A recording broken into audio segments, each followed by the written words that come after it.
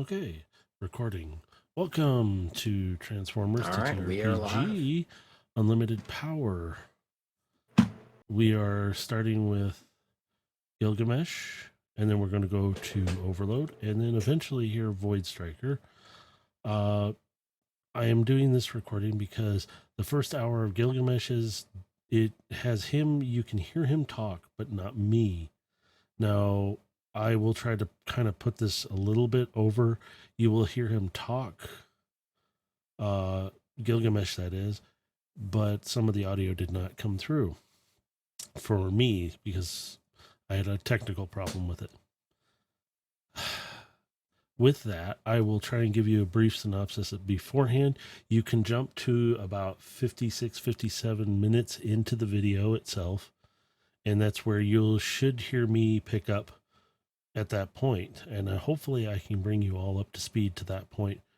I will fill in as a backstory kind of to this point. I'm just bringing you back up to speed is all it is. So with this, I'm going to start with Gilgamesh has just stepped through the space bridge as Overload right after him has gone through another space bridge to the jungle planet. And then after that, Void Striker has traveled to Velocitron. At this point, we're picking up with Gilgamesh. He and Carbine, who is with him, sitting up around his neck, have stepped through the space bridge, and they see ahead of them Cybertron, at least rebuilt somewhat Cybertron, and it looks pretty good. It's not the days of old where it's really shiny, lit up, but it's in better shape. But they look behind them as the space bridge has closed, and they see the decimation from the past wars, dilapidation, things just kind of deteriorated. As they proceed forward, they see some bots who are near some small shops. One looks like they are doing like bartering and such. As Carbine is asking questions about Cybertron, such as she doesn't remember it being like this at any time, but she hasn't seen the place in a long time, but doesn't remember it being like that. And as they proceed forward, Gilgamesh starts to pass these shops. Well, as he does, a little bot comes running out chasing a ball. And it catches up to it and picks the ball up and looks up in shock and is scared and is holding the ball and kind of drops it. And the owner of the shop who tends to the little bot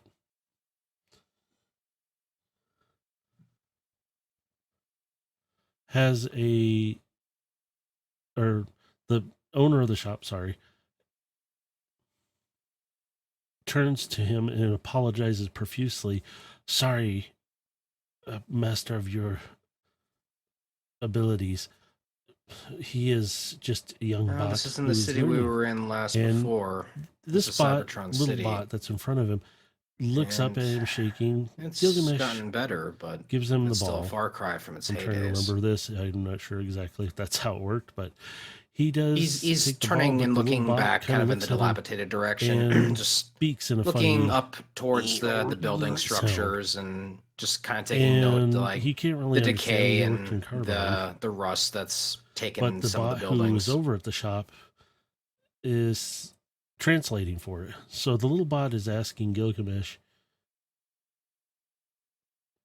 wants to ask him a question is what it is.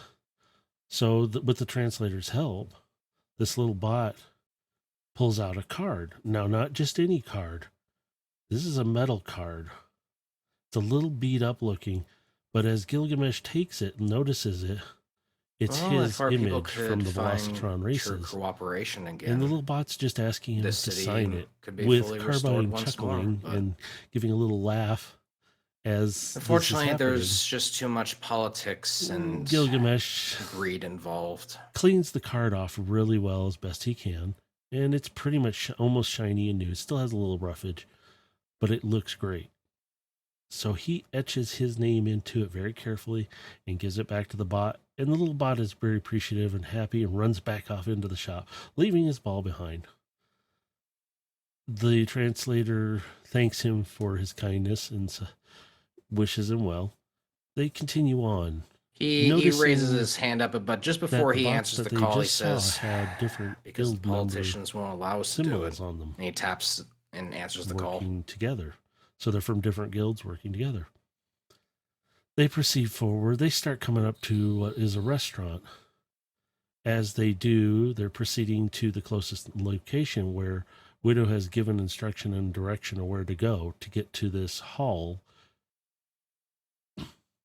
As they proceed, a bot comes running up another path. After with a deep like meditation, a netted we bag did of happen to sorts find that there of was items, some and this other bot who's lingering kinda hobbling programming along, from like, kinda like a Shockwave coon that is being addressed. thing, yelling, "Hey, She's bring that back on back! the That is station mine! still. She is You recovering. stole that from me!" Because we're this bot comes running. He exactly what was notices done to all her. these bots come out of this restaurant that are sitting there bantering, talking about different things, but they're not yelling at each other, and they're all from different guilds, just talking. They come out and grab this other bot and take him down really quick. You see one of the other bots gather up these items into this net again and walk over to the other bot who seems to be in bad shape and gives it back to him. They report that they're going to take care of this bot and turn him into the authorities, and they will exact justice on him. One of the big bots that was there, it's a little larger, offers to carry the other bot back to his place, which he does. And Gilgamesh and Carbine see this, noticing that a lot of these people want to work together instead of against each other now. So after that, noticing all these things, they proceed up and they come around and they see the building that they're supposed to go to, not the guild hall, the building. Very well. So as they proceed up, Gilgamesh notices the guards at the base, and as he approaches, both the guards, "What's your business here?" And as soon as he says his name, the guard's like, "Oh, yes, sir, Gilgamesh. They are expecting you, sir. Please, on your right up there, there is a concierge that will should we consider some of the other guilds you need to go from there, sir." As he approaches up to the main entrance, there's another set of guards. He hears one of the guards who seems younger, as he hears the other older guard on the other side talking back and forth, mostly the younger one just saying how things should be better. We shouldn't be fighting each other all the time, and we should be working together from now on. And kind of putting out good vibes, trying to say, hey, we need to not do this. And it's stupid that our own people are being like this when we should be together. After realizing who they see and talk to, Gilgamesh heads inside and meets the concierge bot. Now, the concierge bot, excuse me for the cough, sorry, takes him down and leads him to Widow's office. Now, he notices, and him and Carbine together see this.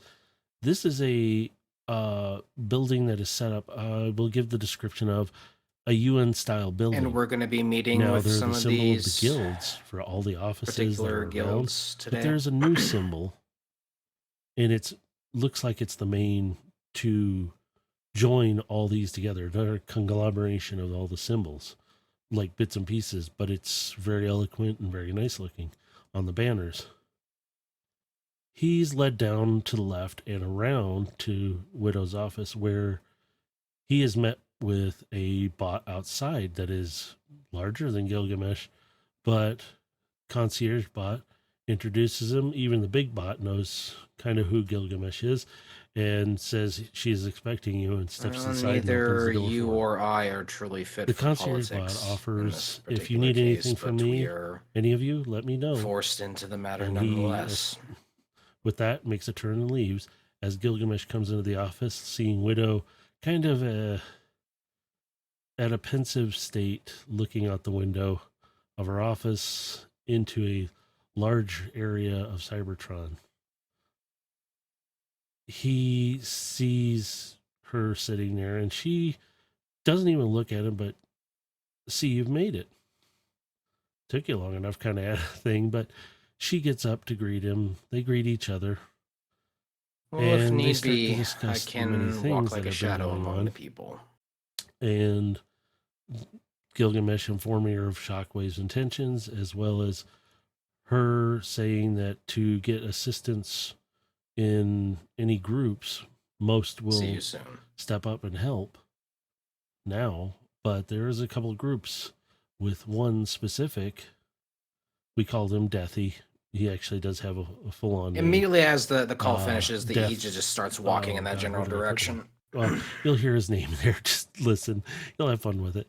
We call him Deathy for short. He's he looks not like a seeker. He is a flyer though, but he is Cybertronian design, but he's more sporty looking. No more danger than we usually are in. And this particular bot has been interested in him very much, and he's part of one of the other guilds that has been opposed, one of two. After much deliberation and time, the concierge bot comes across saying that Gilgamesh and Widow. You have to remember, I still do have a large bounty on my head, and I do have a lot of notoriety. But before all that, they discuss many a thing of what has happened and what is going on. Widow asking how they are all doing, specifically somebody who recently came to the station, and she is pleased but concerned still for many things. As this proceeds on, they will head to the council chambers.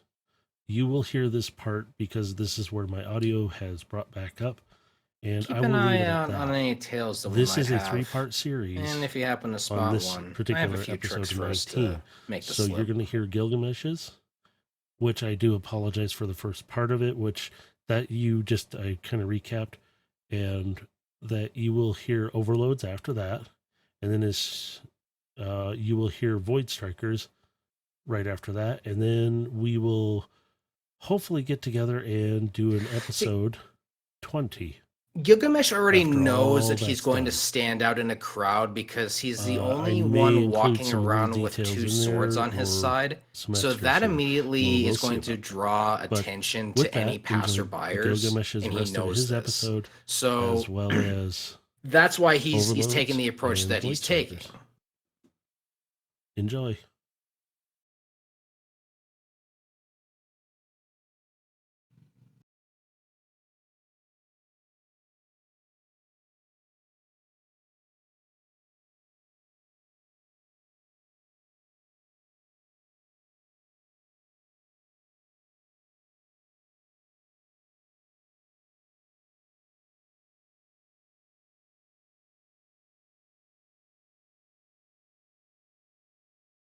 And he's not even really he's watching them in his peripheral, but he's not looking in their direction. Like he's like making it look like he's ignoring them.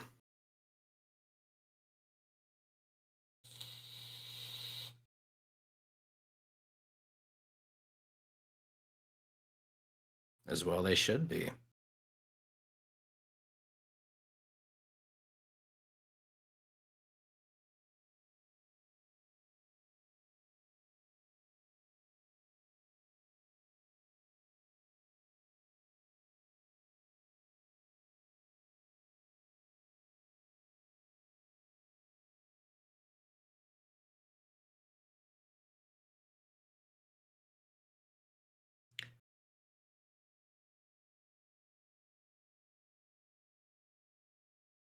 He's gonna slowly kneel down and pick up the ball, and he kind of stays crouched as he hands the ball back to the little one.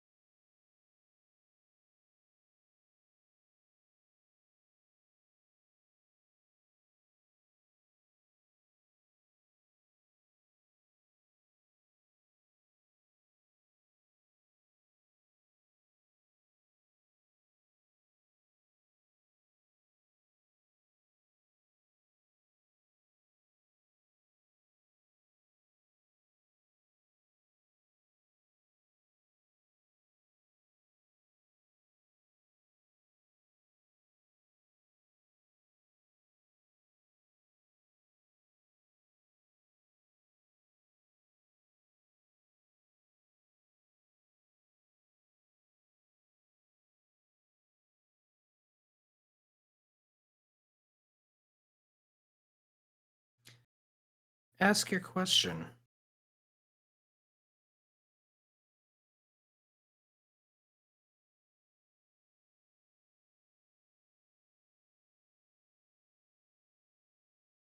His eyes will turn to the one who's kind of like speaking in translation. Just let him ask his question.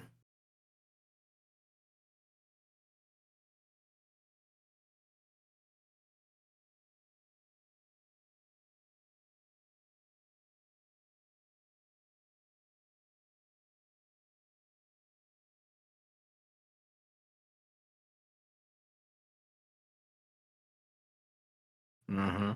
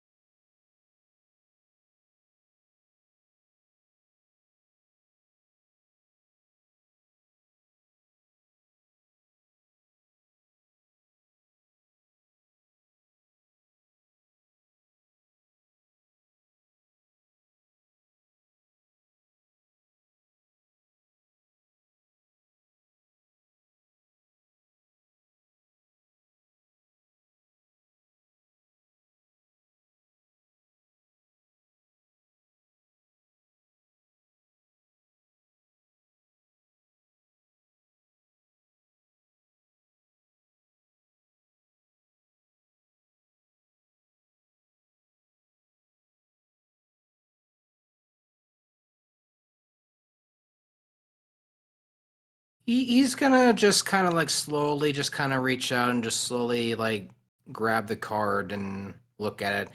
It's the racing card, isn't it?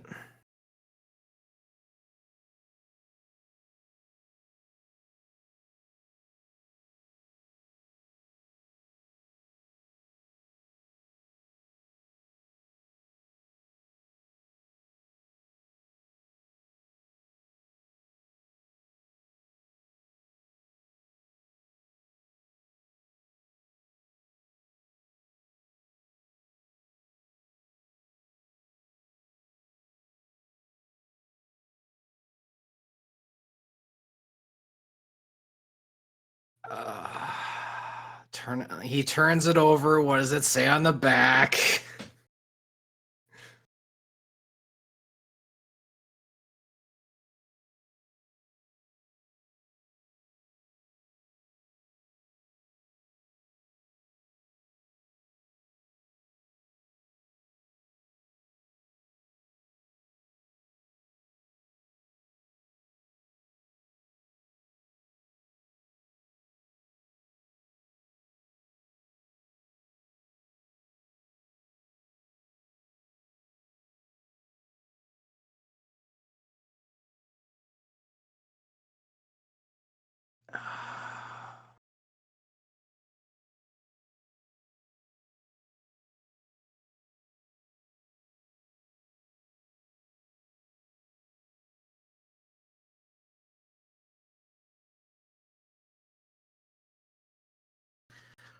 So, okay.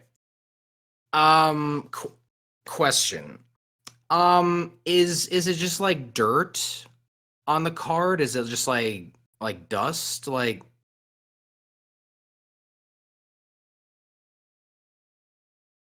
could I clean up the card a little bit with prestidigitation? Well, it's a cantrip.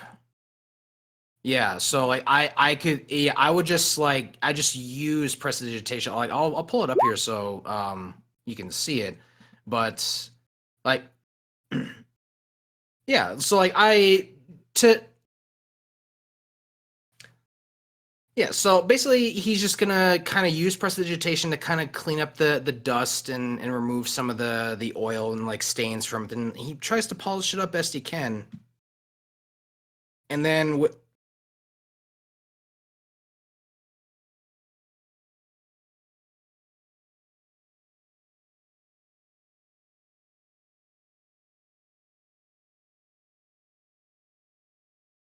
no, that's fine. Like he's not letting him see it, like, but he's cleaning it up for him, so it's looking all real nice. And then with his index finger, He's just gonna carve a little signature on the bottom there for him, and then he's gonna turn around and give it back to him.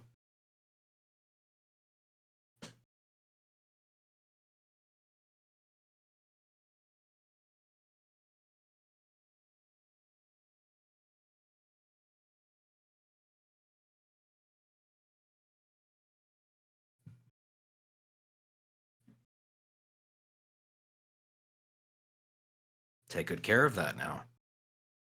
That's a very special card you have there.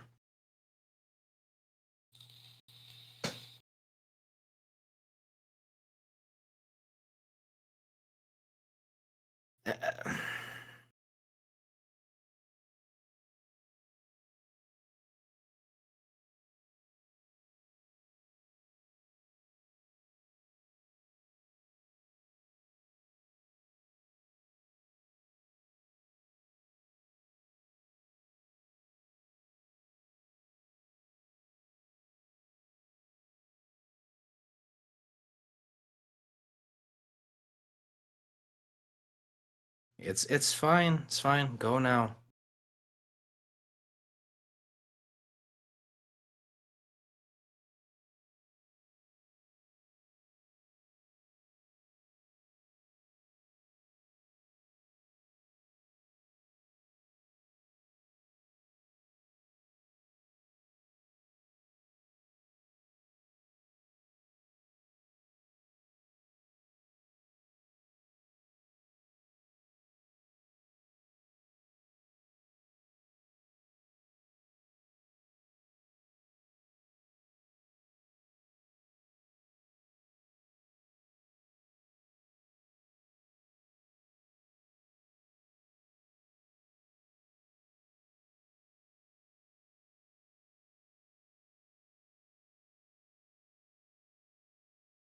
He feels a little empty from that because he's like, you don't want to look up to me as a role model. You might think you do, but you really, really don't. And he's like kind of feeling that really deep down, just like, if you only knew, you would feel differently.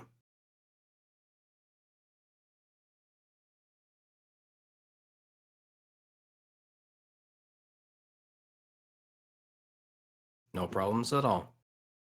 But you two should get home and get safe now. It's not safe out here in these streets.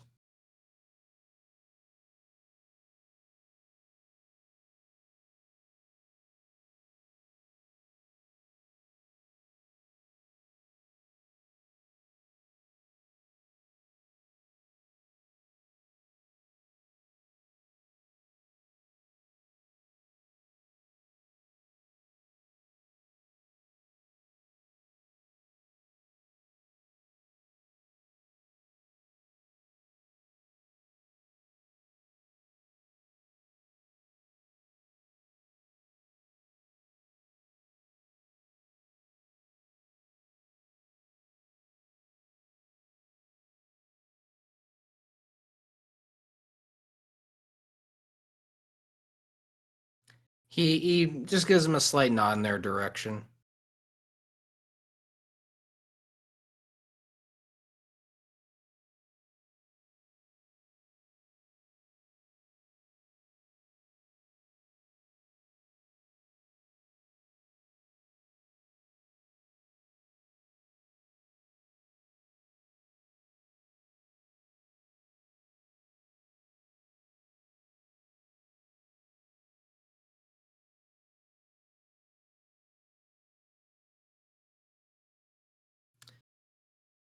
Well, we can avoid that. And he's gonna use disguise self. And we're just going to look like just just anyone that you can find on the street here. And we're gonna disguise ourselves to blend in with the crowd. And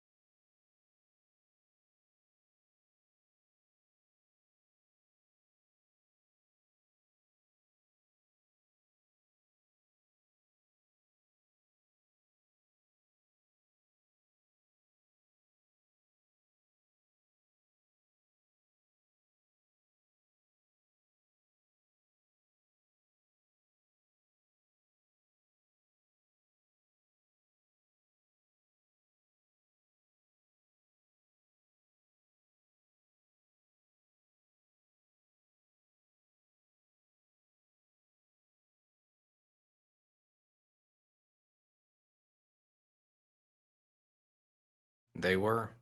And this is the future that we're trying to push forward. Cooperation between the different guilds. We can disagree on the politics and the direction in which we face, but we still have to work together to achieve that peace and harmony that all of us are striving all of our lives to achieve.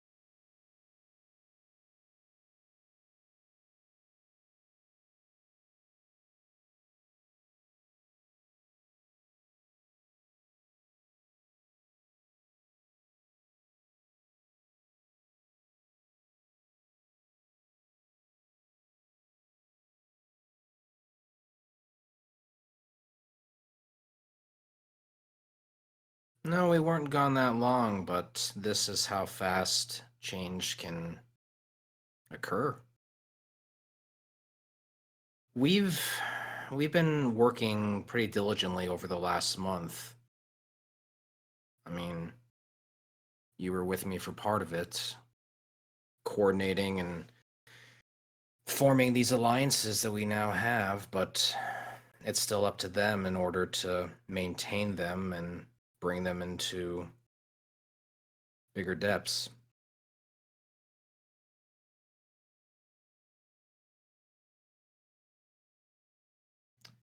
Okay.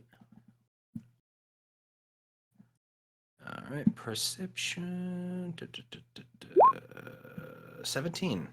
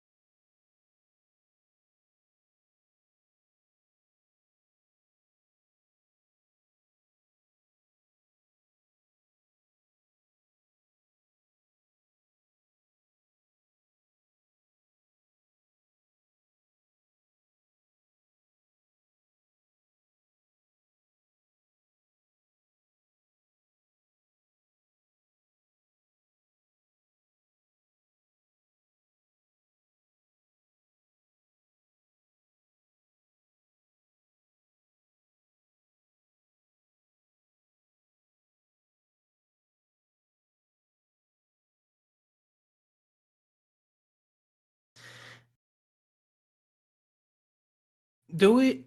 Do I recognize any of the persons in particular?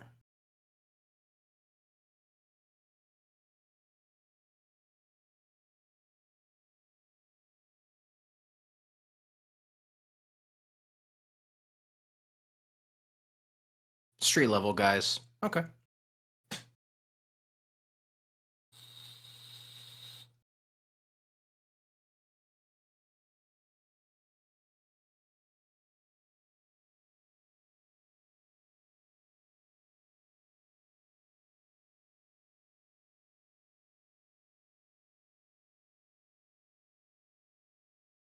So did I, but it's actually refreshing to see someone else step up and do what was right.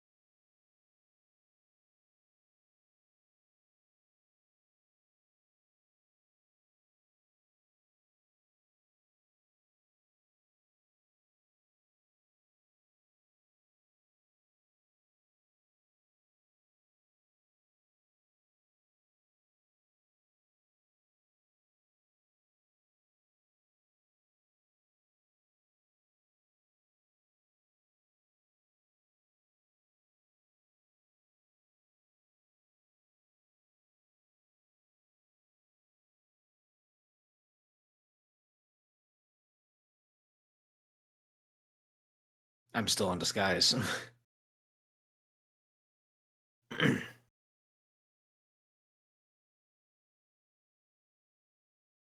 He just kind of looks down at himself. Oh, apologies. I had to um, disguise myself.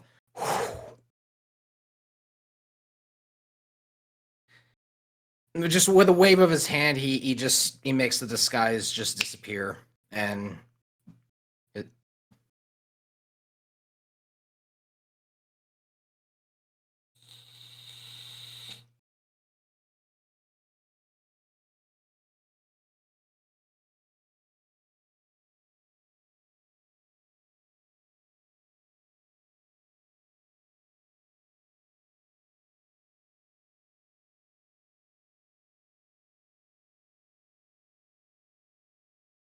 he's kind of taking looking around, like noticing all the different guards, even like up the stairs, like bowing to him at this distance.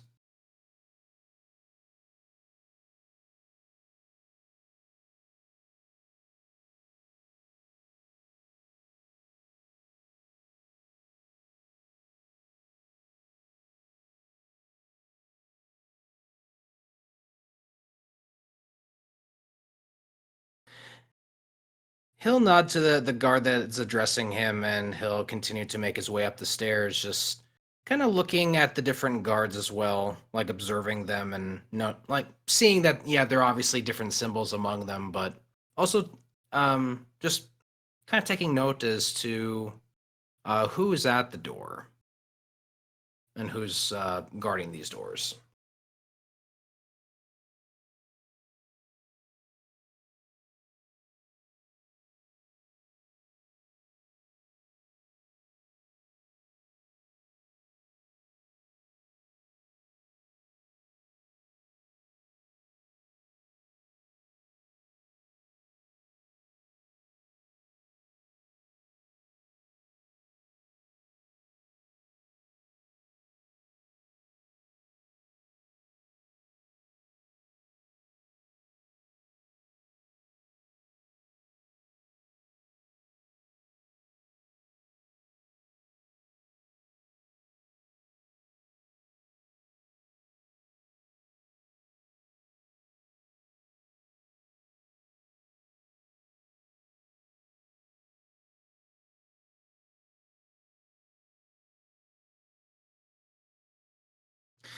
I didn't realize the new recruits looked upon me with such excitement.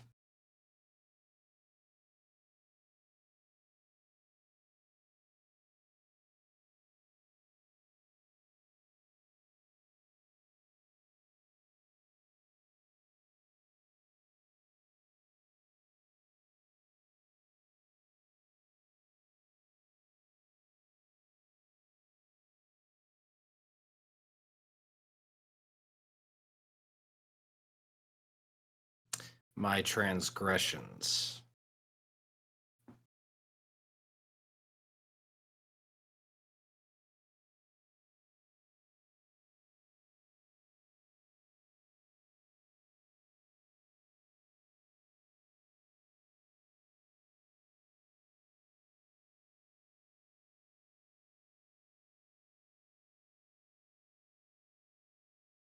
And nor were those attacks directed at your organization in particular, but some particular bots.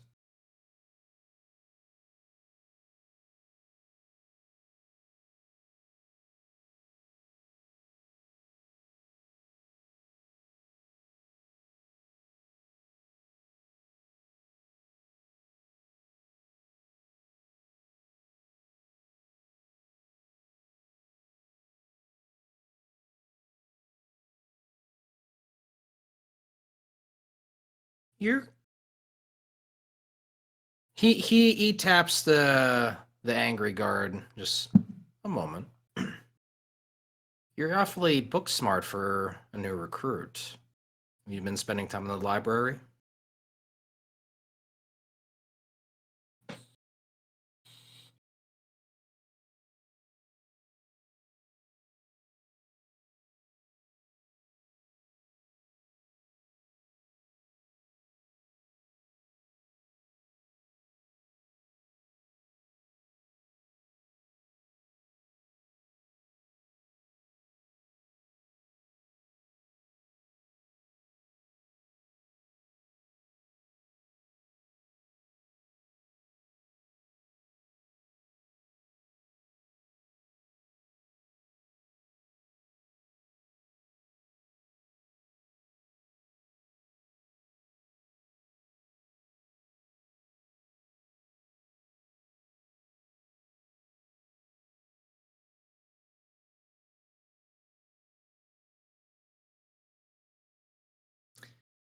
Well, I'm glad there is someone out there who does share and appreciate that vision.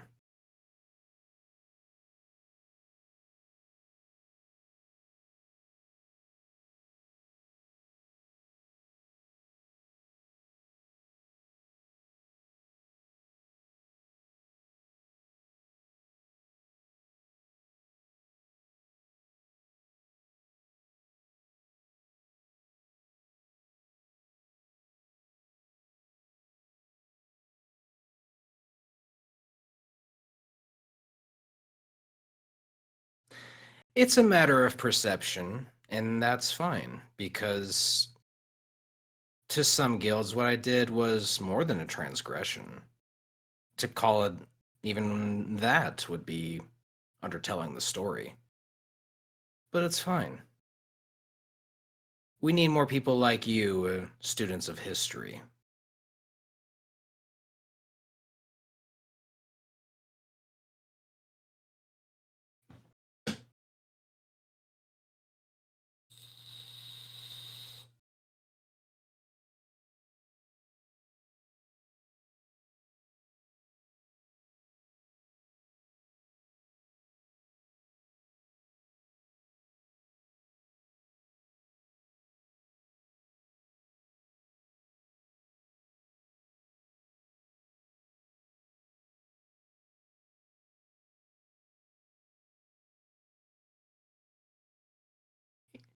He just gives him a little tap on the shoulder as he's gonna start walking by.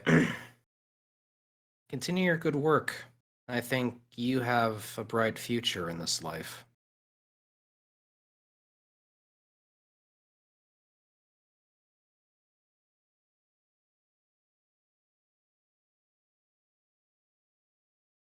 Yep, and he's just walking past, and he's gonna make his way up to the concierge so he knows where to go for Widow's office.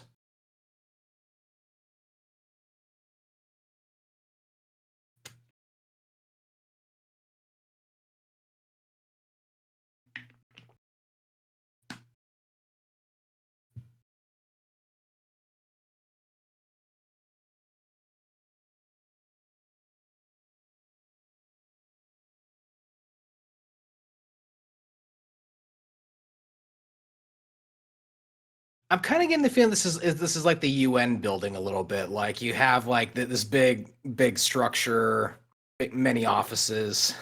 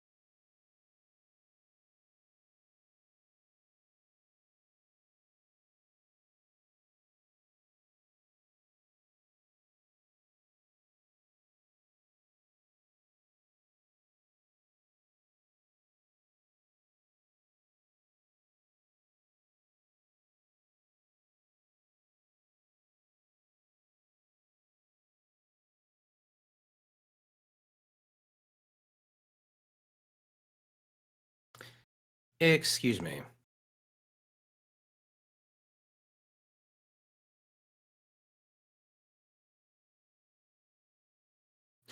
I'm looking for the Koga Guild's offices.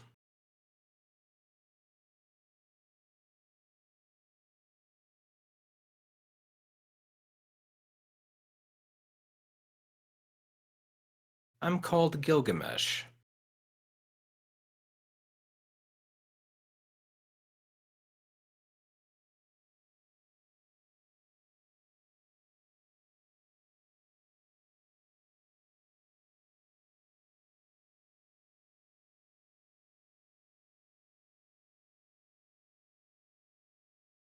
And he's gonna follow him.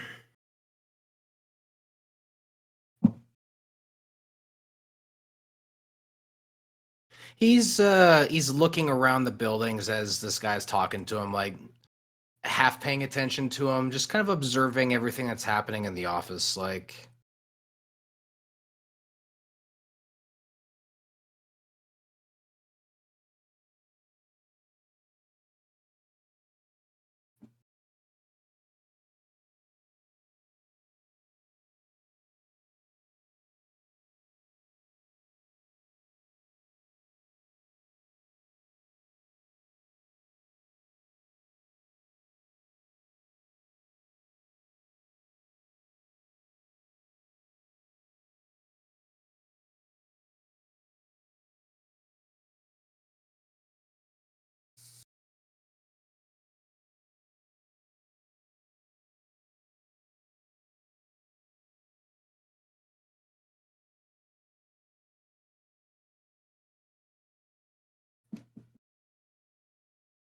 he's just kind of waving it off. No, nothing at all. We just need to have our meeting.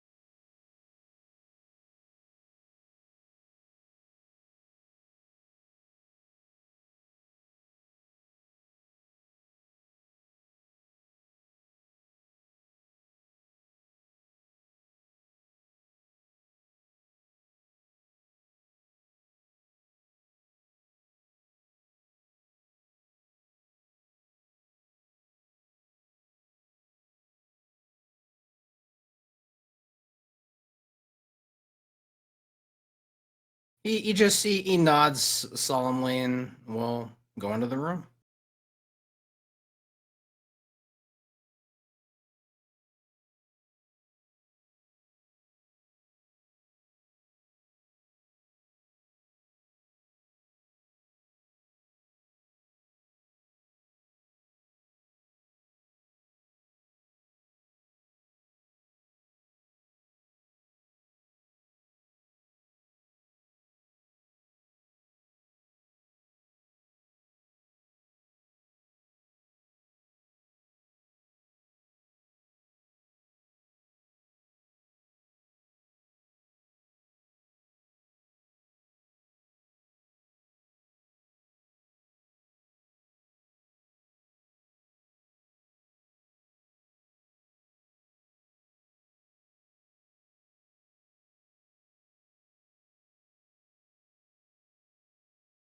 even though she's not looking, he's still going to bow in the same respectful bow that he always gives her upon entering her chambers.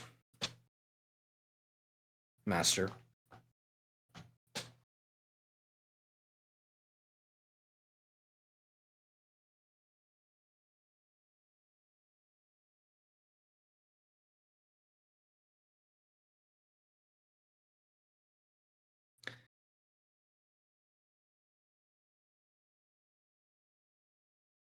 He'll hug back and he'll just kind of look around the room.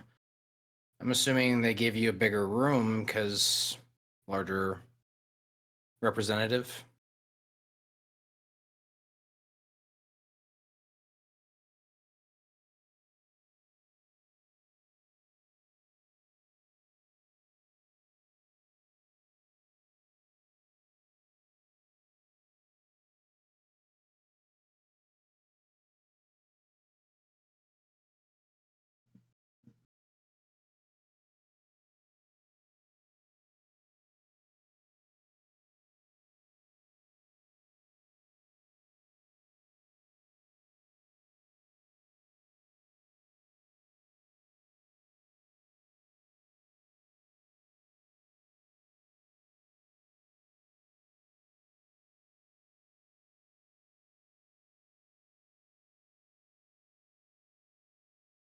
We're all doing physically well for the moment.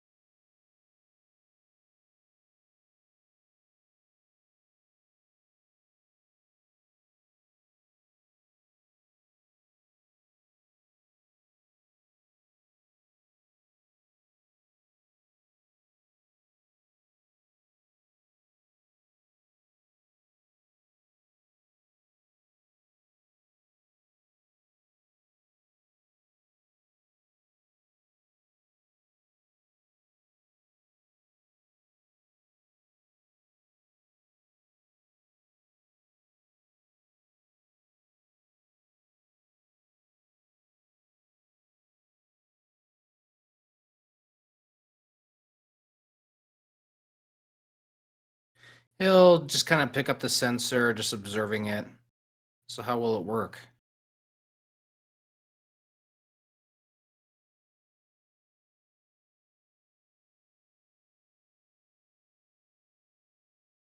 Yeah, he's gonna like kind of hit the button like how does it like pop out and do this?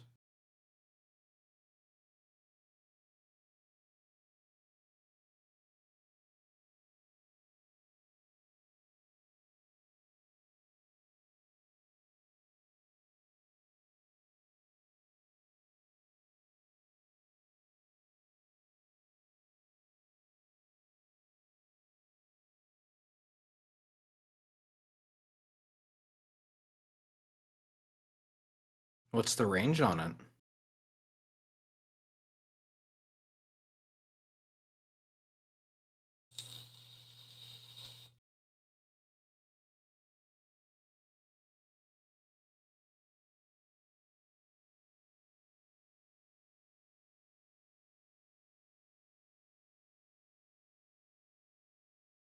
Well, I may know just the guy who can help tweak it and maybe even make it a little bit more effective. Once I get it back to Overload, maybe he can has some ideas of how he can improve upon it.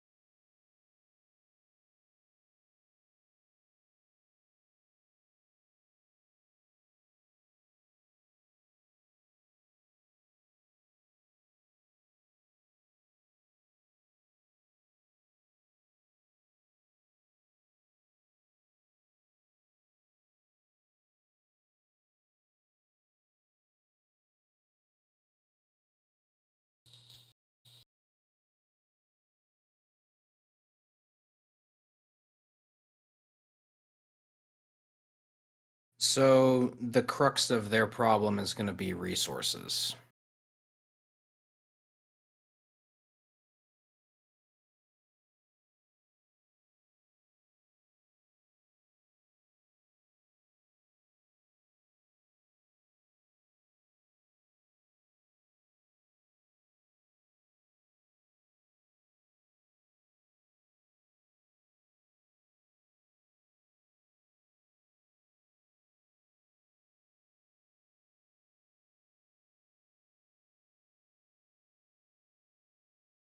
Well, I'm not sure what my counsel is going to really be for them. I'm more here delivering a message that we are under attack and we need to mobilize.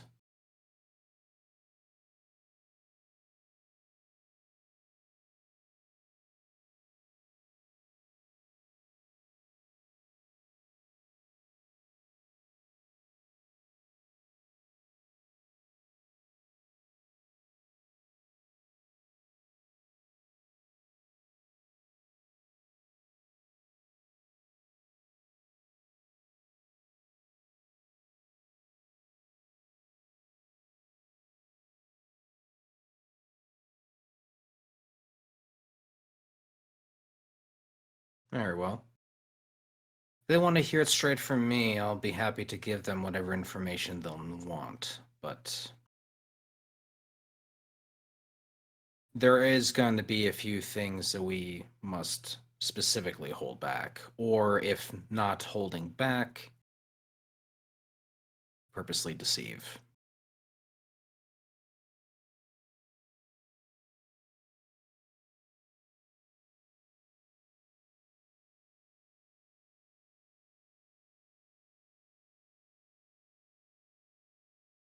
Because if they are listening to Shockwave's bounty about me, they no doubt are looking for a particular artifact that is in my possession. This is going to be most likely brought up by our two particular people when it comes to me and this bounty.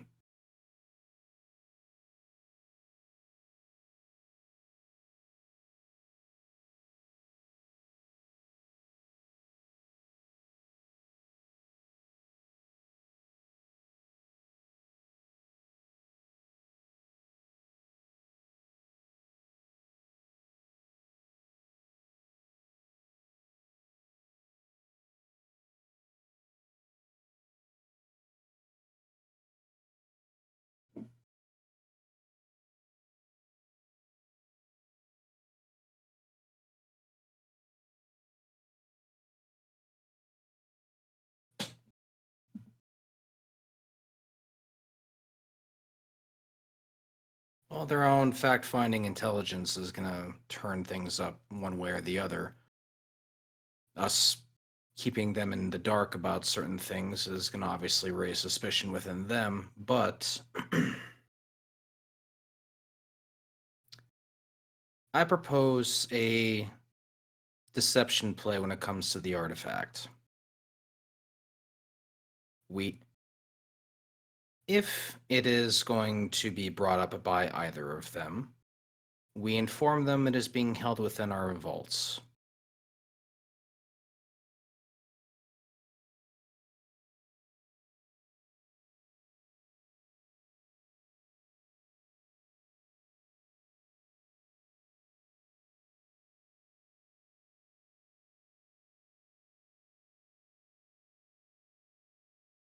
And this is where we trap them in our little net.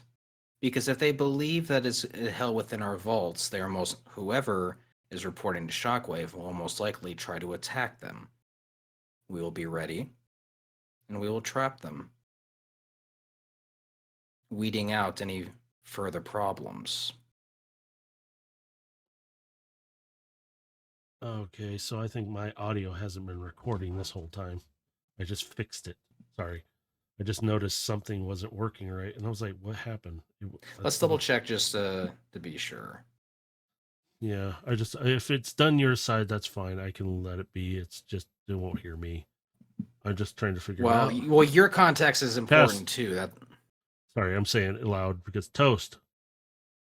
Okay, did this get pushed? Oh, okay, that may have gotten pushed. Crap. Okay, I gotta move this away from there. I may have done that by accident and then not even noticed it. I wonder how long that's it's been fine. like that. We'll We'll just keep pause going. for the moment just to make sure everything's working okay. I see my audio's working now because I had a window kind of over here as I was doing this, and it wasn't that one. This one. Where'd it go? I moved it up here. Now I gotta put it back. Okay, it's working now. I don't know what I did. I don't know how long it's been like that. So great. That's all right. We got most of it. Yeah, I we're could cover catching it. it now, so Yeah. it should hopefully not be an issue. So But as you guys are sitting there, you notice her arm console starts to flash as well as her desk. And she kind of looks down. She goes, "Oh, I think it's about time. We're going to have to go meet them." And she walks over to her desk and she presses a button, and a hologram comes up. Sorry about that. Dog's that's barking. okay. Now audio works and the dog barks. But as she steps up, she presses the button. The hologram comes up, and it's that concierge.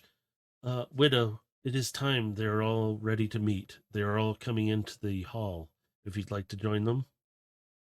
And she's kind of like, very well. We'll be there in a moment. Hits the button and the hologram disappears. Well, looks like it's time to meet them all. This is going to be a very interesting time. Any last advice on these two particular before we go in? Well, they're mostly just greedy. They don't have a title. One of their main members has followed you closely. Followed me in what way? Well, he knows about a lot of your, well, you in general. And he seems like he studied your techniques and a lot of your methods, but he is not you. He's a little more ruthless and very disciplined in some instances, but very cavalier in others. So I'd be wary of him. He might try to do something. He's tried to bully his way sometimes through things, but he's usually very diplomatic. You'll be able to identify him really quickly. He's the Hmm. shiniest yellow one out there. He's kind of yellowish tinged, mostly white. Hmm. You'll spot him. He's got like Very well. orange, very orange optics. You won't miss him. What's The his other, name? he goes by many names. Mostly it's Death Shadow, which we kind of try not to laugh at. It's Hmm. just a name. Nobody actually knows his real name because he's changed it so many times. We lost track. And she kind of knows it is really stupid and funny at the same time, but he is very dangerous, unfortunately. But he serves under the head of that guild, and they're really easy to kind of read sometimes what they're going to do, but they are dangerous still because of their numbers. Very well. But we better get out there. They're going to be waiting. Let's And not she, waste any more time then. And he gestures for her to go forward. and she leads the way. Carbine kind of hops up onto your shoulder, wraps around real quick and subtle, and she sleeks down into you and she goes, "This doesn't sound good." And Widow opens the door and you see the guard outside and he steps over a little more and he nods to her and she's like, "Just keep an eye on things." And you see him kind of follow her out. And And as we're walking, he just telepathically tells Carbine, the dance of politics is sometimes even more deadlier than the game of death. you guys step around the corner and you see it's set up very much like the UN in a sense, but there is 5 bots sitting up at the top at the main front of the part of the hall where that symbol is, along with another 6 bots lined down from that. Like they're sitting behind desks or pedestal like stands, but they're sitting there. And you notice they're dressed in like some kind of garb on that identifies them as this is the council that's in charge of things right now. They are handling most of it. You see Widow kind of stops and she goes, "You might want to just have a seat right over here," which is right near the front, but off to the side. And you notice she kind of does something, and suddenly this garb suddenly appears on her, and she's one of the council members, and she goes sits in the 6th spot, and she sits down, and you hear the one up at the middle. "We've been gathered here by the request of Widow, but as of all, we have a great, great threat looming. There's been much debate on this subject." And you hear a couple of whatever somewhere in the crowd. Even Carbine's like, "Where'd that come from?" And you notice up on one of the other levels, there's a couple bots up there. They're just like watching from above. You see the main council member. He kind of looks around. This threat, and you see the screens up above suddenly change. Is to somebody we all have an issue with. And you hear sudden chatter just go across. Not loud, but it's like murmurings and stuff. And you see an image of Shockwave and distorted pictures. "We have this common threat, and whatever these are," and he gestures to the pictures that are flipping through. You can't really see them clearly, but you and Carbine identify them immediately, and you know they're spark eaters. You don't even need to do perception, you know what they are. And you're kind of getting all these little signs around you of these all these bots are sitting at different desks and tables all around. You hear a couple of them. "So what are we to do about it? What are we? We're just Cybertron." And you see this council hand comes up. "Please, what we're asking for is to work together on this matter. We may have to have a fight again to keep Cybertron from being destroyed and our people from being harmed." You see the one bot who kind of was saying something. He sits back down very calmly and kind of like nodding his head. You see most of them are nodding their head. As you pan across, I need you to make a perception check. Again, you're going to All have right. Carbine's help. 14. You see a bit of a bot sitting on the other side of this larger kind of bot, but you notice it's white with this yellowy tinge, and you can see these really bright orange optics. He's sitting back, kind of like just not nodding his head, not acknowledging anything. He's just looking around, but he's been staring at you on and off. Because even Carbine's like, he's been staring at you for quite a while. That's the yellow bot, right? Yep. And he's kind of just, he looks away very casually, just like whatever. But he doesn't make any like agreement or disagreement. He's just sitting there. And he's got his arm kind of back on one of the chairs, like he's just sitting back, like he doesn't care. You notice the symbol for the guild over there. It's not really a symbol for a guild. It's more of we're just not a part of your faction kind of attitude. Really, they're just there for greed and whatever. You hear the guild member up, or the main council member up in the middle. "With Shockwave looming over us again, we have a large threat, but there is more." And they kind of pull up an image of a star chart, and they show a couple pictures,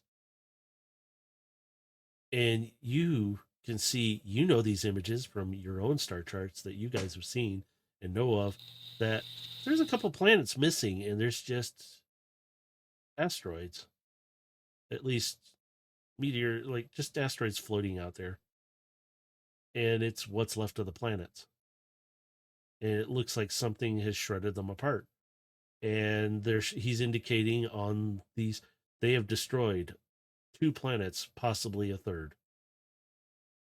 Any information on this, we could use vital information right now. We need to work together on this. If there is any who do not wish to participate,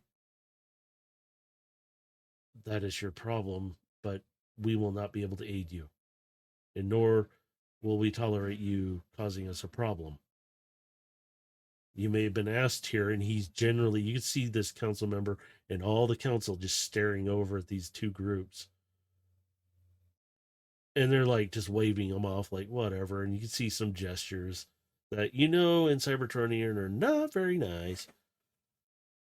As he continues on, he's looking around. I've been told that somebody would like to address the guilds themselves, and that they may be able to assist us. And you see Widow kind of step up,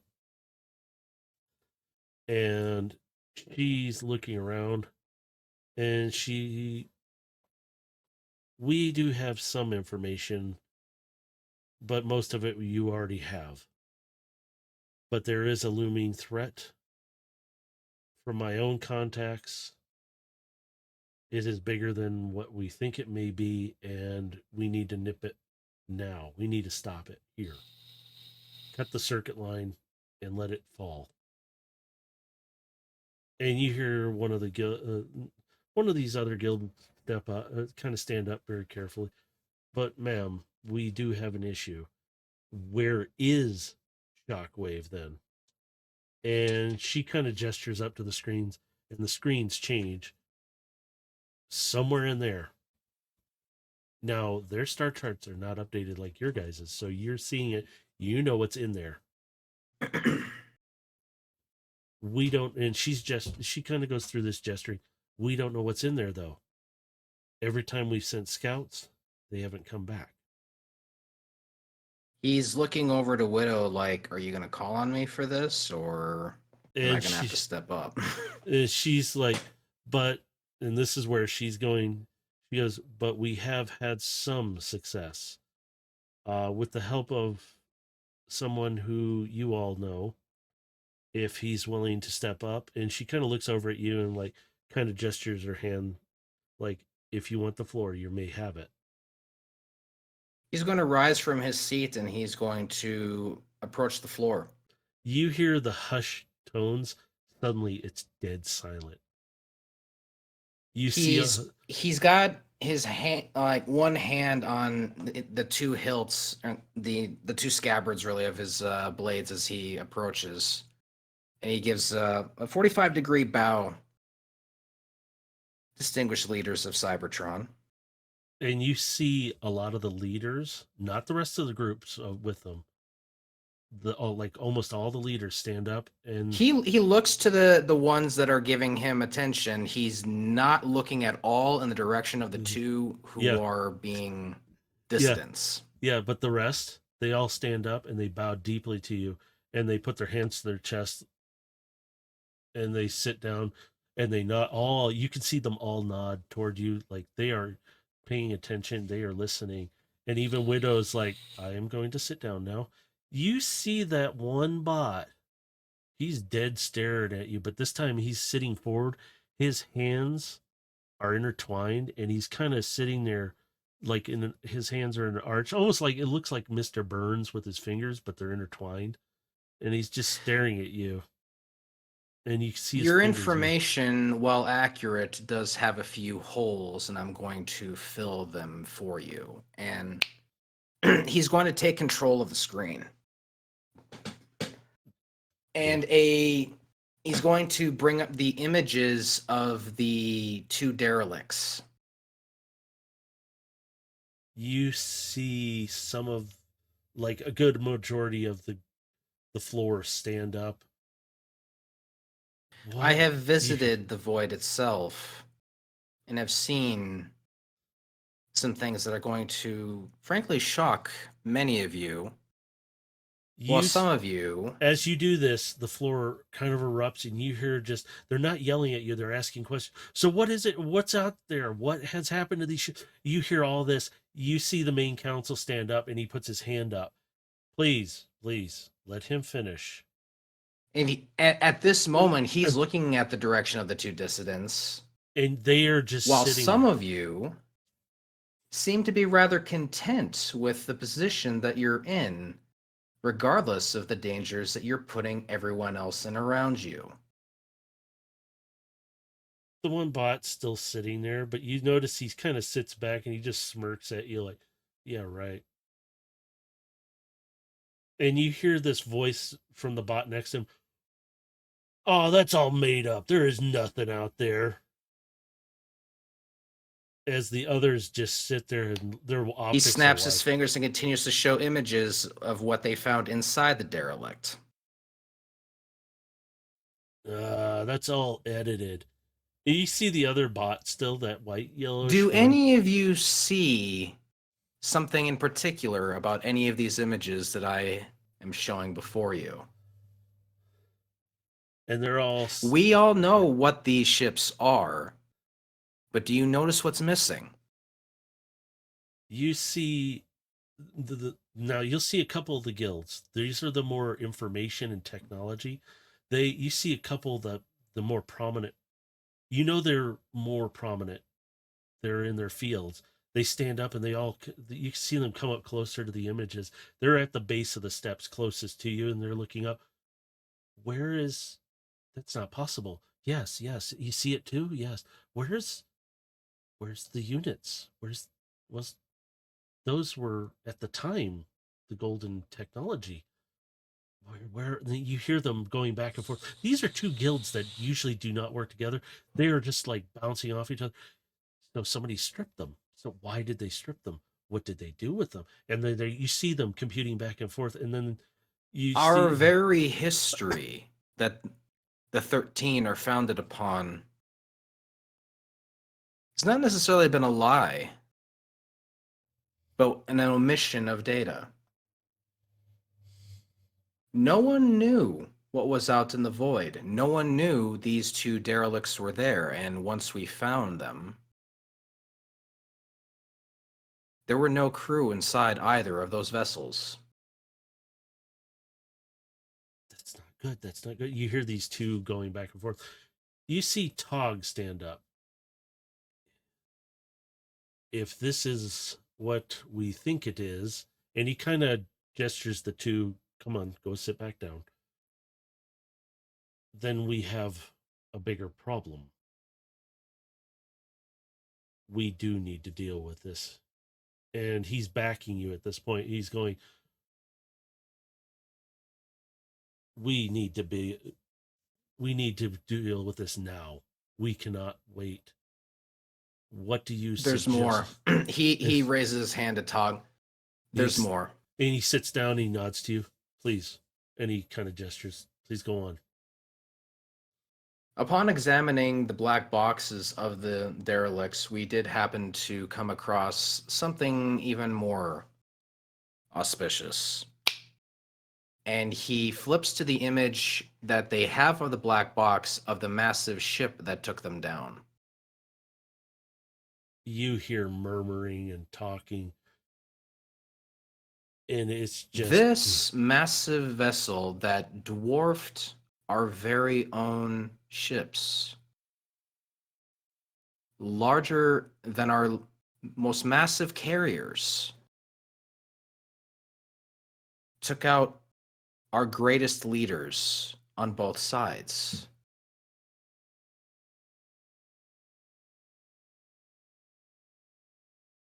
Now, as I see it, I already know who's responsible. Because there is only one Decepticon in known history that could have pulled off such an incredible feat. And not only that, but he is also responsible for the ripples in time and the dimensional shifting that we've been experiencing that have led to another universe, perhaps parallel or part of a multiverse.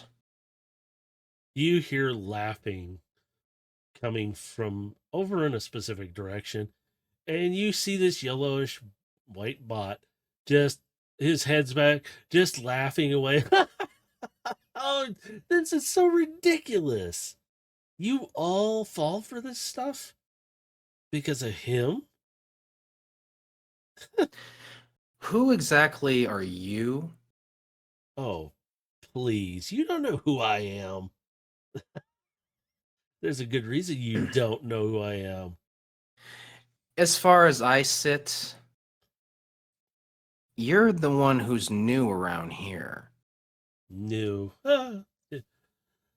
That's funny. I just stay off the radar. You know, I'm no, and he flips out this paper card. I'm no racer. He does like a magic trick. It pops out. At least I'm not, public and I'm running around being a racer. And he flicks the card away. And you see the bot next to him kind of grab it out of the air and just looks at it, looks at you, looks at it. He's not the brightest in the world, but he's there. And he's just like, and he drops it. Whatever. It seems you have a more personal vendetta against me than the information I'm presenting. Well, for one of such prominence, you seem to be saying there's nothing in the void. Then there's suddenly you who has everything in the void. And this Well, story of with a that ship? statement alone, you just proved you did not listen to a thing I just said because I said I was here to fill in the missing gaps of the information that you have. That clearly tells me that you weren't listening at anything I said in the beginning. And he leans forward. How do we know this isn't fabricated? How do we know this is just not made up? That you. You can test the information if you wish. I even have people who will be happy to verify the information that I have. But that's not really what you're looking for, is it? You're just looking to buy time. Hmm, time. Sure, if you want to consider it that. I mean, I'm not the one running around saying there's things in the void and showing. How do we know this chart is even real? Would you like to go there yourself? What, and waste my. And he goes, time. And he goes, I'd rather fight you in an arena than go there right now. It's all a lie anyway. It has to be. He's gonna kind of turn his head a little bit and kind of start to crack his knuckles a little bit. I'm sorry. Widow's over there, like, Did not you here. just did you challenge me to the arena? Well, if you're up to it, I think you've been out of the how is it, the range of your work now for a while. We won't say what it is, but I don't think we need to worry about you being an assassin anymore. And he's being very condescending and mean. And the other bots around him are laughing, like, "Oh yeah, he could take him. He could take him." Then I invoke the ways of old. Ooh, you I see, challenge you to a duel. and you see Widow. Okay, whoa, whoa, we are not doing that here. Let's settle this first. Then you two can have your duel. And she's like, puts her hand on your shoulder. Go ahead and have a seat. One condition, and he's pointing directly up at him. When I beat you, you forfeit your position. We'll see. And if I win, you'll admit you're lying about everything because you're not who you say you are, especially about your little friend who, oh, what's her name again? Should I say it? And he is really egging you on right now. And even Carbine, you could feel her claws digging a little bit, and she's like, you feel her. I am not going to hurt you. You don't deserve that. And she's not moving, no, but you could feel her tension even in her. Careful with your next words, friend, Hmm. because if you want this to be a fight to the death, I have no problem with that either. Well, it's a good thing I'm not your friend. I'll see you in the arena right after this if you'd like. Just send a headless bot my way. Maybe that'll be my clue to come to you. And he gets up and walks out without even saying another word. You do notice also, even Carbine has started noticing this. Nobody else has their weapons but you. Because he got up and he Mm-hmm. doesn't have anything on him. You do. You Nobody's really noticed it until now. She's like, And hmm. as I emphasized at the beginning when he walked up, he's got his hands on the Yeah. two scabbards. You see a lot of the bots on those two groups leave and they exit. You can actually see the main entrance from where you're standing. And you can see him kind of shove the concierge out of the way and he falls back. And you see Widow's bodyguard, who's been walking around slowly, come up to him, help him up, clean him off. And He will turn back to the other leaders. you see them shaking their It head like, seems we oh. have an internal matter that we must deal with. They all look at each other. They're just shaking their heads like, mm-hmm. And they're not showing like they're happy about As I this. have invoked the ways of old, I assume none of you will object to this. You And see he's looking to every single one of them. they all stand up, they bow, and none. We will not interfere. You have our full support. And they slam their chest with their fist and they bow to you again. The ways of old have been invoked. And then they sit all down. You see Tog has done the same, but he's still standing and he kind of approaches more up. He steps up the steps. He's still a couple steps down. Is there a way we can get these updated charts from you? Possibly. I'm just asking. You do not have to Of give them. course, That would be I'll great. ha- I will forward the information along to you and to all willing parties. This is You information we all should know and be aware of. It's not something I want us to necessarily keep private. you see all the groups, their underlings like excited, and even some of the leaders are like, "This is great. We can all get together." And you can see some of the leaders are looking over like, "We need to talk after this. Maybe get some."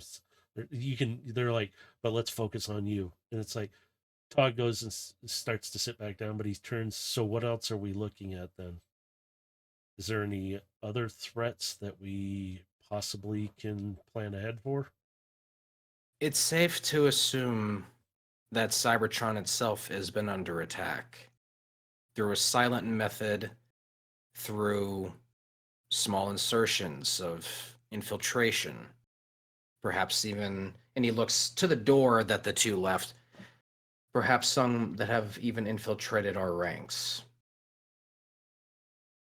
Regardless, we need to work together because we do have a very common foe that does threaten not just our home, but existence itself. If Shockwave is allowed to continue what he is doing, he may very well collapse our very universe upon ourselves. You see everyone looking around. The main This council, is a more dire threat than any war we have ever fought in our lives. you see the main council stand up as you finish saying it. He looks at everyone. Then we need to join forces.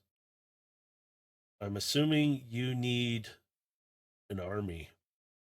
We don't have it, but we have many who are willing to fight. for Cybertron and all here, as well as everywhere else, because this is going to affect us all. And you see all the council looking at each other, nodding, like, yeah, this is going to affect every one of us. You see the entire guilds out there just like, yeah. I won't lie to any of you. There's a very highly likely chance that those who have been captured by him may be conscripted by him, and he may have an army of the most powerful leaders Cybertron has ever known. Fighting this foe and fighting his army is not going to be an easy feat. We will need more than the collective effort of Cybertron. We will need Velocitron and the neighboring systems, and even from the neighboring galaxies, even. Anyone that we can pull from the old world, and anyone willing to fight. We need them all. And we may even need more than that. You see about 4 other the masters of those guilds stand up. The one of them stands up and he goes, "We may have other help. We'll contact them immediately as soon as possible. They probably will help us without any." Make everyone who needs to be known aware of the situation. And you see the other This 3 doing the affects same. everyone. Yeah, this affects everyone and everything in our universe. You see 2 of them immediately, like on their arm consoles, they're calling right now, like this is imperative. The other 2 are right behind. They're like sitting down and they're starting to enter information, and they go, "Now we just wait to get information back. It shouldn't be long." And most of the groups are already trying to figure out. You hear them murmuring. You see some of them leaning over. We get help. Carbine's listening to all these conversations. She goes, "There's so many voices. I have to turn it way down. I'm having a memory bank overload." Ugh. If you have any further questions, now's the time. And you see Tog looking around for a moment, and he stands up. "With all the information that you have gathered, we will do what we can to prepare. If we can get more forces, do you know what our chances may be? Or possibly?" I won't lie to you, Tog. Given the information that I have here, I don't know what our chances would truly be. I don't know how many of those from the old guard have been conscripted. I don't know the number of his forces. What I can tell you is that I know he's been breaching into another universe. He's pulled not only artifacts and weapons, but he's pulled other Cybertronians and likely other more than even I'm aware of from other universes. There's an even more highly likely chance that the shockwave of our universe is working with the shockwave of another universe and possibly more. You hear the murmuring get loud, and We are dealing with a threat that is beyond Omega level. This is beyond anything we have ever known. And this will be the greatest war that we ever fight. You see one of the bots stand up. You said possibly more than one. We weren't trying to hold information. I apologize, everyone. And he kind of does something on a tablet and he pulls it up. There's an image of Shockwave, but it doesn't look like your guys' Shockwave. This looks like this white and pink version.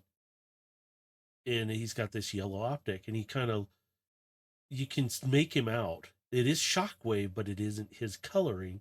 And he goes, "There was something unusual we've been trying to analyze in this image. We've been having very difficult time with this. This is kind of like a nerdy scientist kind of guy." And he goes, "We've been hesitant and trying not to scare everybody. We do apologize for this, but we can't identify what's." And you can see the image blow up closer to the head, and it looks like like a radio antenna or something is on the side of his head. And we can't identify what this is, but this shockwave, uh, he raided a facility and he didn't kill anybody. He didn't destroy anybody. He did damage and destroy stuff, but and he kind of plays a short video and you can see the shockwave moving and he's kind of intent. You can see it's like he's shaking a little bit and he fires, but he doesn't hit the direct spot where a bot is standing. He hits a spot where it blocks the bot from getting closer to him or being able to hit him or do anything.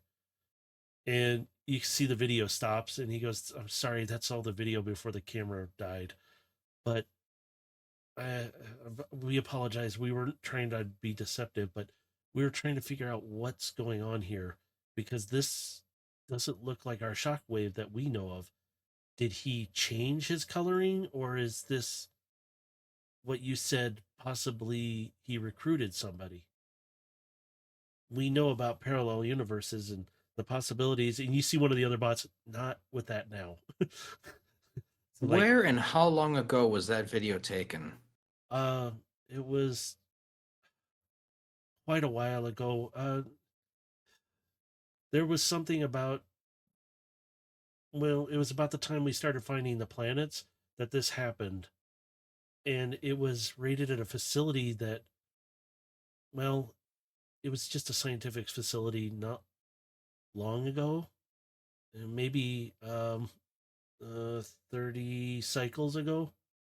Oh, 40 cycles. Is it 40 or 30? And he's looking down at this other bot. 40 cycles ago. Maybe. And he very, you could tell these are kind of like scientific ones that just really don't like talking to a lot of people. They just communicate through binary sometimes.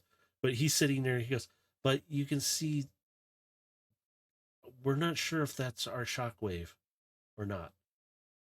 This So one, above game, and sorry to put you on the spot. no, go for it.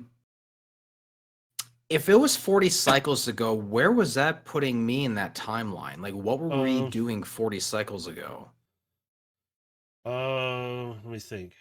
I may have messed up the cycle time. That's why I said 40. Well, that's why I have to ask, is Yeah. because the context of the timing is important. Yeah, you guys were in, I think, were you in the void at the time when this, because I was trying to set it up where you guys were in the void at the time, but this one was happening outside the void and it wasn't far out of the void. It was like a raid at one station somewhere further out. I mean, in the grand scheme, I think it's only maybe been like, it hasn't in been game time, maybe a week since we've been to the void. Like, it hasn't really been that long ago since we were there. See, this is what happens when I don't play a lot. So it would have happened within, let's see, if it's been a week, let's adjust this time. Yeah, because like, I mean, like, because we do it in so many sessions, but like we've had sessions that have gone through technically multiple days. Yeah. So that's why it's like, it's really only been about a week since we were there. So with you guys were in the void when this did happen. It's just this shockwave was not there at that time. Okay. He was out there doing the bidding, in a sense. So you're seeing this video. Okay, that makes more sense. Yeah, because that's what I'm getting at. If this is all happening while, like, after the events that we've met him and like met one shockwave and all that. So okay, so I got you. That's we're fine then. I didn't touch anything. Why did my microphone? So looking at that, then he's gonna say, forward that information and any other relevant data you have on that over to my team. Absolutely. And within an instant, he's already just sending this info over. And he goes, I'm sharing this with everyone too. I do apologize. We meant no deceptive. Uh-oh. We might have lost Dave. I think you might have hit mute there, dude. Did I? Oh, crap. See, this is what problem was. Hang on. Or did you mute on purpose? No, I think. Okay, that's interesting. What My happened? well, first it muted me in OBS, then it muted me over in. Okay, that's weird. I didn't touch anything. I've been sitting back away from the computer. So I'm gonna have to check everything after this. I'm just keeping an eye Okay. on it. Sorry about that. Wow, that's interesting. But no, yeah. I'm puzzled by this technical problem I'm having. This is interesting. I'm wondering if my audio is. I'm not touching anything. I'm wondering if Do I'm we bumped want in. to like pause the recording Let and me like stop and check it? hang on. Let me. It might be because I'm touching. Okay, if I avoid that, I should be okay. I'm thinking it might be because I'm touching something that's auto muting something down here by my leg, not my hands. My hands are away from the desk. I'm just gonna stay away from the desk. I'll just move back. There we go. Just Sorry stay about. close enough to the mic though. Yeah. I got the microphone pulled out. I'm afraid to touch it now though too. So I'm gonna just kind of lean forward, but keep my body away from everything. Make sure my headphone cord is away. Okay. I'm just gonna sit here and keep an eye. I've got the screens cleared so I can see. I didn't have Okay. Discord uncleared, so I didn't see it. I was like, wait, what? Why is it muting now? I'm oh, I think it's my stream deck. I just realized that. That might do it. Yeah. Shoot, I'm gonna have to check some stuff. Just gonna leave it alone. It's working. We'll just flow with it. All right. Yeah. Well, we'll keep going. Why is it always technical difficulties now? I want to get back into this stuff. But yeah, where were we? You were gonna get into a fight soon. That's right. So So I asked them to forward that video of that's that right. shockwave and any relevant data to my team. All right. So I'm hoping Stream picked that part up, but I'll repeat it anyway. So he's forwarding right now all that information and apologizing to the groups for he's apologizing, going, we're not trying to be deceptive. We were trying to figure it out so that way we didn't just come up with half stuff and go, hey, this is what we have. And he goes, here's all of it. And you see the info and tech bots just suddenly, those groups just going crazy. Even Togg's watching this and going, what is that on him? And it looks like this shockwave's been modified or something, or has enhancements or something. They're they go, they look over at the other bots, the scientific like ones, and they go, we'll work together on this. Mm-hmm. And like, yeah. It's like, okay, yes, that would be great. And they're like, come on over here, come over. You see this couple science bots move over. They're not very big. They're small guys. What we They're, do know so far is that there is a station somewhere out in the void that he is likely operating out of. It's an operational station, and for the moment, we don't know if he's there specifically, but it is acting as a base of operations. And I am proposing that we assemble a strike team to infiltrate it and verify this information. you see a couple of the leaders looking at each other and they look up. What is it you need from us? And it's pretty much a question. What do you need? Is all they're asking. We need you to continue to assemble your forces, but prepare elite teams. We may need to have more than one infiltration team go in. You see the couple of the bots lean up and they look over at a couple of the groups. You guys have the best ones. And they're like, yeah, these are guilds that usually don't compliment each other like that by saying something. You know this. Even all the rest are like, yeah, you guys have the best. We'll get them. They kind of raise their hand. We'll get them set up and get you ready what you need. And they sit there. You could see one of their assistants kind of pulling out a We tablet. And also may need to prepare a distraction team to basically point their defenses in a different direction. you see a couple of these gruff-looking guild members kind of thump their fists together. They're two different. Again, you're looking at groups working together. There's like these two bump fists, and then a third one's over on the side, and they all bump fists together. Like, we got you on that. I appreciate the optimism, but I must again stress we don't know the level of defenses that the station has, and this might be more dangerous than any of us are willing to admit. Sir, no disrespect. And you see the one of the gruff ones raises up. This has been great for all of us. And as far as I'm concerned, we're not separate guilds here right now. We're all under one, all for one, together. And if it means protecting all, we're willing to step up and do that. And you see them all thump their fists to their chest, and they lower down and they just nod. We're ready. Whenever you need us, we'll come. Very well. Then, if you'll excuse me, I have an annoying problem to deal with. And he turns and starts to walk out the door. Before you can, they all stand up, even the council, they all look at you, even Widow, and she's looking at you very proud, and they all bow to you, and they thump their chest with their fist. Very well. Safe journey. And good luck. You're gonna have fun. From Widow, she's just grinning, like, go kick his ass. And you see them all turn back, and you hear murmuring and talking just generally. You can hear the science bots and the info and tech bots just going to town, and you hear chattering from all of them. And you can kind of hear that they're getting ready to plan the more stuff out, get things ready, see what materials. You can hear this as you're walking out. Carbine's like, that was interesting.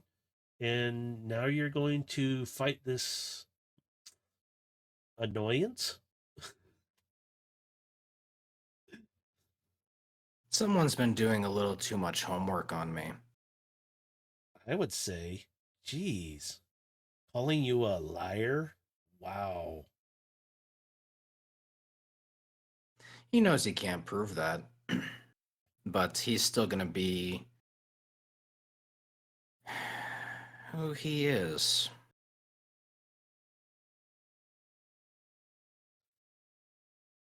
Carbine's sitting there, and you know she's thinking. She goes, um, he was about to say, um, her name.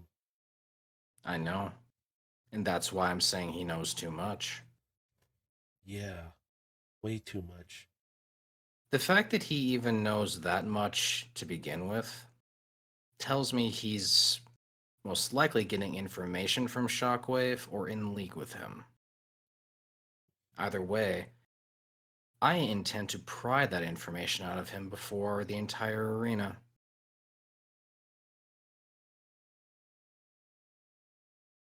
Hmm. Very well. Then I guess that means I can't help you fight in this, because if you're to solo fight him, right? It would be against the ways of old. So, this is a fight for me and me alone, but if there are any outside interferences, Shink, and her claws come out. I'll deal with them. And she gets very possessive and aggressive I know you sounding. will. Chink, and the claws retract back. And as you get near the front, you see the concierge and the main bot, the guard bot for Widow. He's kind of standing off, and he kind of nods to you, just like grins a little bit, like, mm-hmm. And the concierge, oh, you can still hear them talking a little bit, but more the concierge talking. That bot, he is so rude. I hate him. I actually hate him. And I shouldn't say that, but I actually do hate him. Concierge, could you point Sir, me in the direction of the arena? oh, that is very easy to find. Uh, Here, I will give you directions. I'm going to be needed here, but here. And he punches up. He sends you a map to the location. It's literally you go out the set of doors, and down to the right, and you just keep on going straight, and it leads you right to an arena that you can see you're in between structures, but suddenly you see the 3D map pan out, and you see this structure with like hexagon shaped flooring in the middle of it all around. And it's just kind of giving you an idea of how it's laid out. And he goes, yes, that will be the shortest route to it, but also it's just the straightest route anyway. But Thank you very much. you're And welcome. he's just gonna immediately start walking that direction. You see the concierge. Very well, sir. No disrespect intended, but kick his ass. He just turns away. He like, I didn't say that. The other bot just kind of, you could see this big bot start laughing, and He's walking just two hands on the scabbard, or just one hand on the two scabbard. Excuse me, I'm getting my numbers mixed up. And he's walking calmly to the arena. as you walk out the entrance, you see that one eager bot off to your side, and you see the other guard, the old one who's probably a little older, standing near him, and they're talking. You guys come up on this conversation, and he goes, "Yeah, he's such a piece of slag. God, we don't need that kind of attitude around here." And you hear the younger bot. He's kind of rubbing his arm. Yeah, he didn't need to do that when he left. Jeez, scuffed up my arm really bad. It kind of hurts still. It'll be okay, but you can see him moving his arm. They don't see you because you're behind them walking up, and he's just sitting there. The older bot's like, "Oh, from my understanding, word has already gotten around that somebody's gonna kick his ass," and he's just like, "Maybe that bucket of bolts of his will be knocked off his head." And they're just like looking around. It's like, and you see here the young bot goes, he could have just asked for his stuff back instead of grabbing at it like he did. That sword wasn't even great. Wasn't even balanced very well either. I bet you Gilgamesh's is, and they still don't know you guys are standing behind them, like coming up behind them as they're talking. I bet you his are super balanced and really nice. And he's quiet like death, just walking past them, just not making a sound as he just walks past them. And you said, "Oh, uh, uh, have a good day, sir." The other one's like, "Oh, I've heard he's a good," and the younger one is like, "Oh, he's the best from what I've read." That, and he just, he's pointing at you. Even Carbine's like, "You got such a fan base." Hey, it's just like you can kind of hear these two just chattering And he's away at just them. like, just telepathically just saying, I told you I have a reputation here, and it goes further back than just my time as an assassin. I've had a long Yeah, storied history here. she's like, "Yeah, I can tell. Glad they don't know about me." And as she says that, she goes, he's the younger one kind of goes, "Supposedly he has like a companion of some sort." They can't really see her because she's blended in with you so tight that they don't see her. They're not paying attention to that. And it's like she's like, "Oh, for crying out loud, they're talking about me, aren't they?" It seems rumors about the both of us are starting to make the rounds. Ah, great. Am I going to be on a card too? I mean, if you really try hard enough, you probably can make that happen. As you get down to the bottom of the ramp and you can take your right there, you suddenly hear this, and it races along. You see bots walking along, but you notice they all clear the path. And this thing that's spewing, you're not sure what it's spewing. I don't think anybody knows what it's spewing. It's some kind of dark, whatever it is, comes along, and you see that yellowish white bot again. And the bot that was next to him that's a bit bigger is driving this thing, and he's sitting there like a pompous, arrogant piece of crap riding along, and he flips you a sign that you know is very disrespectful as he rides by, tearing up, and you see the guard bots yelling at him, and you can hear them telling him to slow down. You're not supposed to be racing through here anyway. What kind of vehicle is he?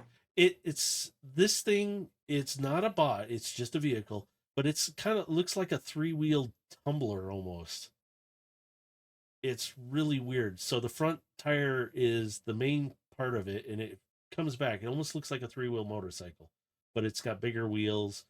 And the back tires are the ones that are on like axles that are floating up and down and kind of bouncing along. This thing is a physical roll on the ground kind of vehicle, and it's headed So, toward the arena.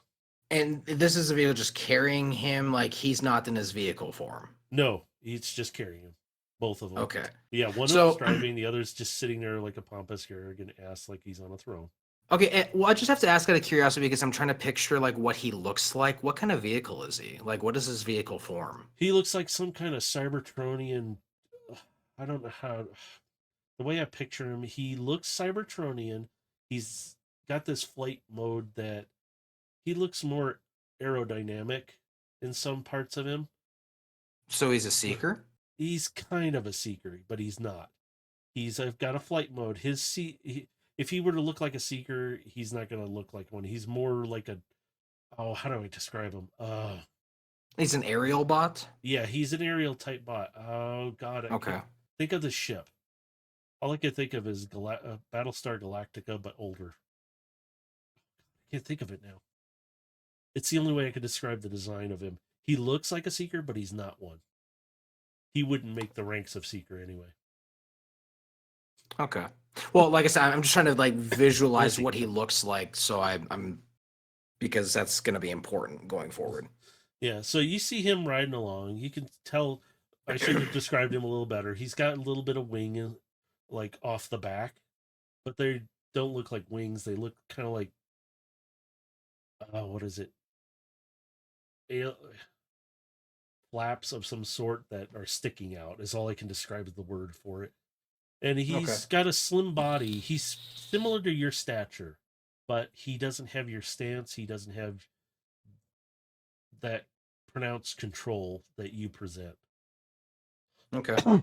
He's more cavalier in a sense, and that's where the arrogance and pompous, conceited attitude comes from, thinking he's better than everyone else. And yeah, Okay. Yep. Like I said, I'm just trying to get a visual picture, so I got it. We're good. yeah. You see this thing though roll on by, gives you that nasty gesture, and keeps on going.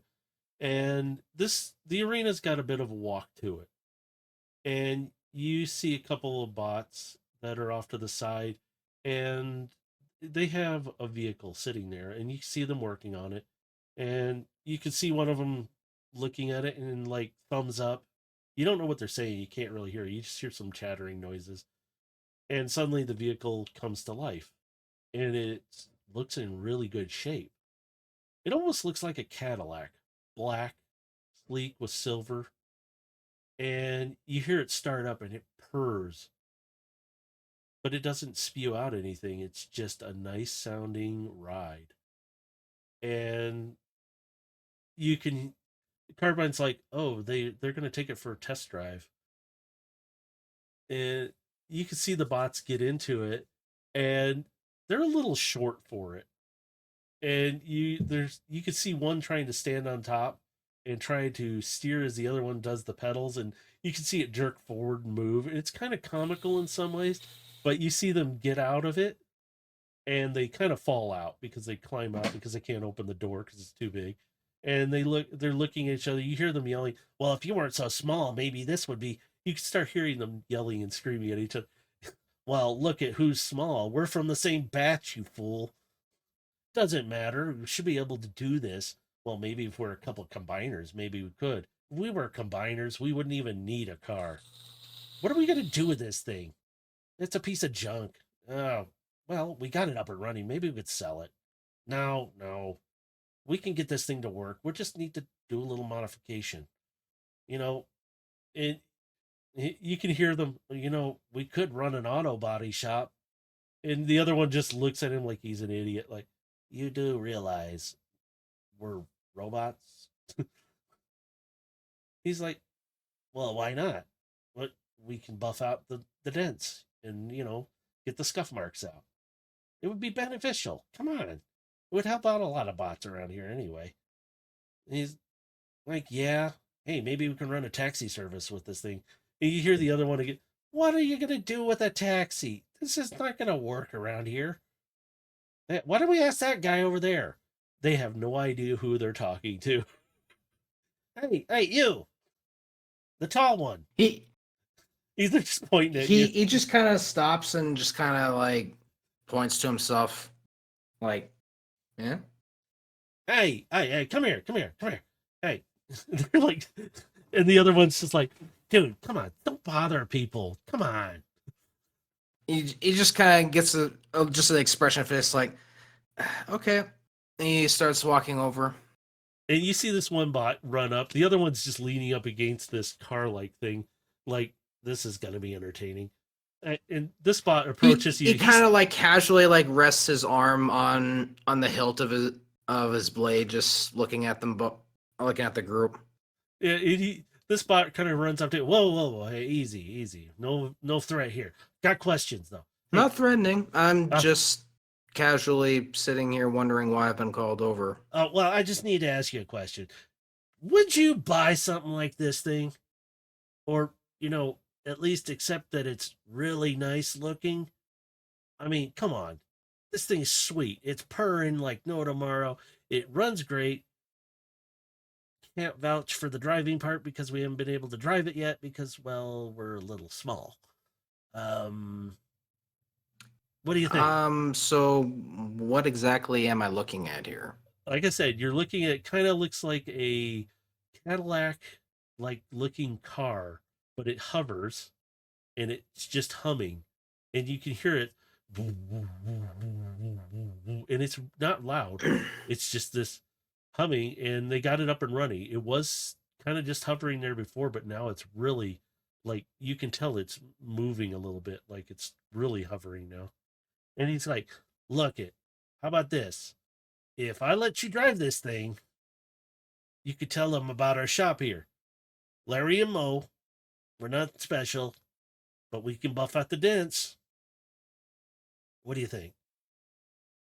He goes, look, He's kind of like blinking a little bit, like confused, like as he's looking at the vehicle, like, are you asking to sponsor me for something?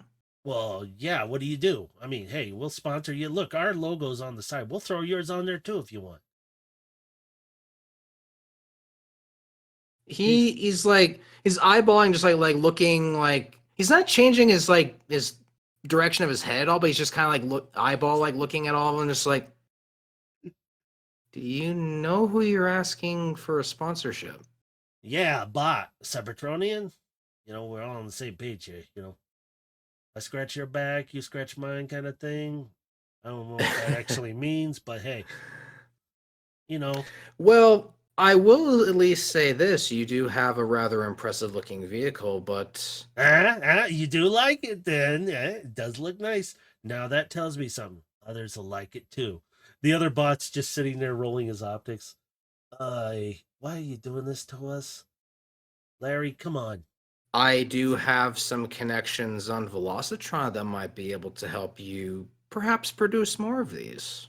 You see the bot in front of you, Mo, and he slowly turns, and Larry is just looking back at Mo, and Mo suddenly stands up. Did you say Velocitron, sir? I did. I think we got some deals going on here. If you could,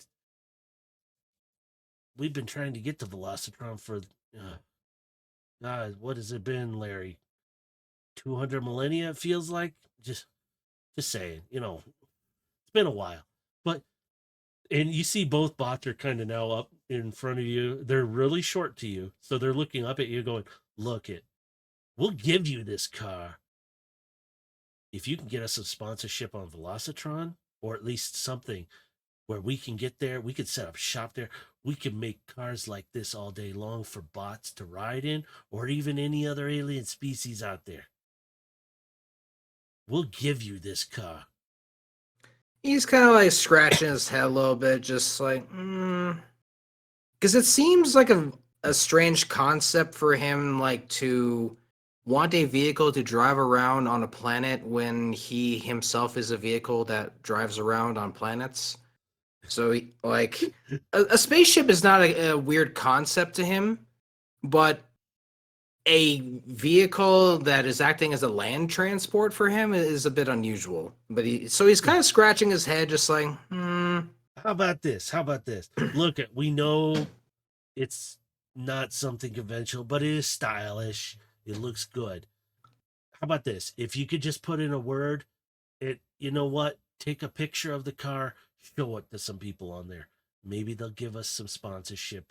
Maybe we could start making some bots look like this. They'd be stylish, really handsome looking. What do you think? We'll shoot you some Shaniks. Would that help? well, No. forward me your contact information and I'll see what I can do for you. Done and done, sir. Oil the gears, get them really working with that grease. You know what I'm saying, right? And Mo's like, "Hey, Larry, come on, ease up on the guy. We appreciate you doing that, sir. Please. You know what? Uh, here's some Shaniks for your time. We apologize for." He hands you a couple Shaniks. It's not much, and he's like, "Well, sir, thank you for your time." And this is Larry talking to you. And Mo kind of like, I'm going back in. I got stuff to do. And Larry's like, "Well, thank you for your input. You look familiar. Don't worry about it. But remember us, Larry and Mo's." And he kind of does these finger guns at you. Larry and Mo's. Yeah, you swear Carbine's just rolling your optics so hard, like, oh, what did just happen? He's gonna start slowly kind of just backing up. Well, you are quite welcome, and maybe I'll be in contact with you soon. Excellent. See you, my friend. And he turns to walk away. And yeah, he'll turn in and walk away and start going back down the path to the arena. So you got some distance to go to get to the arena. Do you want to transform and roll out, or do you want to keep walking? I mean, if it's gonna be like a good ways away, yeah. Yeah. We'll just go. Let's go vehicle mode, and They put the arena. He's gonna bike out. his way there. Yeah, they put the arena further out, so that way it wasn't too intrusive into the main part of the city, and also loud, because there's a That's lot of fine. activity. I didn't know the distance, so that's why I was walking it. But if it's gonna be a ways away, yeah, he's gonna vehicle mode his way there. Carbine's sitting on the seat, and she's just feeling the light air because your gravity there is different, and she's like, "This place smells weird. Maybe it's that thing up ahead of us. Are we catching them?" And she just rolls her eyes. She's like, "Oh, this is great. Can we pass them?" And you literally caught up to the idiots, as you very much can figure. And Carbine's just yeah. Is there room for me to blow past Oh yeah. them? Oh yeah, there's plenty of room. You're like on a highway technically. So you're on like a 4-lane highway. They're not even taking up to a lane. They're barely taking it up. It's like, So you guys Yeah, I mean, if there's room for me to just like blow past him, just make him eat my dust, like yeah, he's just gonna roll right by him. So you're sitting there. I'm gonna see if these idiots even. God, he doesn't even. Oh Jesus Christ! They don't even hear you coming, or see you. Oh, I make sure they hear me when I go by. It's because when my engine's gonna roar like a motherfucker. Yeah, but they don't even notice you at first. That's the thing. It's when you go right by them, that's when they're gonna notice you, because you're gonna be so loud, because it's like you're going so fast, you're breaking the sound barrier. You fly by them. They're spewing out crap. Carbine's just holding on, and she's like down in sleek mode, like, "This is cool. Let's do this some more." She's holding on, but she's not gripping into you tight. She's just like feeling the air pass over her, and you could just And imagine once I blow past them, like if there's any traffic up ahead, he's gonna start weaving in between them. as you do, you know they're probably at their maximum speed because this thing doesn't look like it goes very fast. Carbine starts laughing because you scared the crap out of both of them. They both leap out of their seats almost. You can see the thing in your rear views, just them swerving about as you're just gingerly in between traffic, and nobody's honking at you. They're just like, they're fine. You see some cars swerve a little bit, like, "Woo, hello, where'd you come from?" But you see them way back there. You can tell they're like scrambling to try and catch up to you, but they can't. They're maximum speed.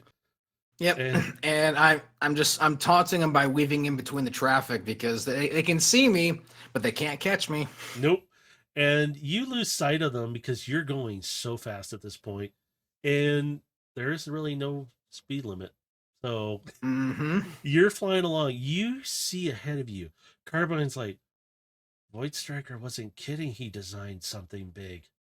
You see a coliseum of Cybertronian style and design. It is immense. It is wild looking. You see the pillars of each of the sections.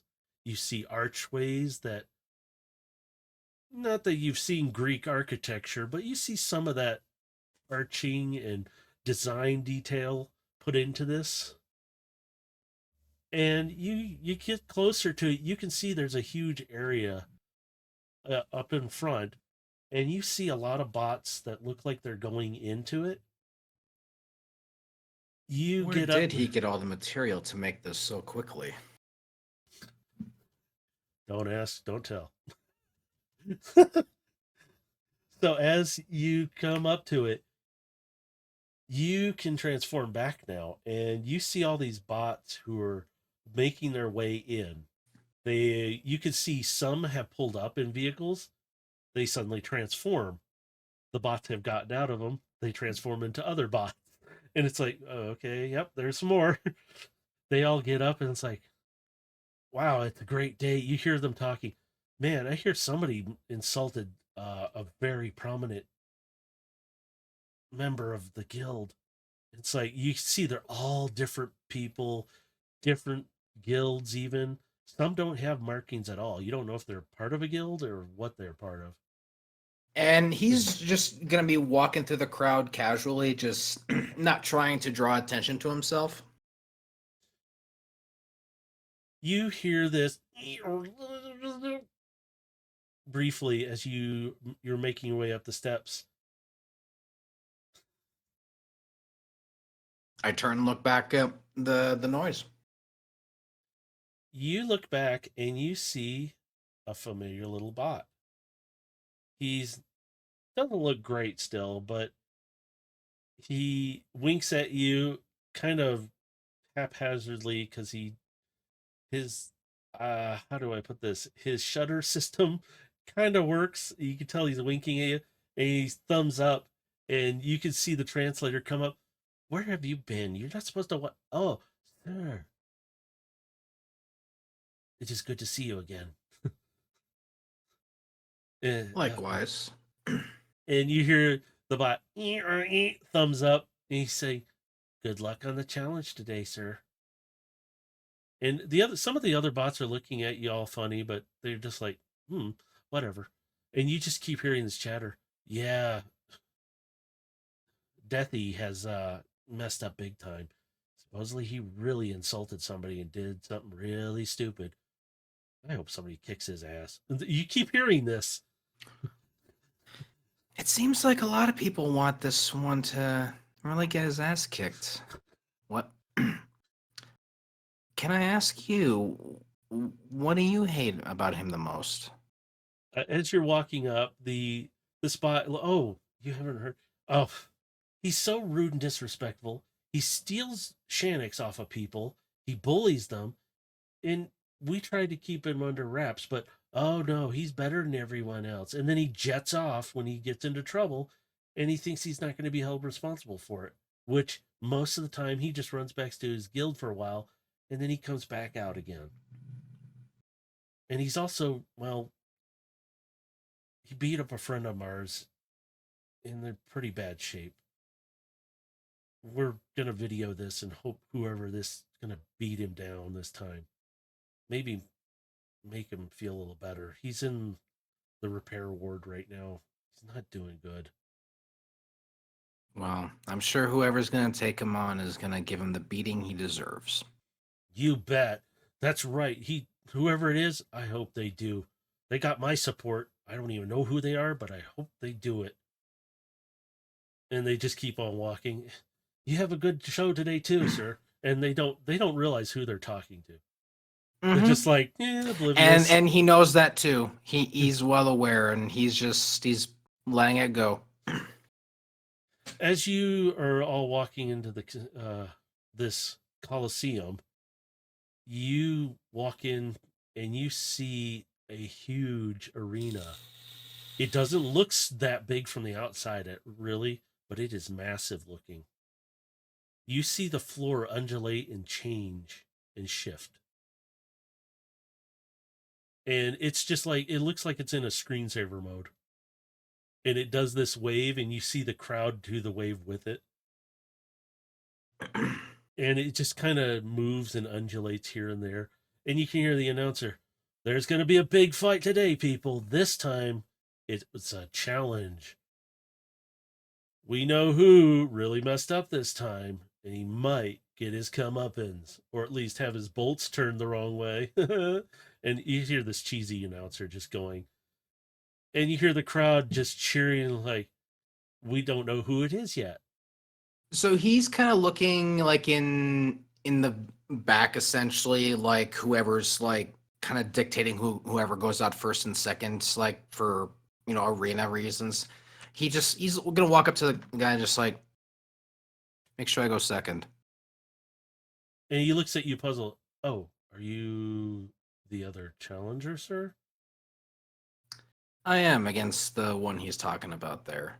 Ah, Against he, Death something. yeah, whatever his name is. You notice his attitude about it. Like, yeah, him. Don't worry about it. Yeah. Make him go out first. Oh, absolutely, sir. We can handle that. Hang on for a second, sir. Hey, take over for me. I will lead this one down. And he looks puzzled. This bot comes over, looks puzzled at you from, oh, the challenger. And then suddenly the challenger looks at you again and goes wide optic. And he grins really big. No disrespect, sir. I won't say anything. I know who you are. Go ahead. Give him the VIP. And the other bot looks a little puzzled. And he Oh goes, no, it's not about the VIP. no. They're giving you a special area to prepare. It's very comfortable. They don't give it to everyone. So you can go out when you're ready.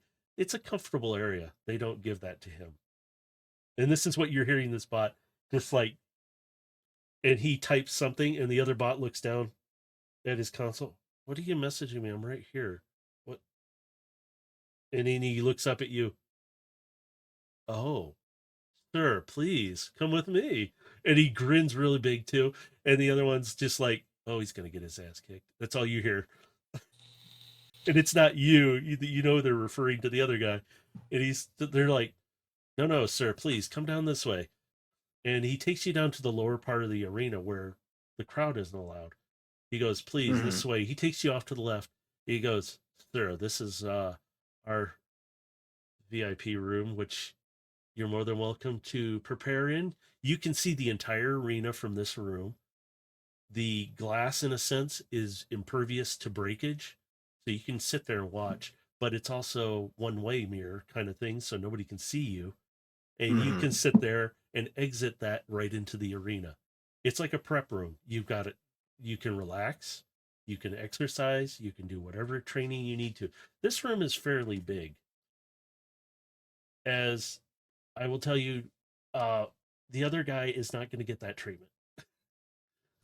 Well, all I was asking for was to go second because he was going to make a kind of a spectacle entrance for the crowd. Yeah, that's fine. They're just giving you prep time because if you're going second and he's going first, they want you to be comfortable as possible. So he goes, if you need anything, tap the console. I'll be right down for you, sir. We'll let you know when you're ready. Do you wish me to post your name after he goes out? And he's, Um, or do you wish me to post it? you'll I'll you'll do it during when I come out as an entrance, Oh, and absolutely, sir. you'll have a visual cue. You'll know when it comes up. Oh, excellent, sir. Anything you need. And he grins and he kind of thumbs up. Gotcha. And he closes the door. And you can hear the crowd. You can still hear the rumbling and everything. You still see the crowd. You see this floor undulating and moving about. So you can kind of look down a little bit at the arena as well, but you're not that high up. You're really just maybe 10 feet in the air. But you're on the just on the like the lower inner ring. And you see the crowd is getting very big because they want to see this guy get his butt kicked. And as you're sitting there, you can see a banner show up of a challenger. And it's like a scrolling, pathetic, posing. I don't know how to describe this without making it sound real cheesy, but I'm going to make it cheesy as hell. He looks like he's from anime shots where he looks really shiny and over the top, like he's the best thing in the world on Cybertron. And it's so bad looking. It's just like so cheesy. And you just hear everybody boo. Oh, this sucks. He sucks. Kick his butt. And you just hear this going on and on.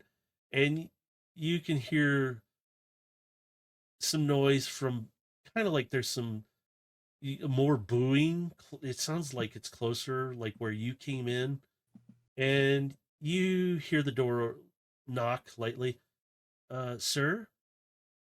And it's that one bot that led you down.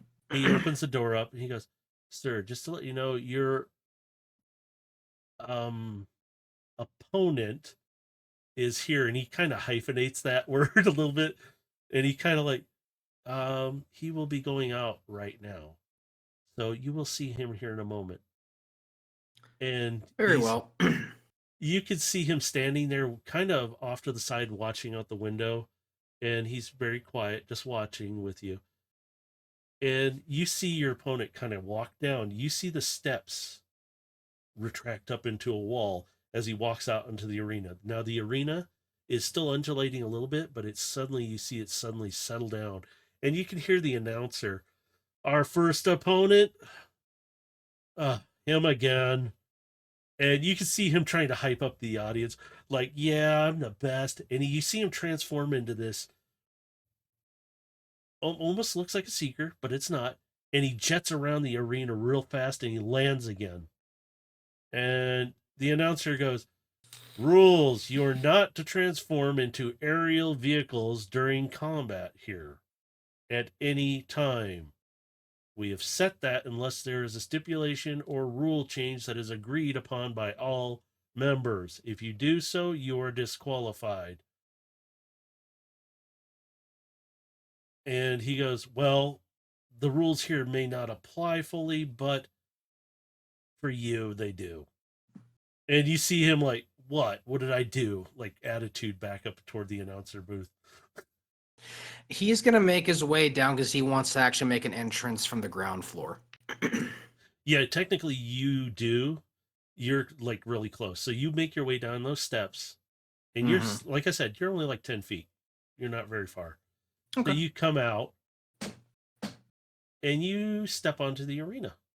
Do you want him to do the banner So, now, or do you want him to wait? no. So Okay.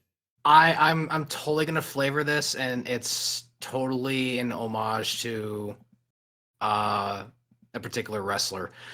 So what's gonna happen is I'm going to instruct them to kill the lights. They gladly do. Oh, and Carbine, do you want her to wait in the room up there?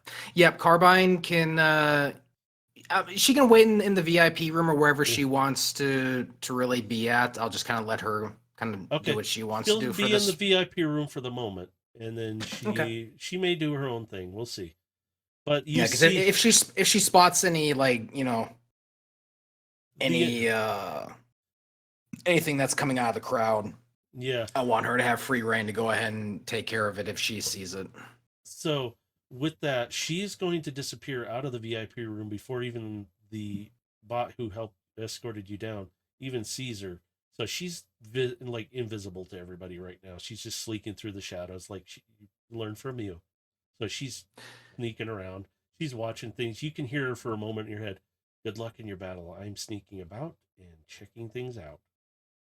And that's all you hear from her, and she's out. She's just like moving about. You know she's somewhere out there, but you don't know exactly Well, where. Carbine, you're gonna see firsthand why I have a bit of a reputation in the arena. Oh, I can't wait to see.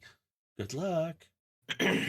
So as he's out there, I instruct them to kill the lights out in the arena.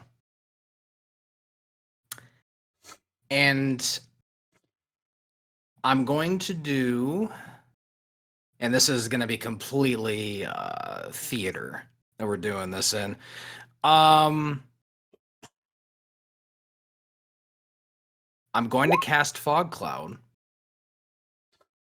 and I'm going to be casting it right at right where the entrance is, so you start to see a fog coming out of the door.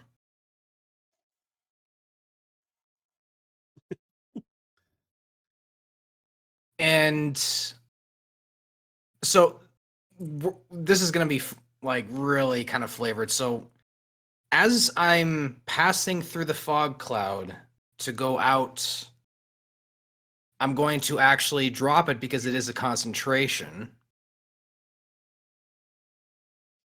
And I'm going to cast, where is it? I know I have it in here. Dancing Lights. I'm creating 4 all torch-sized lights, and I'm holding up my right hand, and the 4 lights are circling like in a circle formation around the palm of my hand as he's walking out slowly.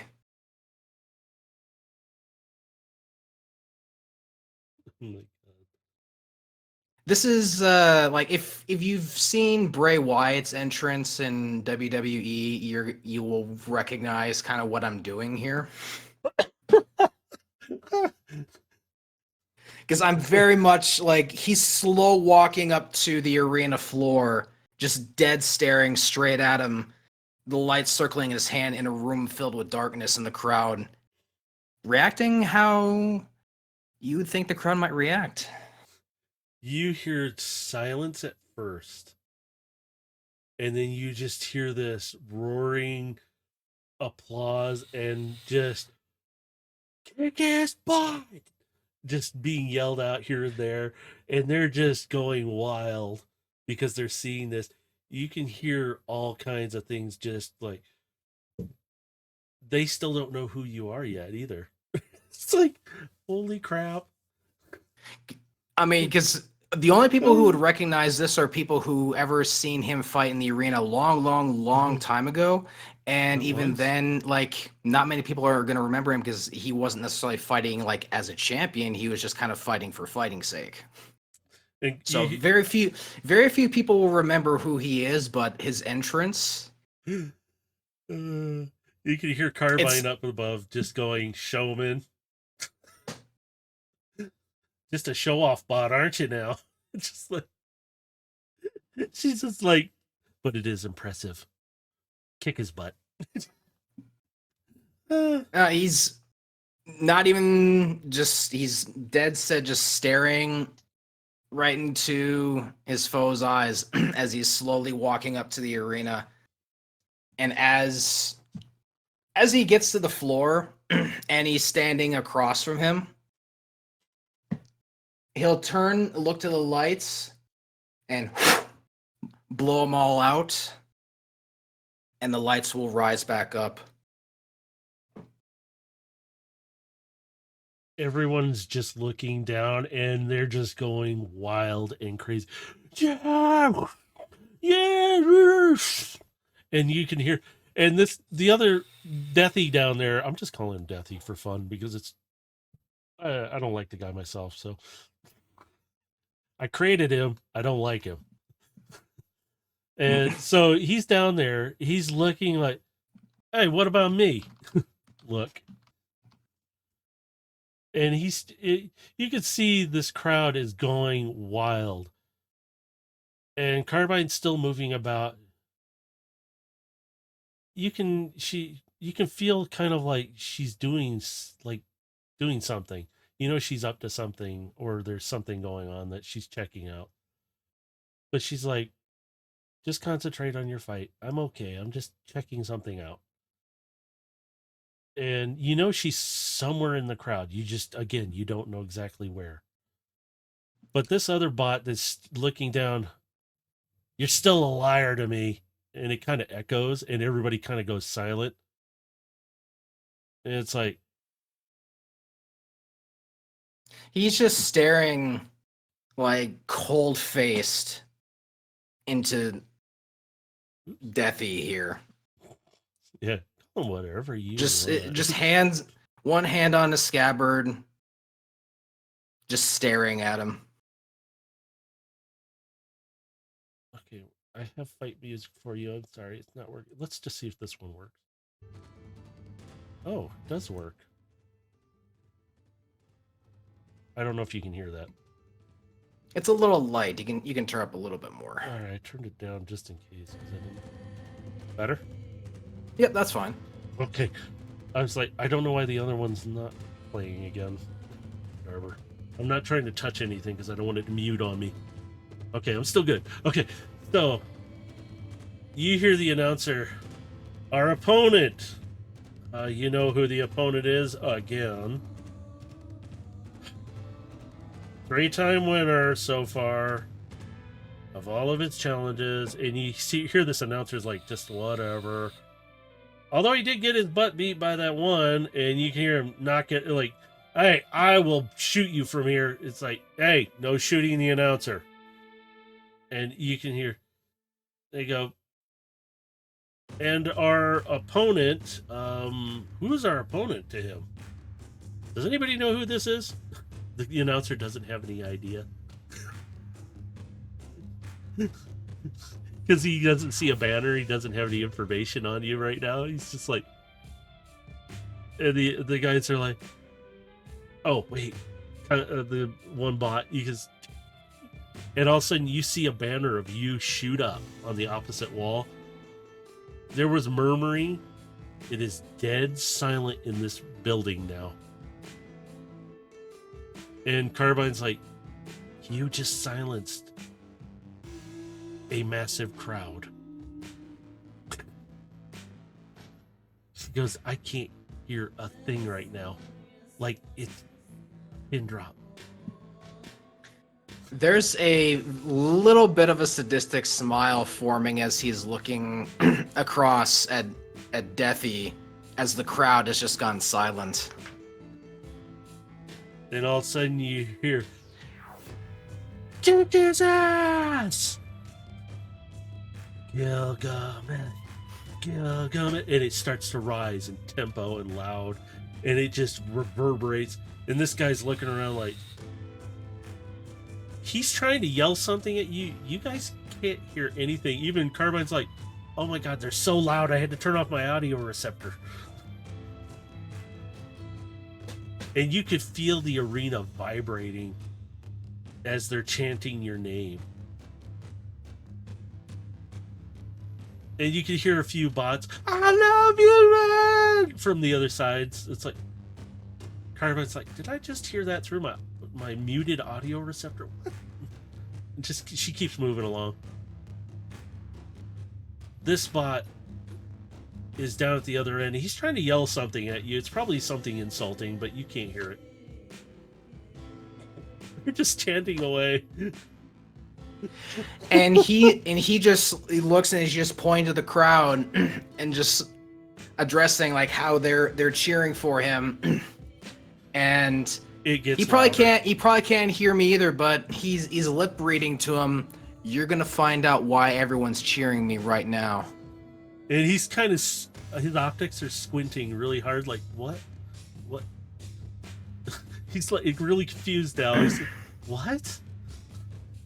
And the crowd is just louder now as you do that. They slowly taper down, and you feel the vibration calm down. And you hear the announcer finally, our opponent, Gilgamesh. This is going to be a very entertaining battle. Place your bets, everyone. Because on Cybertron, gambling's illegal. Is legal, not illegal. Legal. So you hear, you could swear you know who's the money's going on to right now. Carbine's like, maybe I should put some Channix in on this. She doesn't realize she's like telepathically saying that out loud to you. He's gonna go for his normal energonic katana, and he's going to slowly unsheath it. You see your opponent, all right, making things up, making people believe things, and he pulls out his own version, but his is not as fancy as yours is, but it's still, and it's glowing kind of a whitish with energon, and he holds it.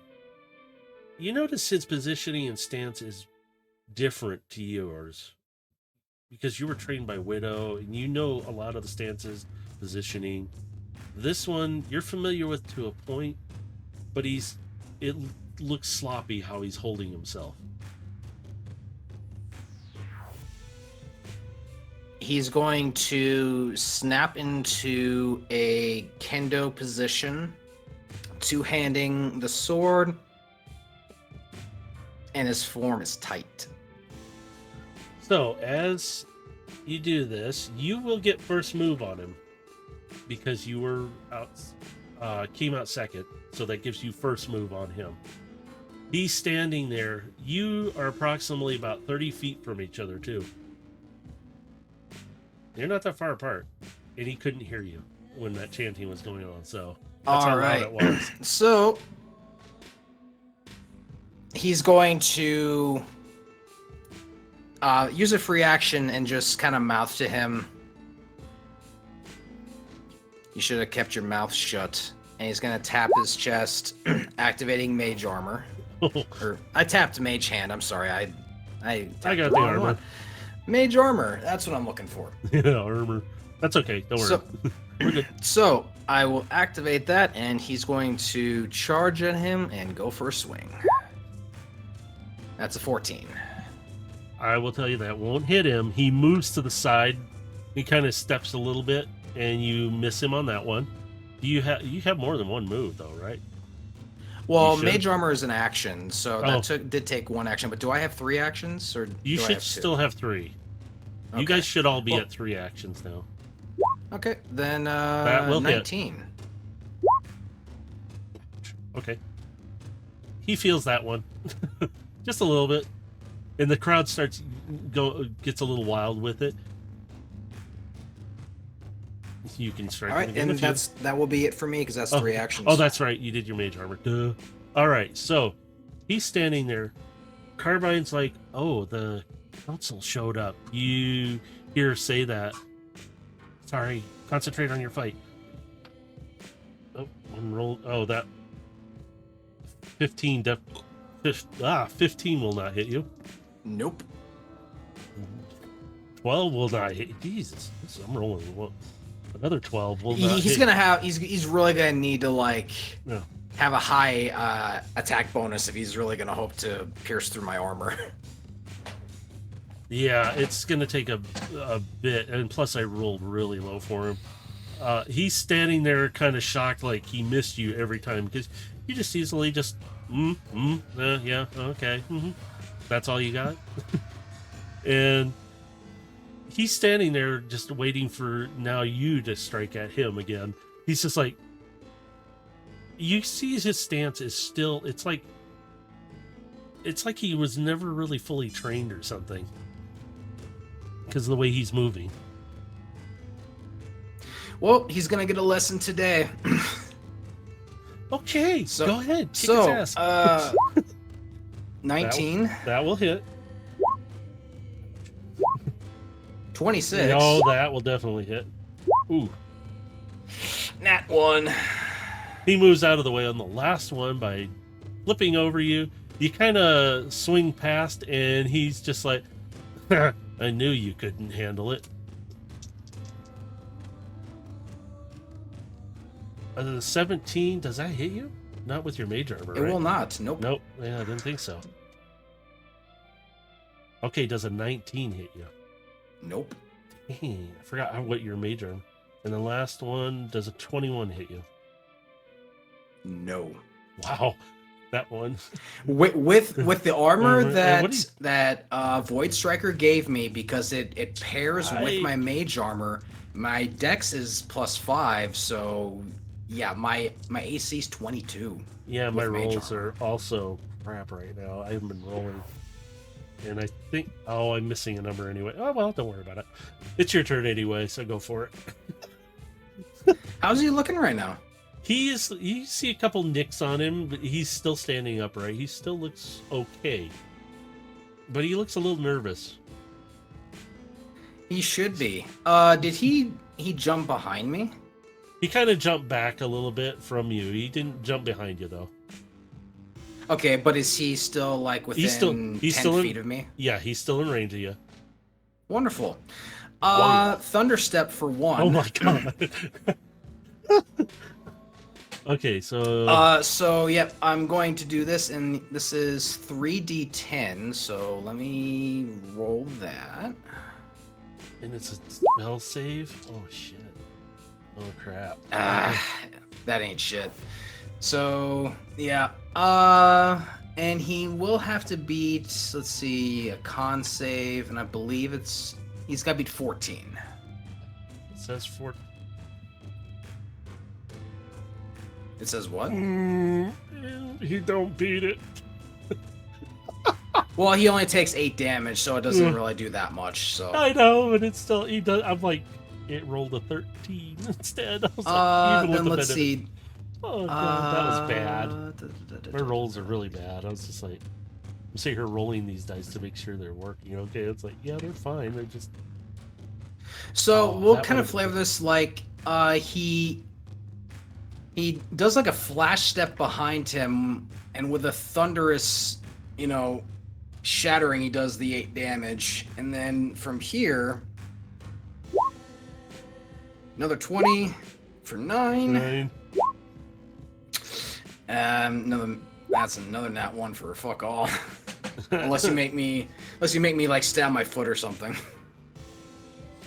I will say this: you kind of just stumble around and a little bit there because you feel the arena shift. There we go, because the arena is moving a little bit. It's not a lot, but it does move. So let's see. You did all your moves, right? So Yep, because I did 3. that's not gonna. God, holy. Okay, does a 22 hit you? It will match, so that would hit. Okay, he's gonna swipe at you for 14 damage. 14, okay. And then that should have been, I think it was his last roll. As it comes to your turn, you hear Carbine, I am seeing something through my optics. And she kind of goes, I'm not trying to distract you, but I see it looks like a laser is turning on and off, aiming at you. My night vision's on, and it's showing something. It's on the upper rafter. I'm heading up there now. Just concentrate on the fight. I'll take care of this. So it's your turn now. You just heard that from Carbine. Okay. So after hearing that, what he's actually going to do, and I'm just double checking something here.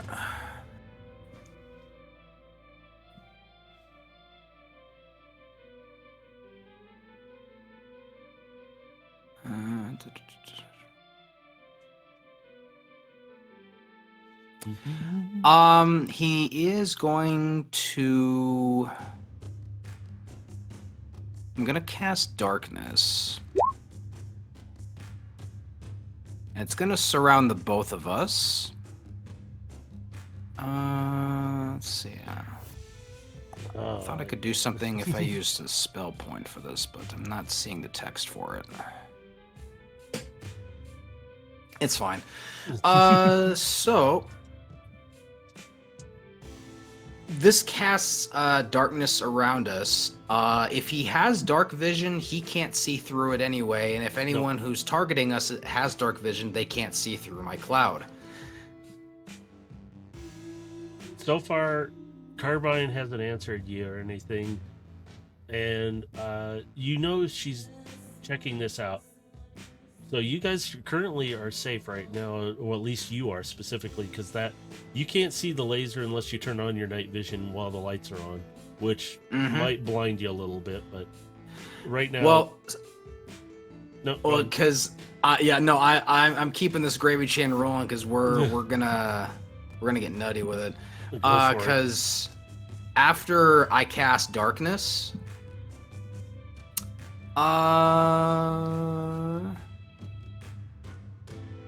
actually, I need to retract that because what I was gonna do was go into Shadow Blade, but what Shadow Blade actually does is it actually gives me a level of darkness around me. If you want to do that, go ahead. These are so lows, it makes it a little easier. So because this is really what I'm looking to do anyways. Because like as I'm carrying this thing, like it gives me like a level of darkness around me. And deals 2d8 of psychic damage on hit. Oh my god. And I am going to be casting it at 4th level. Okay. Go for it. So that means it's going to be a 3d8. And I think there's... Let me just double check. 3d8 plus 5. So let me roll... Well, first let me roll the attack, because that's probably... Oh, yeah, go ahead. Here. Yeah. 15. Mm-mm. Nope. Okay. It has to be higher. That will hit, though. Ouch. He kind of... And actually, I need to roll another d8, because that's just the base damage. I need to roll one more d8. I was going to say, did you say, yeah. Add 2. So 18 total damage. It's still a good number on him. You can hear him kind of, you hear him, that noise. During this time, I am going to just kind of give an idea what Carbine's up to. She's slipped up to the 3rd floor where usually this is mostly maintenance spots. A lot of times it's an area where not too many people are. They like to be closer down to the action. Whereas this is like what you would consider a nosebleed section of very limited space. So she's up there snooping around trying to figure out where this laser is coming from. So now you're done with your turn, correct? Yep, that was all for me. All right. So that's not going to hit you. I don't even need to read the number. 20 does not hit you. Oh, Jesus. 17 doesn't even hit you. Crying out loud. He's swiping away around at you and he can't see you for some reason. With that, before we do anything... Okay. You kind of briefly hear Carbine. Oh, somebody is up here. I could see them. going to deal with it. They haven't seen me yet. Concentrate on your fight. I'm sorry. I should shut up. She's like just going along with things. So she cuts out again on her telepathy. She just, you don't hear anything. And he's just quietly acknowledging it. Like, he's not really saying anything, but he's just like emotionally kind of letting her know, like, I understood. It's your turn, by the way. Sorry, I got it. All right. So since this boy can't hit me, please don't mute me again, sister. That will hit. So that's 20 damage right there. Yeah, that hurt him. You gotta get a slash on him. That definitely will hit him. Do it again. That's 18 damage. He's starting to look a little haggard in certain spots. That'll hit him. Ooh. You kind of see him stumble back, and he's looking pretty bad. But he's still upright. That, and by the way, for anyone who's just listening, that's 23 damage. So yeah, that's a lot of damage going on. So let's see here. He's just like straight cutting through him, like in the darkness, just slashing at him. Just making a fool of him, really. I'm going to tell you this. The crowd is watching with anticipation. They are quiet right now. You hear some cheers, but they are watching this. And that you could, it's almost like the suspense. You can cut it with a knife. They are waiting for you to kick his ass. But as you guys do, make a perception check for me. I want to see something. Nice. You are in the general direction that Carbine is at. You suddenly see some blast, like flashes way up in the rafter area. You see something suddenly get flipped out and is hanging over the edge, and you can identify it's a bot real easy, and it's hanging by what looks like some kind of black rope. But you can't really see what's holding it because it's pretty dark up there. And you know it's got to be somebody's doing something up there right now, because it's entertaining when you find out. So with that, it's his turn to try and hit you, but he's pretty bad shape right now. 23 hits you, correct? Yes, it does. All right, so 18 damage. Oof. Okay. 1 second. I got to do math. Oh, don't worry. That I did a roll for that strike. That didn't even hit you. Oh, that one just went under yours. I know yours is 22, right? This was 21. Yep. Damn it. Yep. 22 is the mage armor. Okay. So he's stumbling around pretty good. At least I'm getting some hits on you, liar. Maybe we should bring her in. She could probably do a better job. Oh, wait. He's not here. Let's just put it this way. That was an attempted vicious mockery, which isn't going to help it many.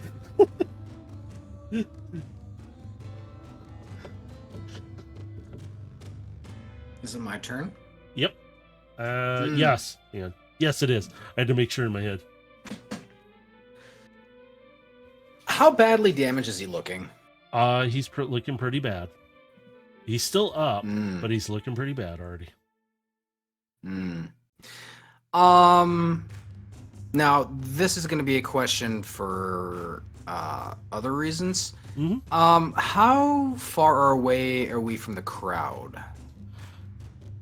You could say, because you guys have moved around a little bit, you're probably about 50 feet from them right now. You are, particularly. He is probably 60 feet because he's 10 feet from you. So from where I'm positioned, if I was to fire a lightning bolt that goes 100 feet long, would it impact the crowd? From my positioning, because you are technically aimed away from the crowd, the arena is a lot bigger. You're just closer to one side right now. you will not hit the crowd because he is 60, you are 50. You are actually closer to the crowd. If you launch that, it will go toward him, not toward the crowd, and not hit the Okay. crowd on the other side. So he's going to extend his hand out right into his chest and just say, "You were better off staying out of my way and keeping my name out of your mouth." Oh, okay.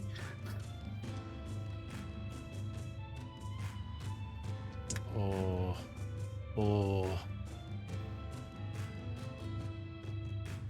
The dice rolls are not in his favor. Well, something else is not about to be in his favor either. Oh, that's bad. Because that is 8d6 damage. Oh. He falls to one knee while his sword's holding, like he's holding it up like it's a cane for him. And he's still barely up, but he's not standing up now. He's singed really bad and he looks horrible. The crowd roars in applause and you hear all kinds of whistling sounds and just, yeah, catch his butt.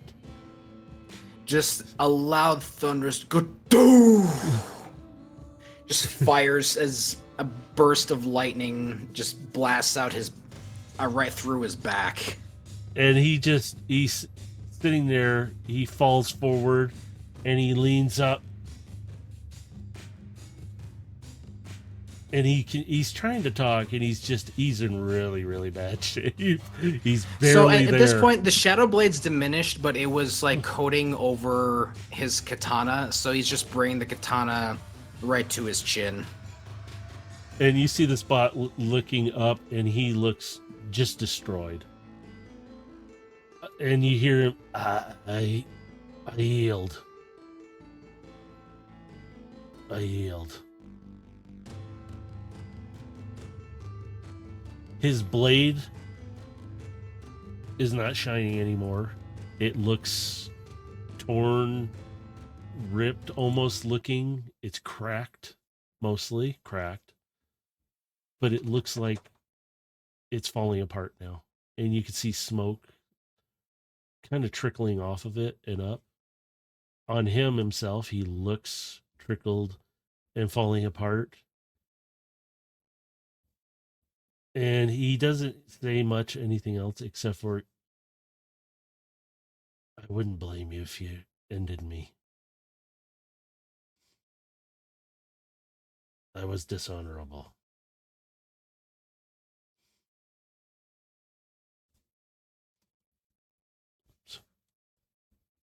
He leans down to him.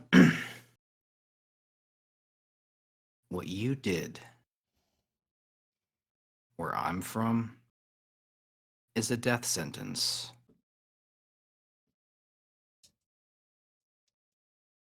Being a fan of an assassin is one thing. Learning and invoking his history to use it against him, that's the most dangerous game of all. I could tear you limb from limb and this crowd will cheer for it.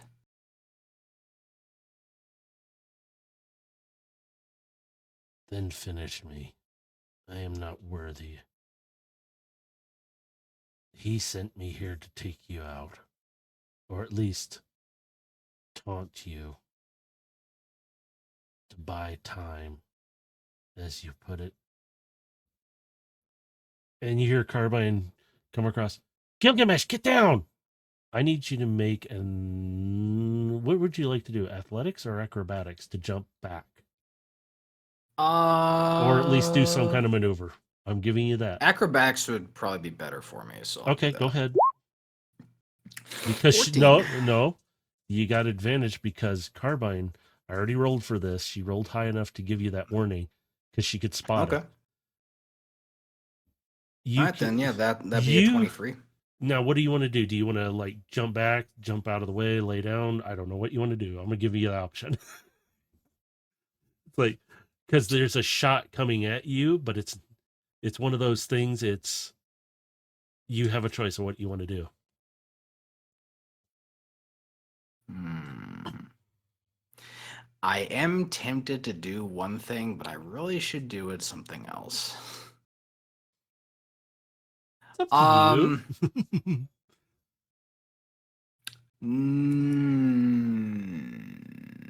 no. So yeah, he's just going to. Use him as a shield. Uh, Good idea.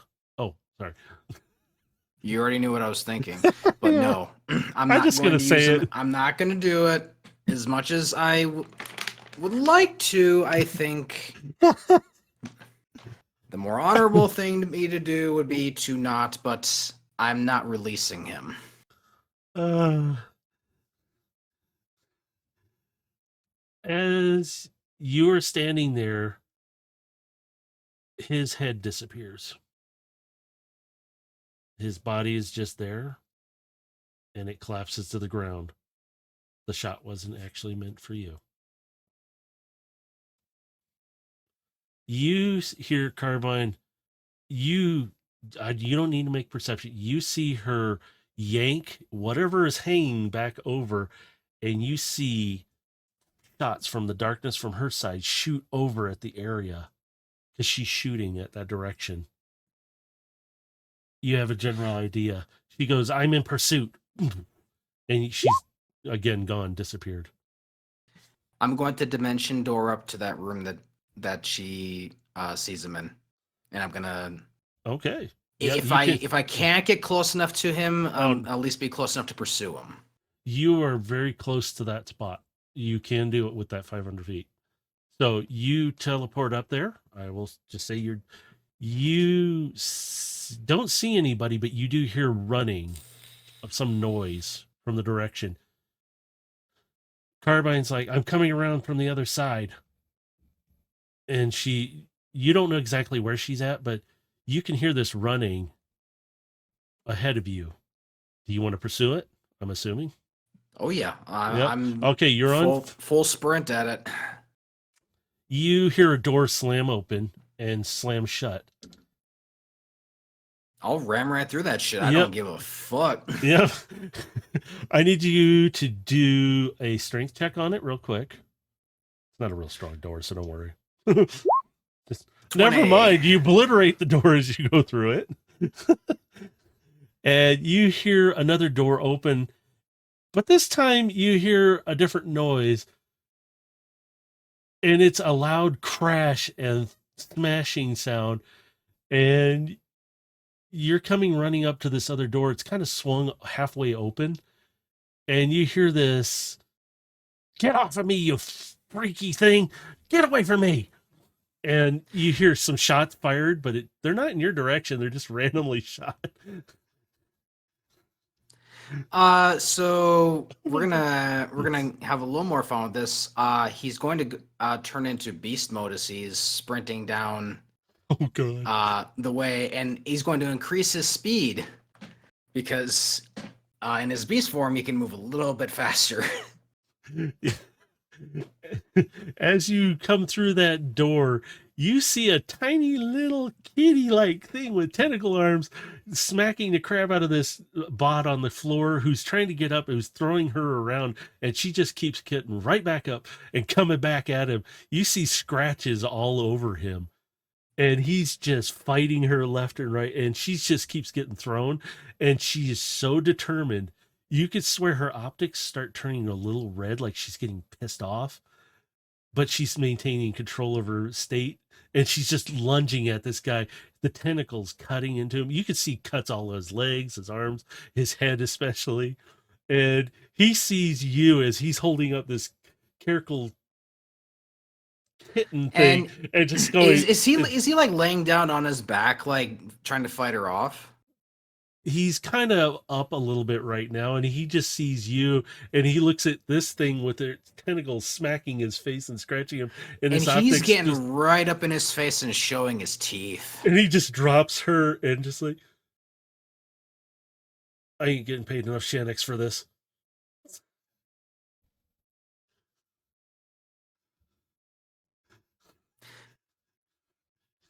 You can see Carbine like bites him in the leg, and he falls down all the way. And she's like, and she's just like tearing into him. Not stopping. You can see off to the side this rifle. It's pretty nice. Somebody must have given it to him to use because this bot doesn't look like he could afford it. And just you like down at a further distance, there is a curve to this. You can see another bot, but it's unconscious. Somebody put it in a chokehold, knocked the energon out of him. I can't talk, man. I've been listening to other things. But she's still sitting there biting into him, and she realizes he's not struggling, and she looks up at you with his foot, like his foot in her mouth. Ah, ah, and just opens her mouth and drops it because you are much more massive comparison. And this bot's just laying there. Hey, look I was just paid a lot of Shanix to shoot the other guy if he started talking. I don't know specifically. And he's getting closer, and he's like starting to growl. By who? Look, it was anonymous. It was anonymous, man. It was anonymous. Hey, I'll give you all the info. I'll give you even the Shanix. You want it? You want it? And he's backing up. Now you got a crowd who's looking up into these rafters. They can't really see what's going on, but they just see your energy pulses. They've just been seeing Carbine's flashes of light from hers. And now it's kind of gotten a little dark, but all they see is a glow from you. And this guy's like, look, I'll give you whatever you want. All I know is this is who I was told to do this by. They left the gun there. I don't know. I'm just a hired hand. You hear steps coming running up. It's Widow and a few other of the guards and some other of the council, and they're like, Gilgamesh will just slowly turn, like his eyes looking to the people coming in. Take this one and the one unconscious down the hall for questioning. Widow just like nods, and the guards immediately, yes, sir. Like with disgust, He these guards he walk up. slowly turns to face the guy in front of him. We'll be chatting very soon. And he slowly backs away. The guards that are coming up are looking at you like, whoa. They kind of give you a wide berth, like, yep, go ahead, dude. And Widow's standing there, and she kind of signals and snaps her fingers and gestures, get the other one too. Hopefully, and she leans down to Carbine. Hopefully, you left him alive, and scratches her under the chin. And she kind of winks back at Widow. It's like, yeah, I left him alive. They collect up the guns. Widow's holding one of them, and you're still in your beast form while she's looking at this, and she goes, impressive. And I'm not talking about the gun. And she just grins at you. Just wish it wasn't at the cost of a bot. We could use fighters, even though they're not. She looks at the rifle. She goes, pretty standard for assassin. Cheap end, but it's still a good one.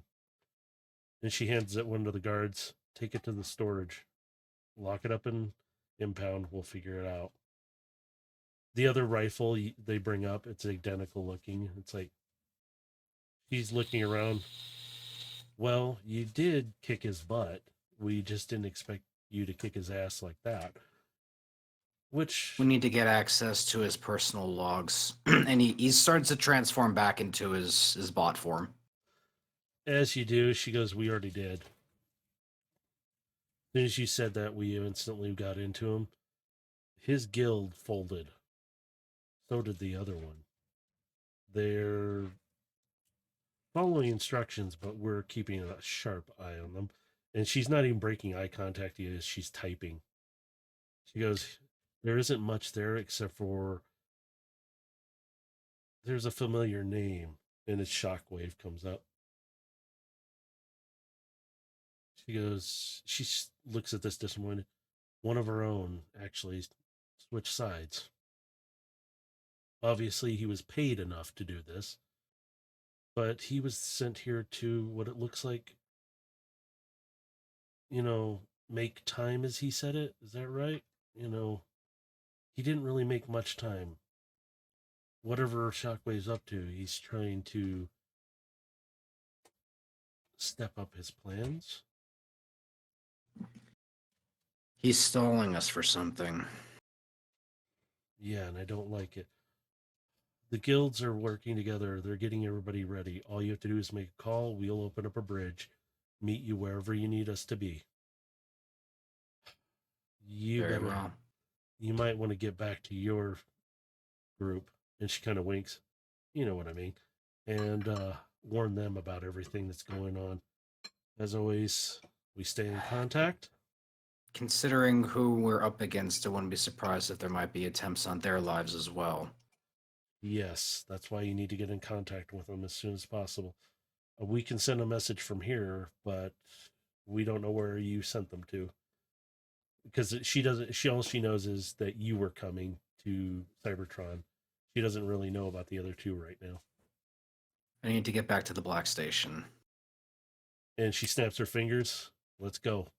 And the guards clean up everything. You see a lot of the crowd has exited the Coliseum. You see some bots transforming again, turning into rides, and they all jet off out of there. And you see the one bot you were talking to kind of runs up to you and bows to you. Sir, if I'd known who you were, I apologize for not acknowledging you. But I thank you for, well, you didn't take him out, but you did kick his ass like I asked. And now my friend, I sent him the video. He's doing a lot better. He was disappointed that he did die, but it wasn't by your hand. We don't want death. We just would like peace. And we still appreciate what you did. Even though it was just a challenge between you two, it was a challenge for all of us. We couldn't deal with at the moment. We need to find out more about how long he's been working for Shockwave. We need all the information that we can on what he was up to, what his guild knows, everything. If that means we gotta tear down a few walls, then so be it. We can do that. And Widow's like, yep, we're working on a lot of stuff right now. Sending you with information. And she just hands you the tablet. Take this with you. Give it to, well, Kiara, and maybe Void Striker can work something out with that. Have him look it over too. He might be able to give you more assistance with some of the technology that we've noticed they might be using, especially on that shockwave we saw. I'm still puzzled with that one. Well, we'll get Void Striker to look into this, and he might have some better insight on the technology on hand. In the meantime, forward everything that you have over to me. I need to get back to the Black Station as soon as possible. You have it all on the tablet. Get going. I'll talk to you later. She turns and starts talking to the other guards and that are around, and she makes mention of a few things that needs to be done: reinforcements, armor, new weapons. Once I'm far possibly. enough out of the arena, he's gonna call on the Black Station to open a bridge so I can get back. As you do, you kind of hear static, but you hear what sounds like Varish coming through, and it's very choppy. Station's acting weird again, and it breaks out. Coming through transmissions, power fluctuating, something's happening, and you see a space bridge open up out of the distance, and that's your space bridge to head back. You All head up, right. you head up there, and this is where we'll stop. Right before you go through the gate. Okay. Oh, I did stop. Oh, don't mute again. I had actually had this mute while we were doing this, and thankfully you were talking. It was coming through. Mine, I was like, crap, unmute, unmute. And I was watching Discord. Didn't do anything to Discord. It's my Stream Deck. So I got to unplug it and probably replug it back in somewhere else. Yay, Oh USB yeah. ports. I think Hopefully. my computer's dying. That's why. So, Yeah. Yeah. Well, all right. hopefully we didn't lose nothing there. Well, I was concentrating on this, so I was a little distracted trying to keep with that. I was trying to make sure it didn't do it, and I can't unplug it while I'm doing this because it'll mess it up even more. So I'm gonna make sure to stop recording right now because okay, part 2 overload. We're recording now. All right, for you overload, and that's what I'm gonna call you from now on during this. You are currently traveling. You do have Aegis with you. And he's perched on your shoulder in his little bot form. You're walking through. Are you in your dino form currently, or your bot form? I forgot to ask that. I'd say bot form currently. Okay. You're walking through. You're coming through the other side. Gilgamesh, you already know he left for Cybertron. Ooh, my brain checked for a second. And you are the second to go to the jungle planet. And Void Striker will be right after you being transported to Velocitron to recruit there. You currently are coming out the other side. You notice it's a little dark, but you can see stars as you start to exit the space bridge. You start to feel the air. Aegis kind of ruffles his feathers a little bit, and you can kind of see out of the side of your optic a little bit of his feathers kind of get moved by the wind a little bit. It's not strong, just a nice breeze. You start to hear the jungle life, everything around you. It's kind of quiet, but you do know things are moving about. You could see little bits of light here and there from different creatures moving about real quick, but they're all way smaller than you, and you don't really have to worry. You can see the river, or at least the stream, that you kind of recognize from the last time you were there, because both you and Aegis can see in the dark. So you're seeing all this stuff around you, movement, but you can hear the water running, just kind of passing by.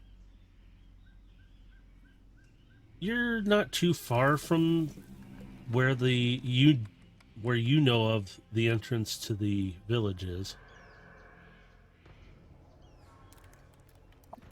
But you kind of get a sense, even Aegis kind of not leans over, but he kind of turns and slowly moves his head around a bit.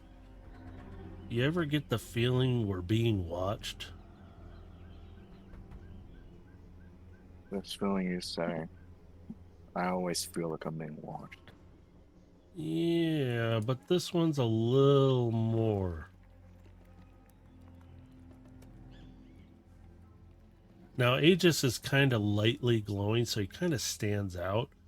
And he's kind of feeling a little uncomfortable, so he kind of like dims himself down to darkness, so you can't really see anything. And he goes, just feels a little weird. Haven't felt like this in a while. And you could tell he's getting a little nervous because you can feel his talons kind of gripping you a little tighter. Like he's uneasy.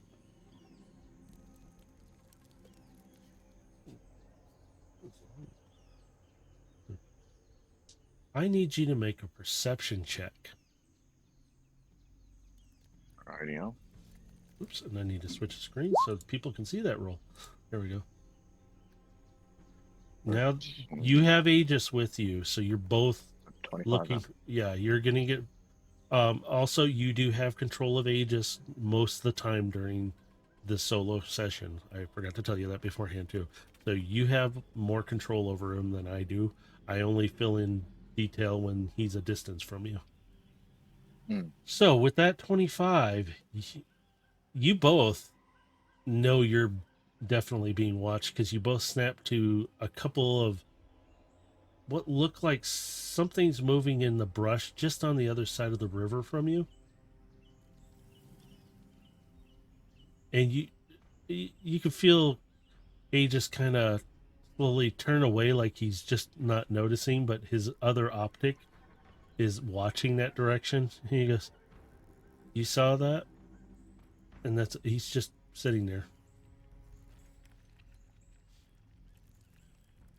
I'll just give a slight nod to him while still continuing forward. He goes, "I can always take to the sky if I need to." And he kind of looks up. Maybe.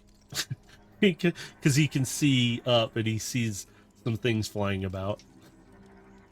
Stay at ease. It could be the scouts of the tribe. Good point. I'll stay as you order. So I'm assuming you're proceeding forward at this point? You've been proceeding forward? All right. So as you walk forward, you're taking your steps. Are you being quiet or are you just walking normal? Like you're not stealth? I'm gonna be walking normal as Okay. like give notice of my presence, so that way I'm not gonna Cool. accidentally sneak up on someone. Okay. As you start to get closer to the village, you're getting closer into the foliage around you, and something jumps out and kind of lands about 30 feet in front of you and is staring at you. All you really see is its optics right now. At the distance you are, 30 feet away, you can still make out this outline because you've got this light that's kind of from one of the moons emanating, and it's kind of giving an outline. I need you to make a perception check on who you think this might be.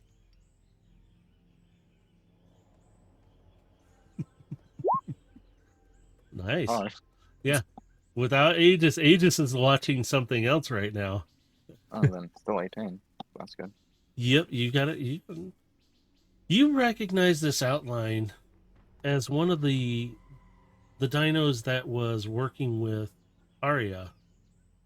She run about, and this you notice these couple dinos, and this one you notice relaxes and kind of stands up, and it's in its dino form, and it kind of, instead of a threatening posture, it slowly walks toward you and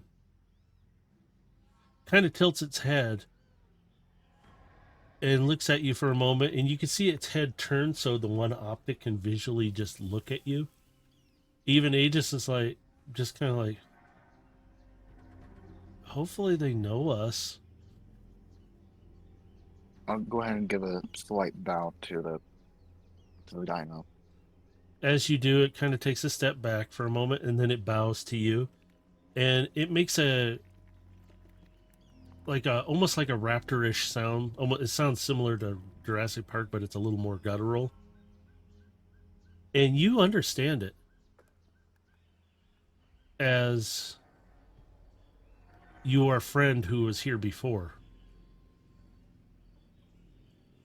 I take it that I can also speak dino, correct? At this point, you can speak their language. Then I will go and swap to their native tongue. Yes. I come to see Ari and Zahn. And you see it kind of it's taken aback by what you just said in their language. And you can see it visibly show its teeth, like it's grinning at you. And you hear it turn its head and kind of look past you. And it makes another sound, and you see another dino's head kind of pop out slowly and look at you. This one's a little smaller, but you know it's a fast one because the way its body structure as it steps out. And even Aegis is like, oh. That's a fast one. He's really surprised by its look. It's a little feathered, but you notice it's got some spikes here and there that look like it's made for defensive, and then there looks like a couple that are made for attack, but specific to the claws, and mostly just the claws around its hands and feet.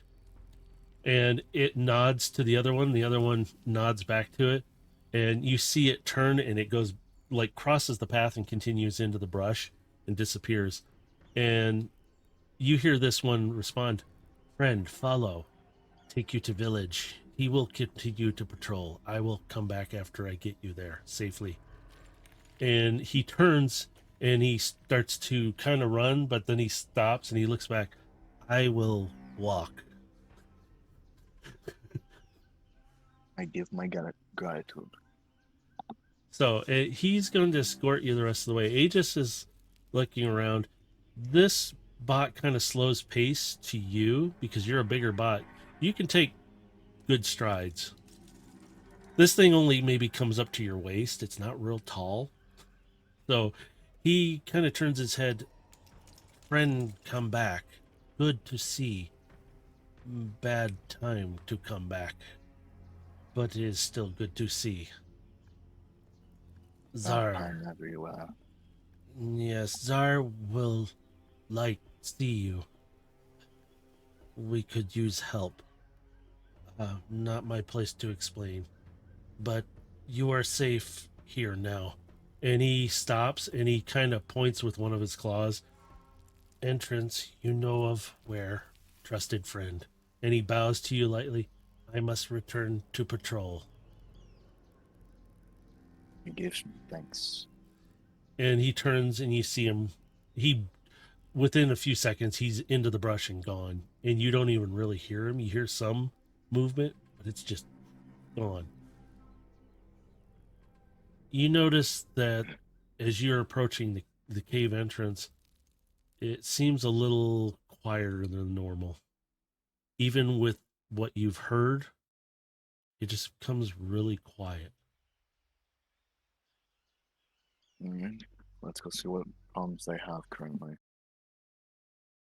You start to enter the cave. Right on the other side, a pair of optics light up and are staring at you from the other side of the water. And it's a bot, good size, close to your height. And you see this one of those rhino-like looking bots step forward, but he's in his bot form, and he's got this long staff weapon as he walks forward. And he's still on the other side of the water, but you can see each other. And he kind of bows his head to you and says the word friend in their language.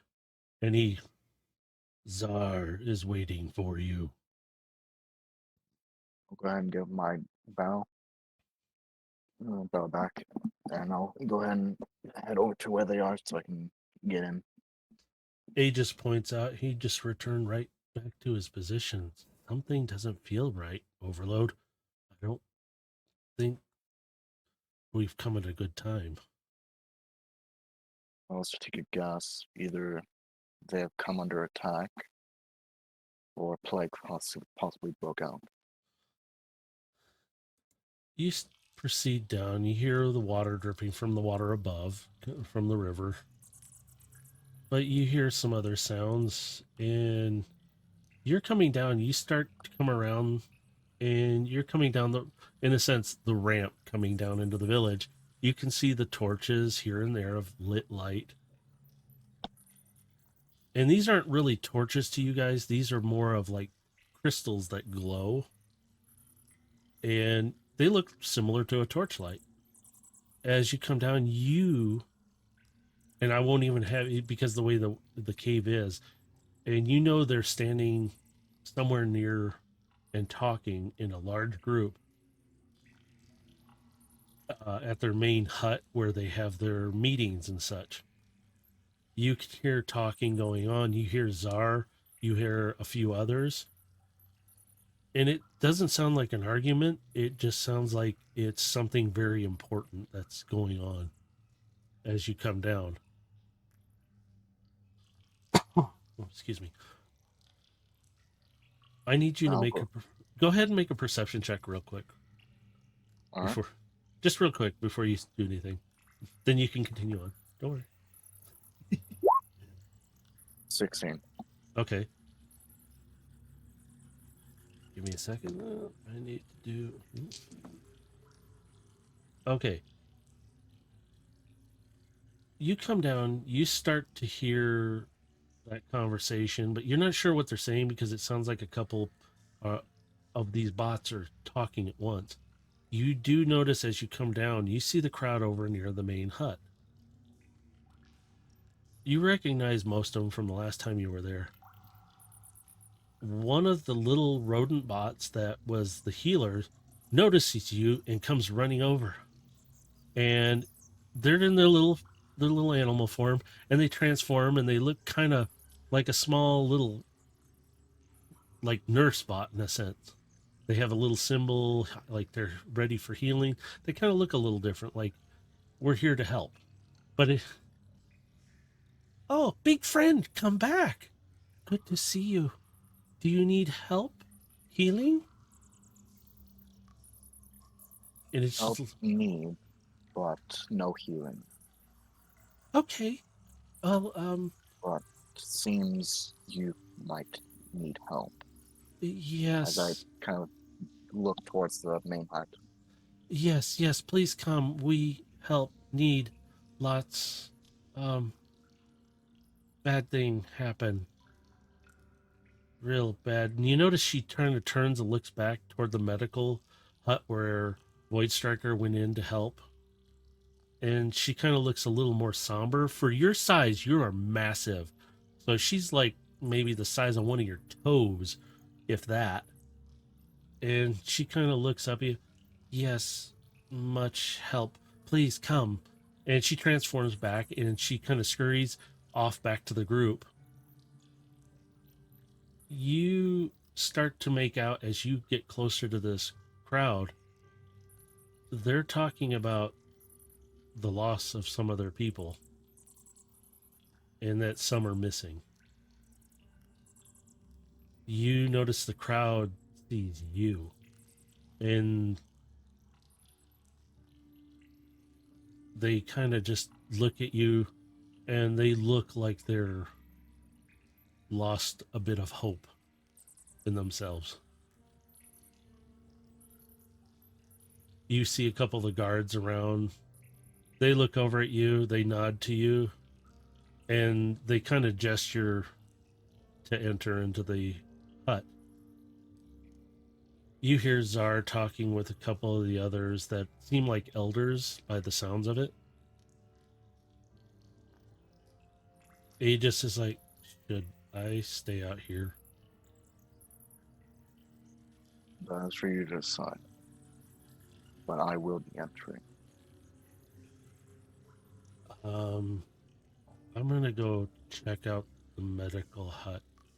I have a bad feeling. And he You do kind of so. you can kind of feel him lift off and he flies off. He's still in his darkened state, so he kind of just vanishes into the darkness. You only see bits of him when he gets near the torchlight. You enter and Czar is in his bot form. Most of the time you've seen these guys in their animal forms. You're seeing like most of them really they're actually in their bot forms right now, which is really unusual. Czar kind of has his back sort of to you. He's kind of off to the side. And you see him. We have to do something. We have to save those who are still alive, if they are still alive. And you notice he's kind of scratched up on one side as you get in. You don't even need to make perception to see this because the light in there is bright enough. And you see a couple other bots. Some are a little larger. And they kind of, you see one of them, but we may lose more. And this one's kind of almost primate looking, but it's like lizard looking in a way. And it looks very timid in the way it's moving. You hear the other one, well, if we go in there, how many more are we going to lose? And those two see you right away, and then they stop immediately, and they just look at you. Czar, kind of puzzled, well, what are we supposed to do? Let them die? We cannot do that. And he realizes they're not paying attention to him at all because they haven't said anything. And he turns to see you, and he looks up and, kind of startled, takes a few steps back. And you see him kind of grab his arm. Friend overload. I sorry, your appearance is can be startling to those who have seen others similar to you. Not same. Know you are friend. And he lowers his other arm back away, and he kind of shakes his left arm off a little bit, like he's hurting. I do not blame your people for fearing me. No, just appearance. You seem similar, but we know you are friend. And the rest kind of nod their head, and you hear the like a chant of word friend all the way around you. You have come bad time to visit. I take it your people have been attacked. Uh, yes, well, some went out to do scouting and were ambushed. I, we, and you could see him kind of like he just lost everything, and he's just not feeling it. He's just, I feel like I failed. Look on his face. Do you know if it's of a tribe you know? Yes, they are mostly consistent of your type. Eyes, and he points toward you. No offense, but carnivorous, as they have been told. I do not know what this means, but we know that they are very destructive. They captured 3. They killed 3 other. And as he says that, Aegis kind of comes across to you telepathically. Overload, you don't want to come over here and see this. You may have been a soldier, but this is. I'm coming back. And he just kind of cuts off the telepathy with you, and just that's it. And Zar's like, he kind of grabs his arm again a little bit, and you see a couple of these little nurse like rodent bots come up again, and he's like, not now, we have things to discuss. I will take care of this later. And they're like, you can see the little bots are agitated by this, but they're like, okay, fine. He looks back at you. Arya was one of them they took. I don't know about the other 2. One of them, I was told, was hurt bad. Whether they survived is another. We found the 3. Well, what's left of them. And you can feel and visibly see around you all the bots' heads just bow down. The one timid bot, if we go, we will all die. We are just risking ourselves for others. We should not go. So do you say to leave them behind? Well, it would be wasted if we go. We're not all fighters. We are not like you. Some here are, though. Maybe they could go, but then we have no protection here. And you see the larger bot next to him kind of just look just slowly look over at him like, you would rather leave them? So you're Are saying that your tribe is damned if you do and damned if you don't. the larger bot looks up at you, cuts off the little one before they even speak. I do not believe this. I think we have a chance. We just stay out of the way most of the time, but there are times like this we do get attacked. They are hunter like. We are not all hunters. You can see Czar kind of take a step back and sit down. He's still kind of nursing his arm. And this other bot just keeps kind of like, not all of us want to give up on others, even though they may already be dead. We can find out without causing an alert on their side. They won't know we're there. Maybe. And he kind of looks unsure about that part when he says it. Zon, Yes, friend. do you know where these carnivores keep their prisoners? Yes. Well, I wouldn't call them prisoners, but More of, do they keep them together or separate? they are, how do you put, um, smart, but, uh, very full of themselves. So, yes, they keep them together most of the time.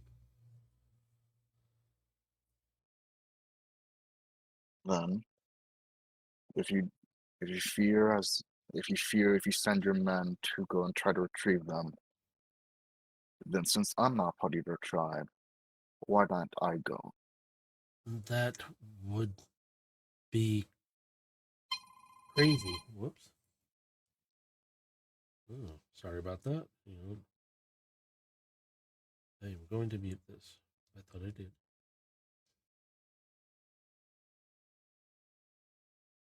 Okay, I can't mute my phone. So I'm going to do one better. Sorry about that, Mercer. There we go. Here you go. But, friend, if you go, it would be suicide. Death of oneself is, well, foolish. You, though, are not foolish. You are stronger than any one of us. As he looks around at everyone. And you see some of the larger bots kind of like they're a little insulted by it, but they're like, yeah, he is stronger than us.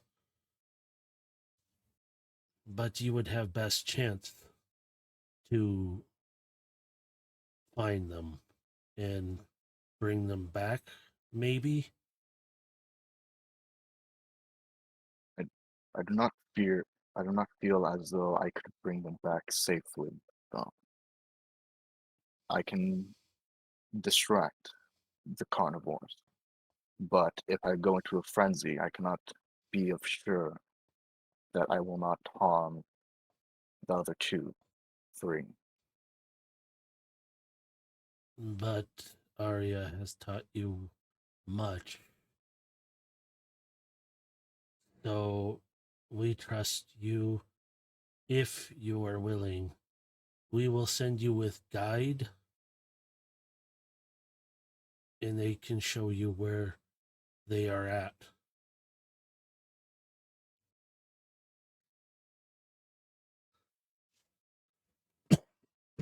Very well. All right. Then you see him kind of signal. Zone, please come forward. You hear something, but you got Aegis comes in flying. He kind of landed on your shoulder already. He hasn't said a thing. Just after he does that and Czar kind of signals, you hear this little You don't really see anything at first until you notice something is bending light around itself nearby you. And you hear this soft little, hello, friend? And you can hear it, but you guys can't see it. You just know it's there. Something's there. And you hear this just moving about.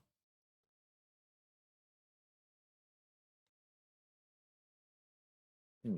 Aegis is, he's looking somewhere because you can see his optics move every once in a while, like he's trying to find it. Zar kind of, it is okay, son. Please show yourself to them. They are a friend.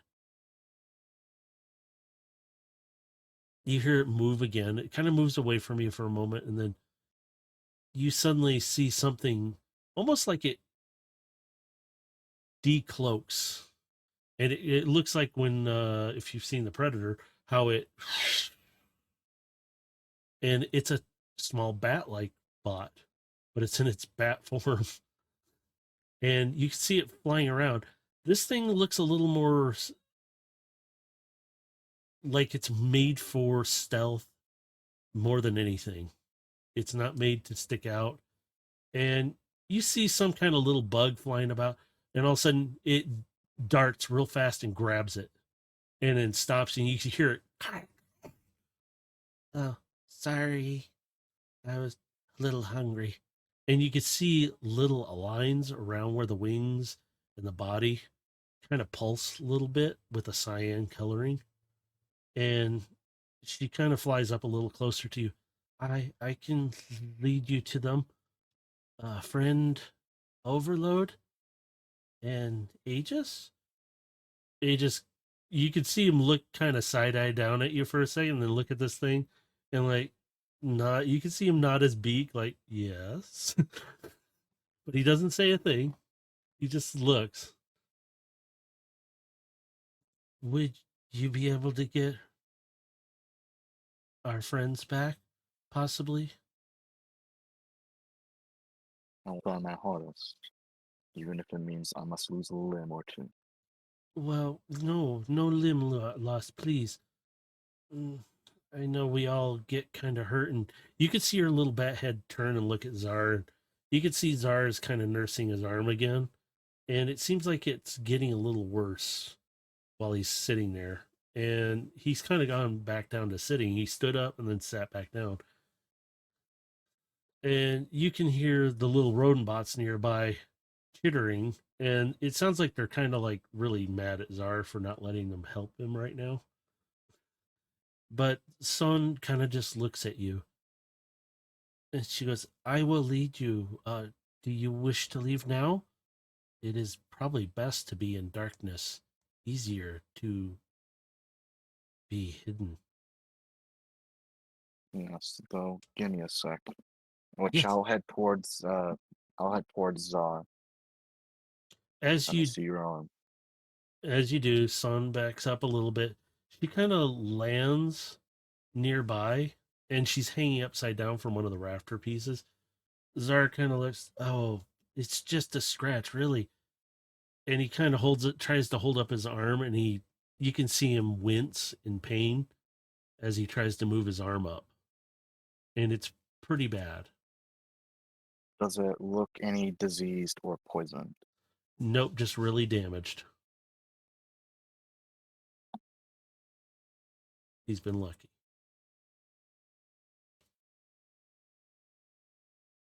And you won't let them help you? We have our medics here. There are healers. It will just take me some time. And I should be, what as you say, new is good?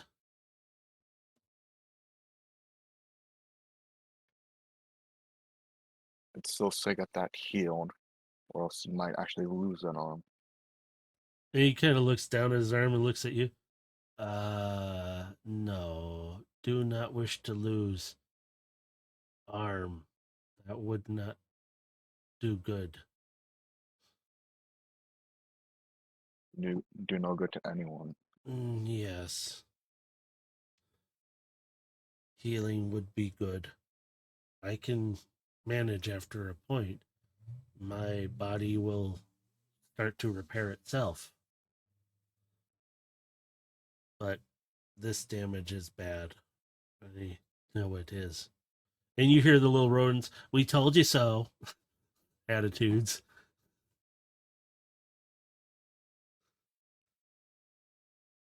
You see one of the rodents, though, not walk over, but kind of waddle over a little bit and get closer. And you see it kind of stand up and you see it put its little paws out and it starts to try and heal. And it's not much. And in your optics, you can see this happening. It's very slow and it's not going to be perfect. It's the best they can do. At least my teachings weren't a waste.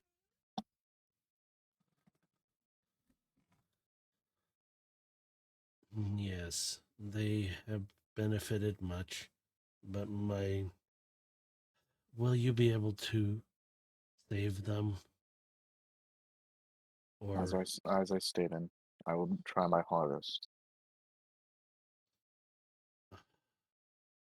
very well. We will leave it to you.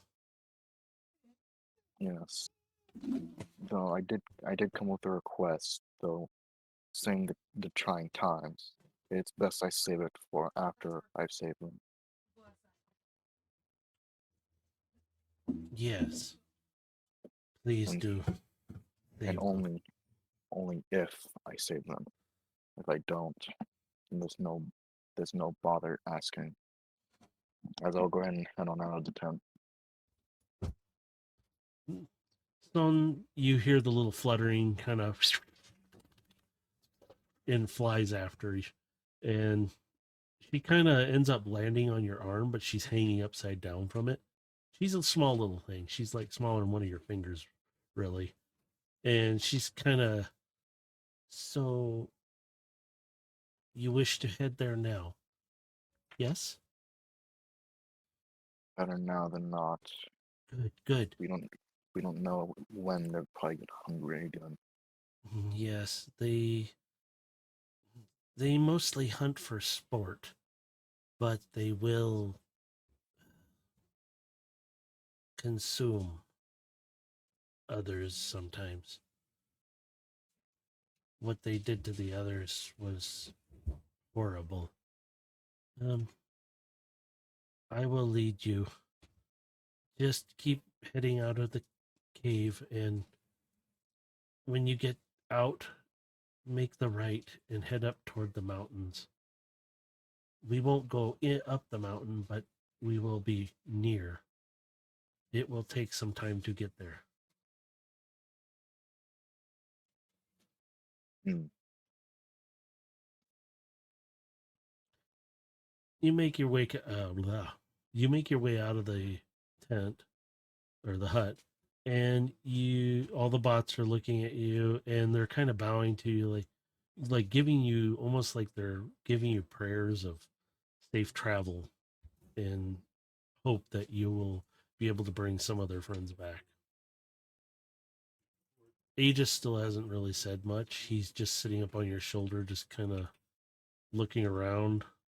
You do notice a little feeling from him that it's sadness and like just a little bit of anger in there.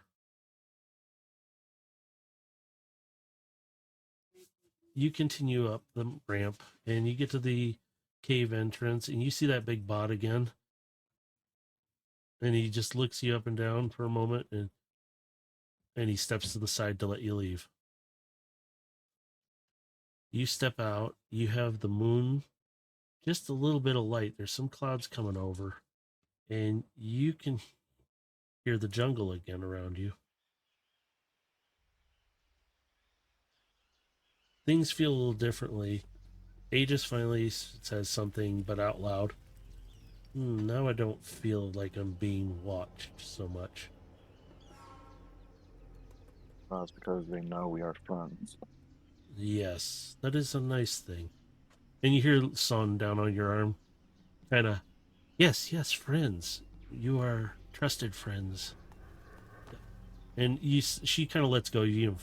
Starts to flutter up and kind of is fluttering around you, but you notice she kind of shimmers in and out every once in a while. And she goes, "You are very big bot. How you become so big?" I was made this way. Oh,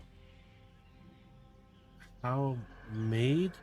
And she kind of starts leading you the path up where you need to go.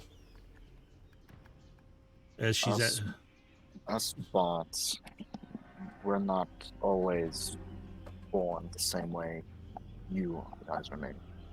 no, Some of us are born naturally, some are born in factories. factory. Interesting. We have other way, but it might be similar to the way you are created. Uh, we are how do you put and she kind of is trying to find her thought, and she's thinking as she's fluttering about, and she's kind of hang on, hold here for a second, and she makes you guys stop, and Aegis is like, what is it? And she's like, shh.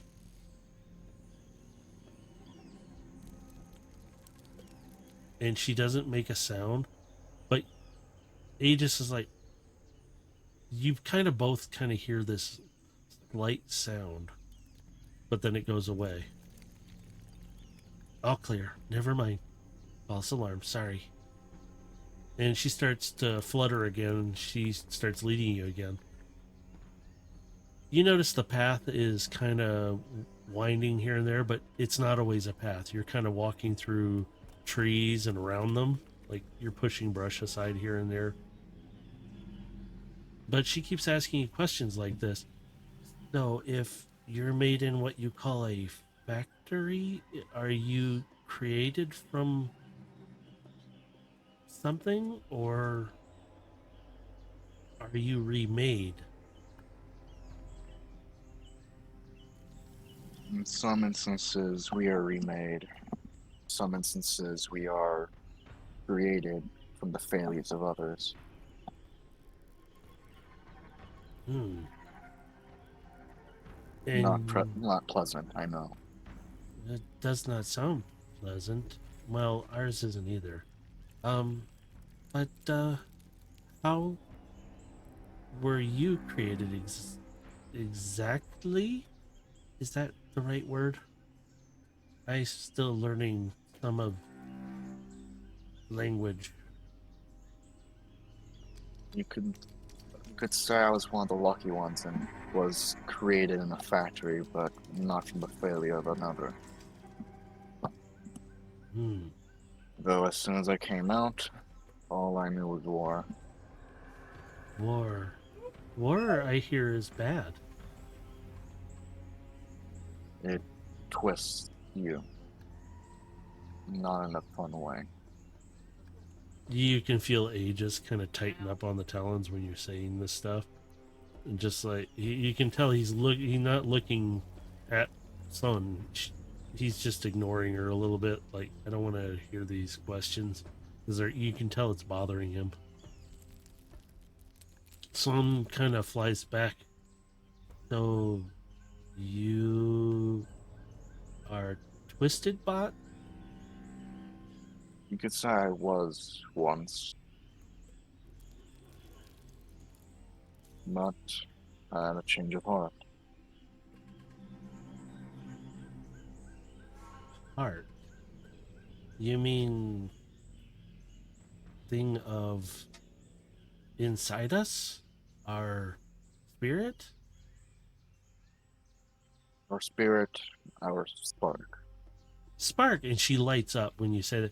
Oh, yes, that is from Old World Original Home before we were all brought here. Or at least we ended up here. Yeah. So Spark. So we have sparks. And she's looking at you and Aegis too. And like back and forth. you could say that's what gives us life. And so without it, we are simply a husk. Oh. I need you to make a perception check. You will have advantage with Aegis. I need to do. Oh, sweet. You I all. don't need no ages. Yeah, I was gonna say, never mind. But you all three. She stops dead in her flight. You can see her wings suddenly. They start to flap a little differently, but they're quieter. And even you hear Aegis telepathically talk to you finally. Do you see this? I can't do that. And it's her wings seem to almost like they're slowed down, but she's able to maintain her flight. But it's like whisper quiet. You can barely hear it.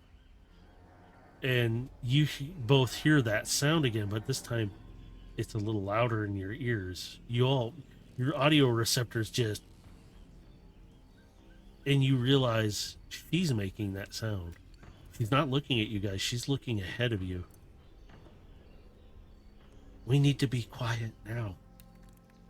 And you notice she kind of lowers herself down in flight, like she's trying to stay out of sight. We Yeah. may be closer than I saw before. Stay here for a moment, and you suddenly see her completely cloaked. You guys can't see her anymore. You just hear the light flutter, and it's gone. Very quiet. And then you guys, Aegis sitting there on your shoulder, he goes, "Should I be in bot form for this?" You may need to stay in your eagle form. Yeah. Maybe getting to the air might be better, but I can't do what she did. No.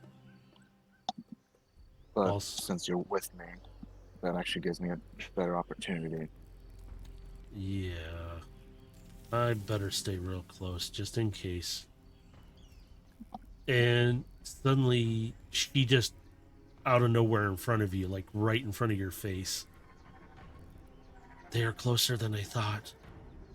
They must have only traveled so far. It looks like Arya has, and she kind of looks around for a second, put up a fight.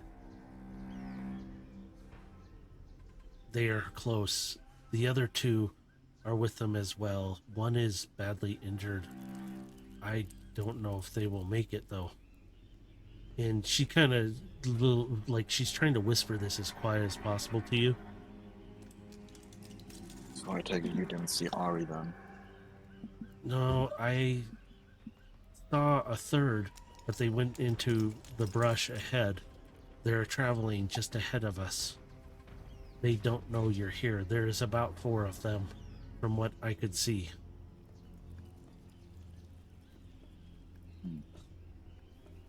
So it seems they're probably coming back from their hunt. Yes, unusual. They should have been back to their grounds by now.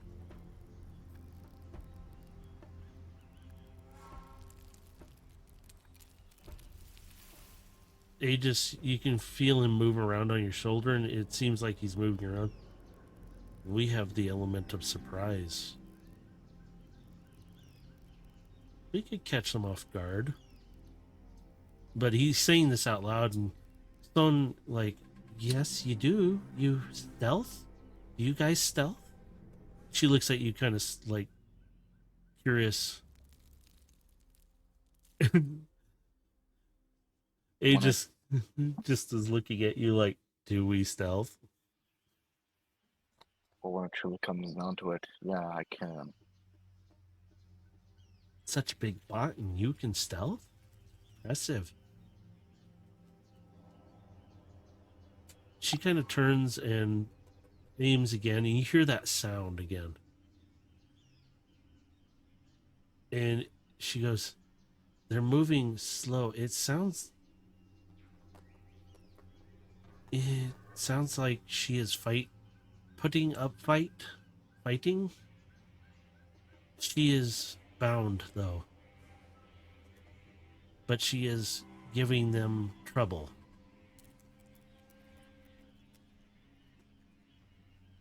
It doesn't Then sound good. we should catch up to her then. Yes, soon. They have hit her a couple of times now. All right, well, let's kill them, and they'll bring us to her then. I will go up and watch and come back down. And you see this tiny little bat disappear again and flutter out of sight of you guys.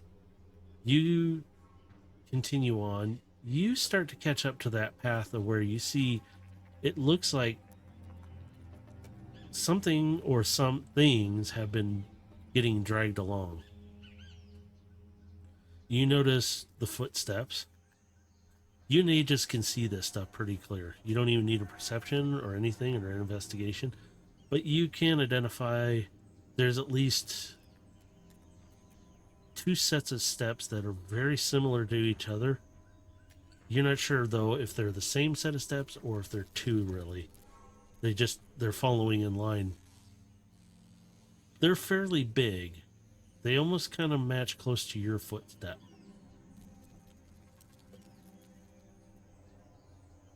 You do see some bits of energon here and there, as it looks like somebody is bleeding out energon. And it doesn't look like a good amount. Like, it's too much.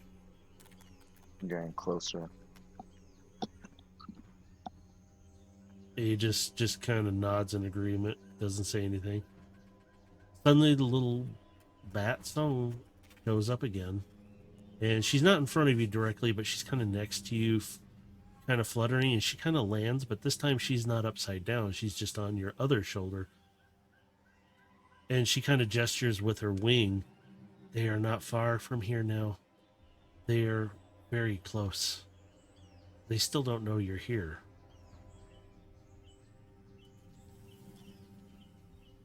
All right.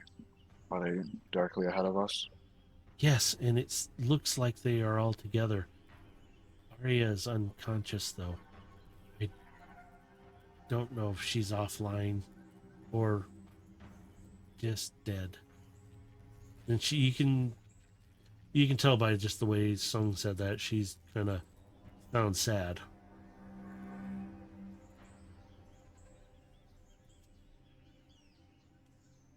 Aegis kind of turns and looks around a bit. You might need me as a shield soon. You can feel some tension building in him, like something's coming, like something's gonna happen here. So, you've done your part. You can head back now. Okay, I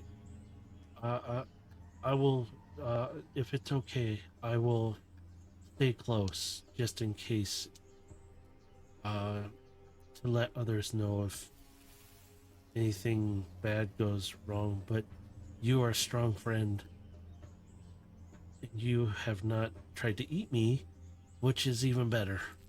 And you can hear Aegis start to laugh a little bit, like he's just, yeah, him eat you. Okay. But Sung just kind of stands there. Would like maybe to talk more to you sometime, but stay friend is more important.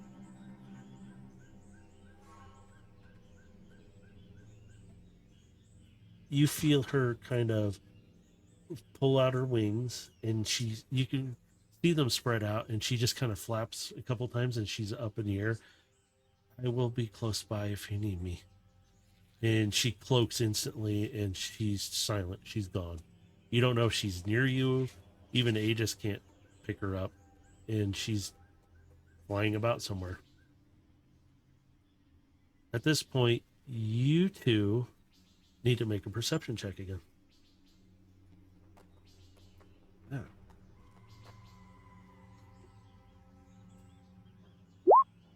Anyone? Very nice perception. You don't need ages. You guys are pretty close. You start to see what looks like light.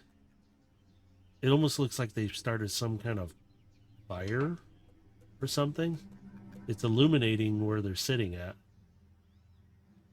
And you hear the forest in it, but you hear one of these large bots. I could go for something to eat right now. And it sounds like he picked something up and dropped it. Maybe not this one. It looks a little, well, weak. And you hear the, like, what sounds like this hissy sounded one. Hey, leave it alone. We are to take them back to camp and we will eat them theirs. Understands? And you hear, fine, whatever. Maybe just a little nibble. And you hear that shh. And you hear the other bots, oh, you've done it now. Aegis. Yes. He's just looking straight ahead, watching them. I'm going to get this party started. When I do, make sure to get everyone to make sure they're safe.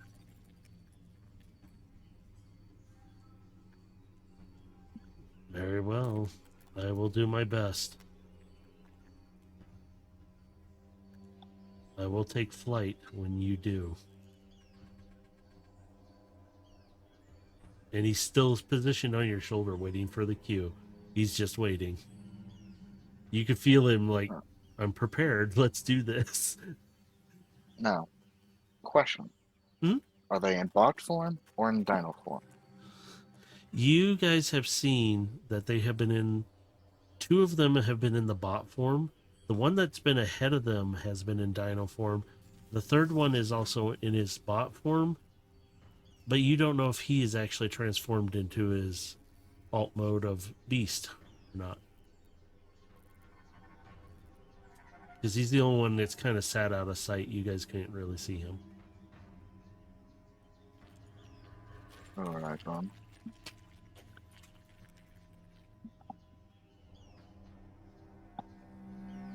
how far is the closest one? The closest one is about 40 feet from you. The other bigger. The other big one, about the same size, is just on the other side of him, about 10 feet away. So they're really close to each other. The other two, you can see the other one is a pretty large lizard. He's not as big as you.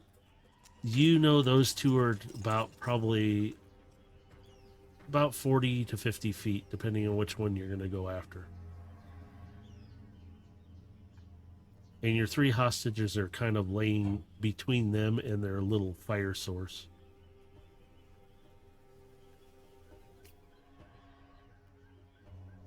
I should have described that better, sorry.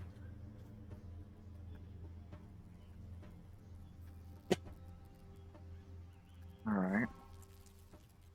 Then I will go ahead and approach as close as I can. Do you want to do stealth? You want to try for stealth?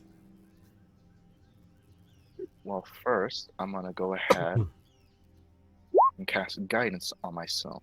Oh, okay. That way, at least I have somewhat of a bonus. Okay, that's cool. Nice. Not gonna help regardless.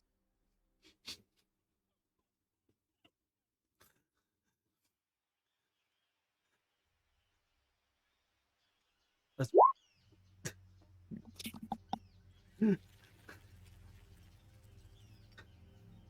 You... Oh my god. I'm assuming you're going to try and take a step forward at this point. So And I'm just going to step forward. you step forward and you kind of step on like a branch going across, and it snaps. You can kind of hear, what was that? And you hear the other big bot.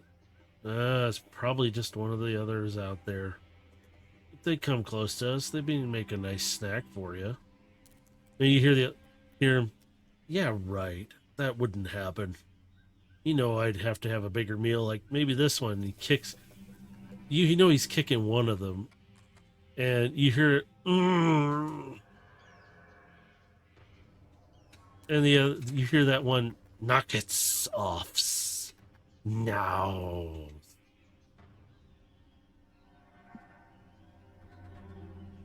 Go check it out.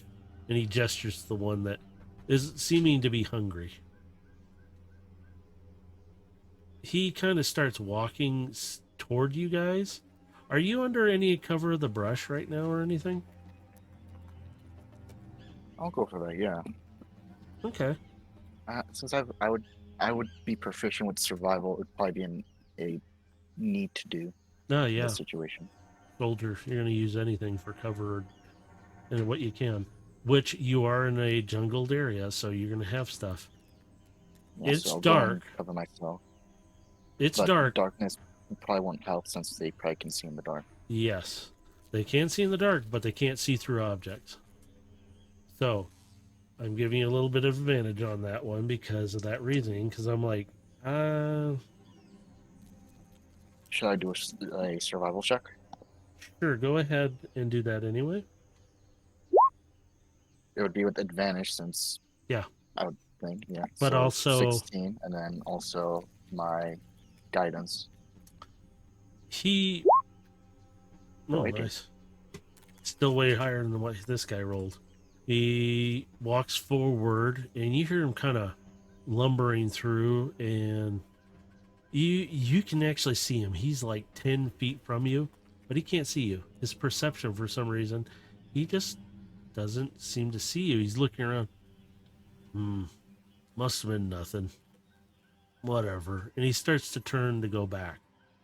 When he does, can I go ahead and I guess it would be a grapple? Okay, so you need a strength check, right? It would be a strength check, yeah. Okay, let's do strength. You should be able to. Yes, you 23. definitely grapple him. He doesn't see it Yeah. coming, so you have an advantage definitely on him right now.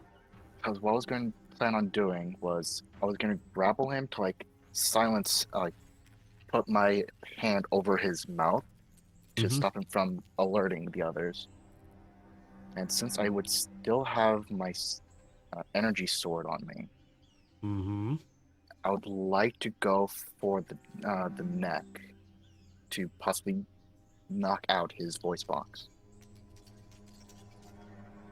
Okay, so you're gonna try and knock out his voice box with your energy sword. So you're gonna need to, what is that roll? It's just like an attack, right? I would think so since he failed the strength check, so Yeah, I'm able to strike. Yeah, he did. Well, actually, because he failed, any attack on him is a either. Well, actually, no, I'm the one attacking him. If it was anyone else, it would be a Right now, given. you still have advantage anyway because he didn't see this coming. Because anyone that attacks him while I grapple him, it's an automatic hit. But since I'm the one grappling him, I would still have to roll to see if I hit. So advantage 23 So, yep, you got him. with the 25 to slashing. Ouch. So, where you said you're going for the next, the voice box? Yeah. I will say with that, you definitely damaged more than his voice box, though, because you're specifically going for the neck. You pretty much sever the voice box plus a little more, and you see his optics kind of shut off, and he's limp in your arms right now. You didn't Now I'm kill him; gonna you go- just offlined him. And I'm going to go ahead and drag him into the shrubbery so that way his body isn't going to alert the others. All right, that's perfectly fine. you hear after a moment, you hear the other large bot. Oh, did he like get lost out there? Hey, get your butt back here. I ain't carrying these all by myself. And you hear, go finds him. Probably got hungries. Fools. All of yous. And you hear the big bot. Why don't you go get him then? I am's the ones in charge here.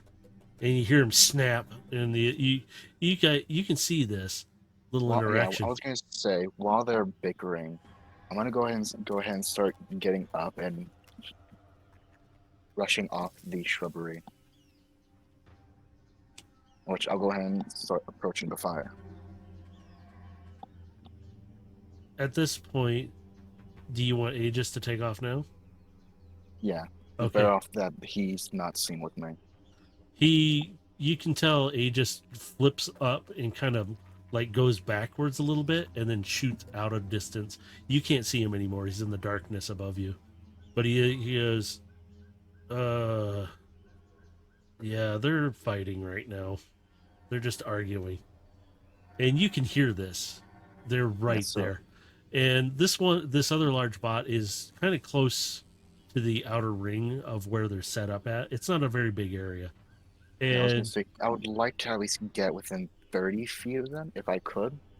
right now, I'm going to say you are within 30 feet because you have moved already. You are in 30 feet range already. All right then. Hey there, boys. Whose are yous? Where is. Never mind. I'm Yeah, assuming you've ate him for your hunt. And what? Who are yous? And you see this other bot who seems to be in charge. He's not too big, but he's in charge. You see the other big bot has turned to you. Who are you? Where's did you kill him? maybe not. Who's to You say? can hear him growling at you. Just and you see the other bot kind of has got up from its that it is like it was laying down, so it's standing up and kind of trying to get up. As you notice, it looks similar to the other one that's hissing, but it doesn't say anything. It's just looking at you kind of wide. Its eyes are wide open, looking at you like, "Where did you come from?" I would think that I have some of his energon on my hand, yeah. You will. But I can definitely say that as I'm like messing with the energon in my hand, you could definitely say it was enjoyable. As You I'm flicking it onto the ground. you see the other large bot transform into a. He's not like your design of dinosaur. He kind of looks like a smaller T Rex. He's not real super big, so he's not even as big as you are in his alt mode. And you see the two smaller bots in that they're all looking at each other. You will pay for taking him. Oh, does puppy want to play too?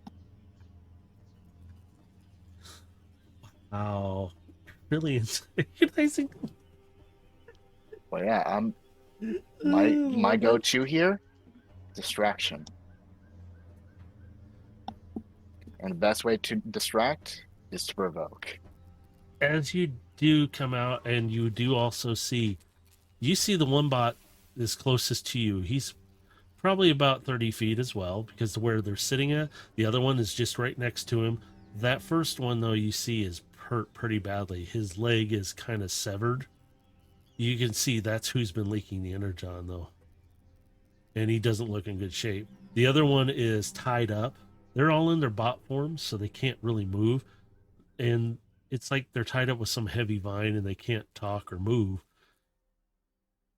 And then you see Arya, who is about 40 feet from you, and she's unconscious.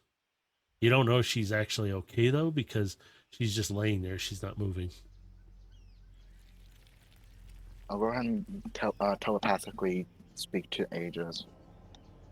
when I get them slightly away from the others, check on Arya to see if she's still alive. If she isn't, try to revive her. On it, boss. And you hear his tones kind of gotten gravelly, and he's just like, you can sense this anger now. Like, I'm gonna screw somebody up if they do something. But you know he's close by, and as you are standing there, you notice that the one bigger bot has moved to your what would be your left side, trying to flank you a little bit, and that other bot that's quiet has moved around to your right side, as the main one that's been hissing at you is kind of more approached you a little closer. So now he's more like about 25 feet from you, as the others have kind of stayed there 30 feet. Come on. Are you really gonna take forever to attack? I'm only one guy. I don't even have my weapons out. Yes, you're right. And the first, that one that's hissing, he takes a step forward like he's going to attack you, but he doesn't move. He just kind of stops there to distract you, as the big bot on your left starts to make his move toward you. And you just hear the, I'm going to tear your arms off. And he starts charging at you. And I already rolled for, Bonus action, Misty Step. which is really good that you did, because he tries to chomp down on you. In which I'm guessing it's the one from my left that goes ahead and tries to charge at me. Yep, that's the big one. And the one in front of me is still 25 feet away. Mm-hmm. I'm gonna teleport right in front of him. God. And as soon as I do, just boo. He startles and kind of, in his dino form, fumbles backwards and kind of trips over the fire a little bit and lands back a little bit, but he's still standing. But he you can tell he's fallen over in startled amazement of that you're right in front of him, and you scared the crap out of him. And he just got knocked prone. So, gotcha. Rocket fist. Oh my god. Oh. Ouch. Right into the ground. He goes down, and since he is prone and he's at a disadvantage, he takes that hit hard, and you hear him oomph, and it's just, that's all you get out of him. And he's just kind of like dazed and confused right now. You hear that other large bot kind of moving up behind you and trying to take another charge at you. Let me see if he even gets anywhere close to you.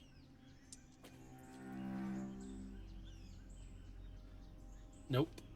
He gets up close to you. He tries to take a chomp, and he literally, you just kind of moved enough, he misses you completely. The other small bot, who is very confused right now what's happening, because you just appeared from one spot to another, is still very confused and doesn't know what to do. There we go. With the new bot in front of me now. Who's hurt? Man, I thought you guys would pull up a bigger fight. But I guess you're all talk and no bite. As I'll go ahead and prepare another rocket fist for the big guy. Double 14. Wow. But that will not hit him, though. So you swing and you miss, because he kind of steps back away from you a little bit, just to make that happen. Which, another, faked ya. And you square him with 10. He kind of takes the hit and kind of comes back like, and you can hear him growling again. Smite. Ouch. You're really hurting him. So you do a little more damage to him. He doesn't expect that, and he kind of shakes it off. But you can see you've scuffed him up a bit. The Come other on, little give me a reason to use my weapons. the other little bot is still not attacking you. It's kind of you noticed it's kind of stepped back away, like I'm not built for this. Look, like I'm an attacker, but I'm not this kind of attacker. Show me how much of a predator you are. The hissing one is still down. You dazed and confused him so badly. The big one, does a 19 hit you? Uh, I can't remember. Considering I don't have Aegis, it would, yes. Okay, so he's gonna take a chomp at you, and for about 20 damage, and he kind of chomps down at you, hits your arm, and while this is going on, and you're just getting that bite happening for that first one, Aegis is like, she's still alive. I can save her. Uh, this is going to take a moment, but I need to get them free too. The other bot that's not injured, he's awake. And at this point, nobody's really paying attention because they're focused on you. Aegis has transformed into his little bot form and he's moving between them and he's cutting free the second bot right now. He goes, this is going to take a moment. Yeah. Free the ones awake, and then they can help you get Ari. That won't hit you. Does a 17 hit you? I think you're higher than that. 17 would meet. Okay. Let me. You- I shall cast Field of Faith. Oh, that's right. So now it won't hit you. Let's see, last one. That if you're doing that right now, that one won't hit you either.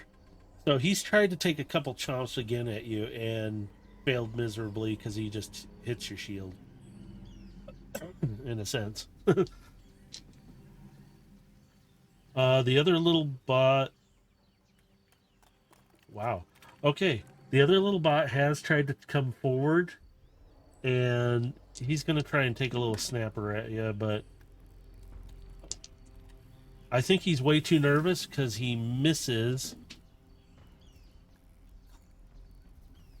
He's such a weak little one. He misses all 3 times. I think he's just nervous. He doesn't even. It's like he's just trying to do intimidation snaps at you, and misses you every time. That was embarrassing. Let's see if he. Oh my God! Does he? Wow. Okay. Somebody's still down on the ground. You knocked him out, I think. Jeez. Come on. I'm starting to get disappointed in you guys. That big bot's getting much more angry now. For someone who's so proud of being predators, you can't even take on one small guy. Who's not even using his own weapons to fight you. What an embarrassment. That big bot is getting so angry at you. That other little one that's like kind of next to you is kind of looking at you like it's slowly taking steps back, like it keeps looking back toward the jungle like, I'm gonna make a run for it. This is stupid. I don't know why I tried to attack you. Look. So one's trying to run away, yeah? But one's backing up? Yeah, he's backing away. He's like thinking. Command. Halt. Okay. He doesn't have a high. Oh, even if he had any kind of advantage on that, he's halted. And you see his optics like, I can't move. I can't move. Who said you could run? You hear that little.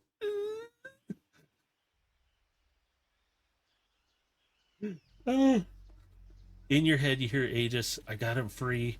He's helping me get the injured bot and moved over toward Arya. We're trying to get her awake, but she's not waking up.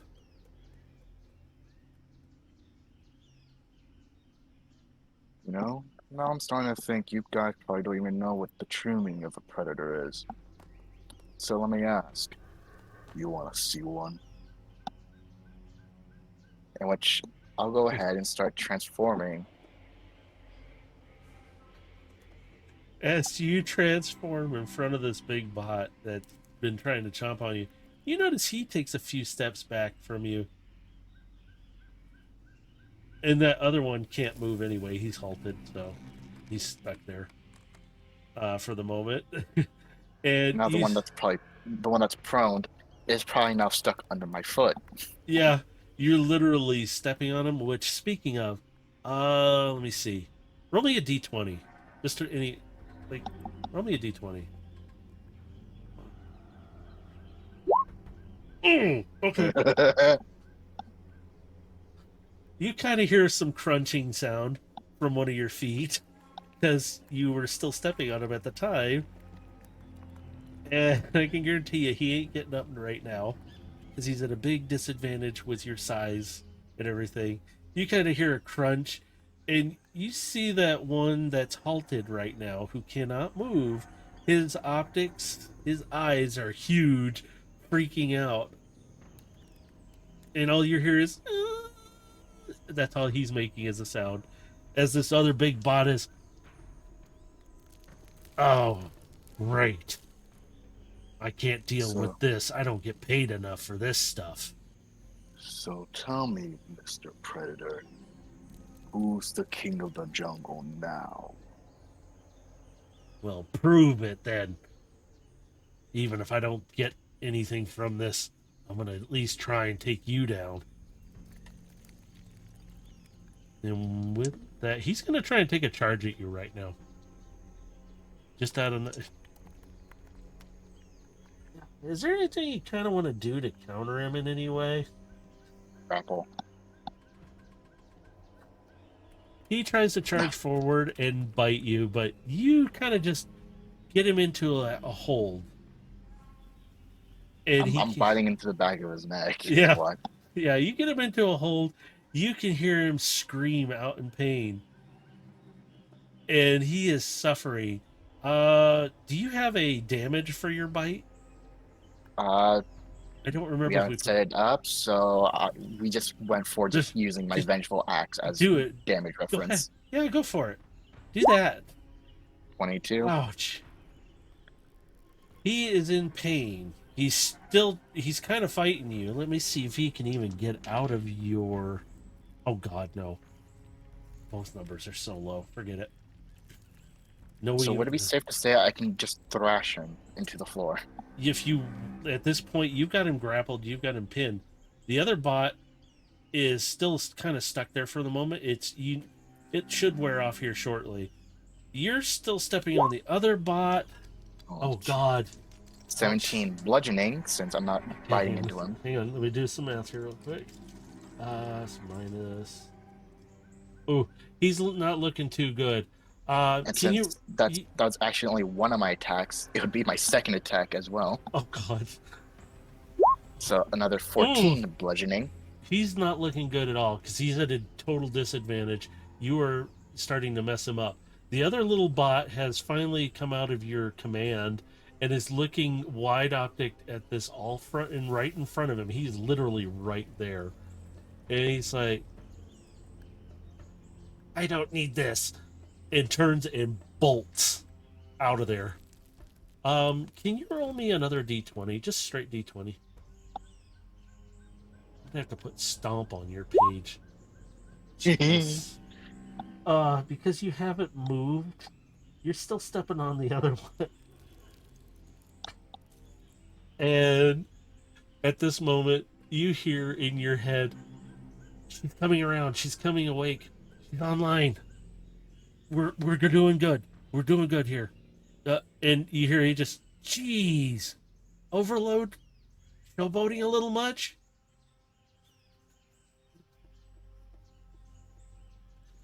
Just need to show them who's boss. As I'm actually going to go ahead and just drop the guy now since he's heavily wounded. You drop him down, And just as you do, that same little dinosaur comes running out. They'll kill me either way, so I'm going to try and take you down. Starts to lunge for you, but suddenly you hear this loud subsonic sound that just is so loud, though. And this thing gets launched backwards away from you. It's coming from somewhere just in front of you. And as that happens, you see this little dinosaur go fly off, and little Nice bat job, Sam. that little bat dematerializes in front of you, or like uncloaks in front of you, turns, help friend, right? Please don't eat me. Because she sees your big maw sitting in front of her. I haven't gone feral yet. Oh, good. I'm glad I could try and do something. I just felt like I was useless just flying about. That's all I could really do right now. And you hear, Overload? Is that you? And you hear Arya from behind, and Sung, she's awake. And you see Aegis kind of aiding the one that's really injured right now, and he's healing as much as he can. You can see him look up. Now that you've kind of dealt with them, you still got that big one, but this one's in bad shape. I've healed as much as I can right now. He's kind of real serious. Arya kind of stands up, a little stumble, and she's in her bot form. But she's like, "Is that you?" And she kind of, you see her optics blink a few times. I'll go ahead and meet her gaze, and then I'll turn my attention back to the carnivore. And she just is in awe just seeing you again. As Sung kind of flies over, she meets with Arya. They're kind of sitting there for a moment watching you as this bot tries to, because you've thrown him down, he's prone right now. I need you to roll me another d20, by the way.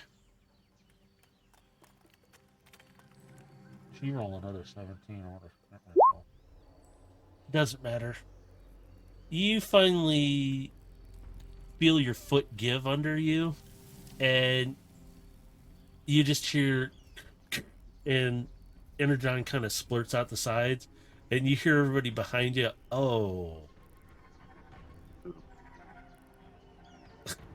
As Energon kind of splurts out the sides where you were standing. Didn't actually want that to happen. Arya just like, that was cool. Like attitude comes off. That was impressive, Overload. And you notice she's not talking like the others right now. She's talking more of a regular, like Cybertronian almost. And she kind of turns her head and she's looking at you. Very impressive. This None of them carnivore. Fine. You win. What do you want? My head? You've already crushed him, which I'm grateful for, but what about my brother?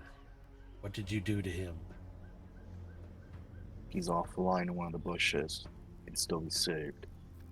He's not dead? And you see his one eye looking up at you because he's laying on his side. No, I didn't want to kill you guys. As I looked back down on my foot, that one was actually an accident. You did us a favor with him. And he But just kind of like, he was useless, but my brother is not dead. if I was to have a request for being the winner here, hunt somewhere else. You see his eye, just that optic eye looking at you, and he looks around for a moment. Agreed. I will do so. I will collect my brother and we will leave here. Oh, Also, if you don't mind him not talking again, I could heal his voice box. Why would you help us? I may be a soldier, but I'm not one to separate brothers. You can kind of hear Arya object to this for just a moment, but then she shuts up when you said that. I know, contradictory. He transforms into his bot form. He's just laying there on his back. Not looking very good, though. We will move to another part of the planet. We will not hunt them. We were ordered to come here. Yeah, and whoever ordered you, if they do decide to hunt here again, give him a fair warning. Next time it will be his entire tribe. He's still laying there. He looks up. We're not even a tribe. They're just hunters mostly. They're lost. But I will take my brother and we will leave. You said you could heal his voice. Yeah. Which I'll go ahead and transfer back to my bot form. The other bot starts to kind of get up, but he's struggling really bad because you hurt him pretty good. And you can see the marks on him, even in his bot form, that you've left a lot of damage on him. And he kind of looks at you. You are much more honorable than the rest of us have been.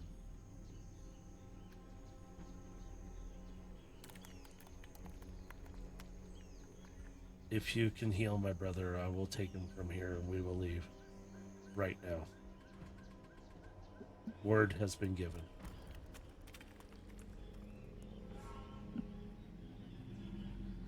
Yeah. He kind of walks over to where you left his brother at. You wanted to heal his voice box? Are you going to use anything for that or speed it along? I'll just go ahead and use Cure Wounds on him.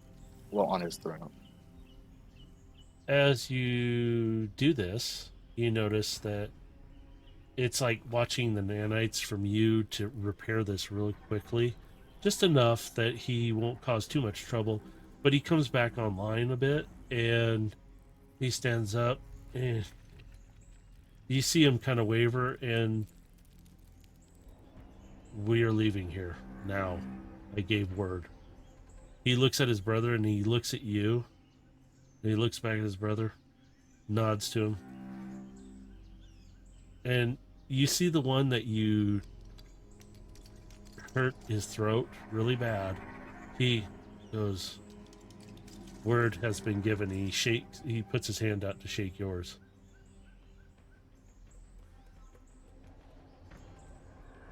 I'll go ahead and shake his hand. You better have been worth the trouble. As my other hand will most likely be clutching near my spark. He looks at you, he looks at what you're doing. He nods, he lets go, and they just both walk off. Within about 30 feet from you, you see them both transform into their dino forms. Not in the greatest shape looking for one of them still, but they just kind of run off in a direction. Arya kind of approaches up next to you. Why did you let them go? They are predator. They will just come back, won't they? They probably will, or that I would change of heart. You could say I was a predator once as well. But even I had that change of heart. Yes. I can see that. Though, at the same time, as I would assume Overlord would probably be having a harsh not harsh breath, but like stagnant breathing. What's it called? I'm trying to think of the word and I can't think of it. Um, In a sense, losing air. I'm just gonna say it like that. uh, hyperventilating. I don't know if that's a word It's I'm thinking. close. I would say close enough. Just haggard breathing a little bit. Haggard breathing. That's what it was. As his voice, his breathing starts to be a bit haggard. As I would assume mentally, I hear a crack because I broke my own.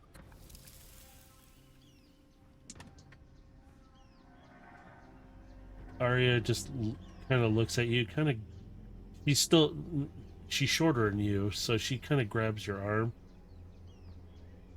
Are you okay? I am sure, but for what I was, I am no longer. For my oath has been broken.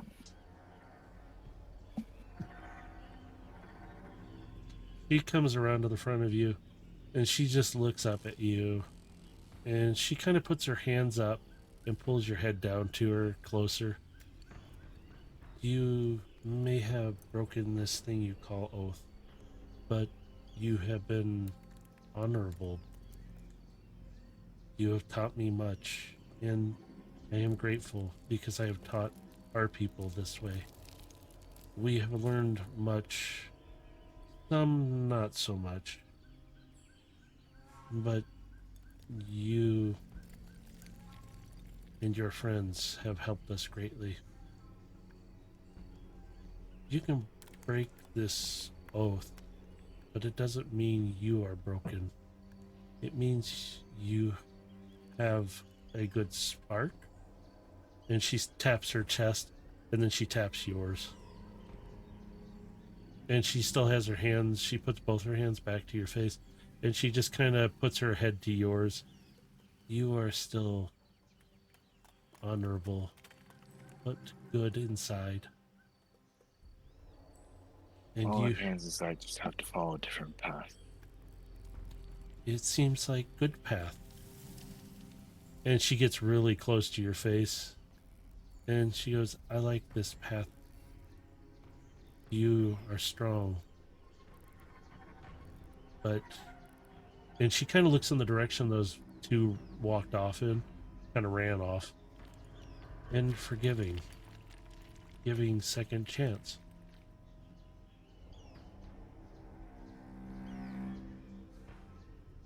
And she just kind of still holding your face at this time.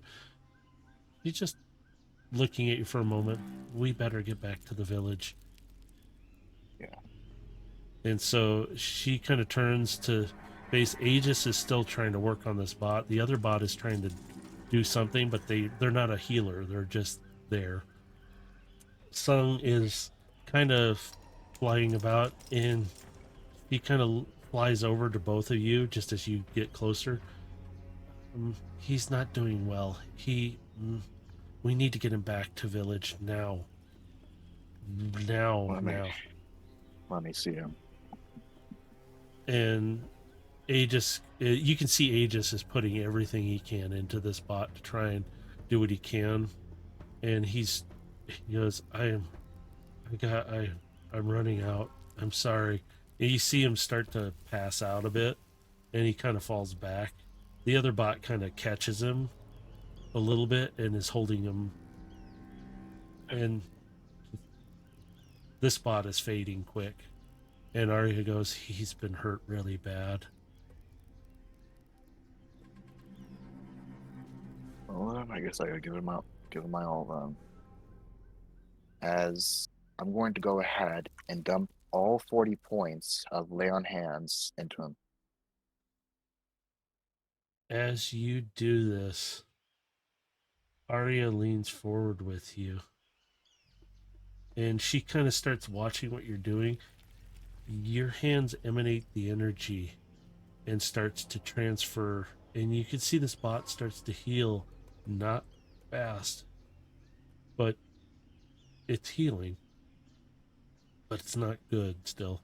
And she puts her hands out and kind of does something similar to what you're doing, and suddenly her hands start to glow. Not the same color as you, but her own color of this almost like a deep green coming off of her. And the bot suddenly, it's like doubled up in healing speed.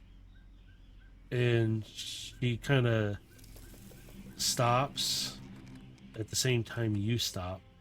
And she kind of, what happened? And she passes out.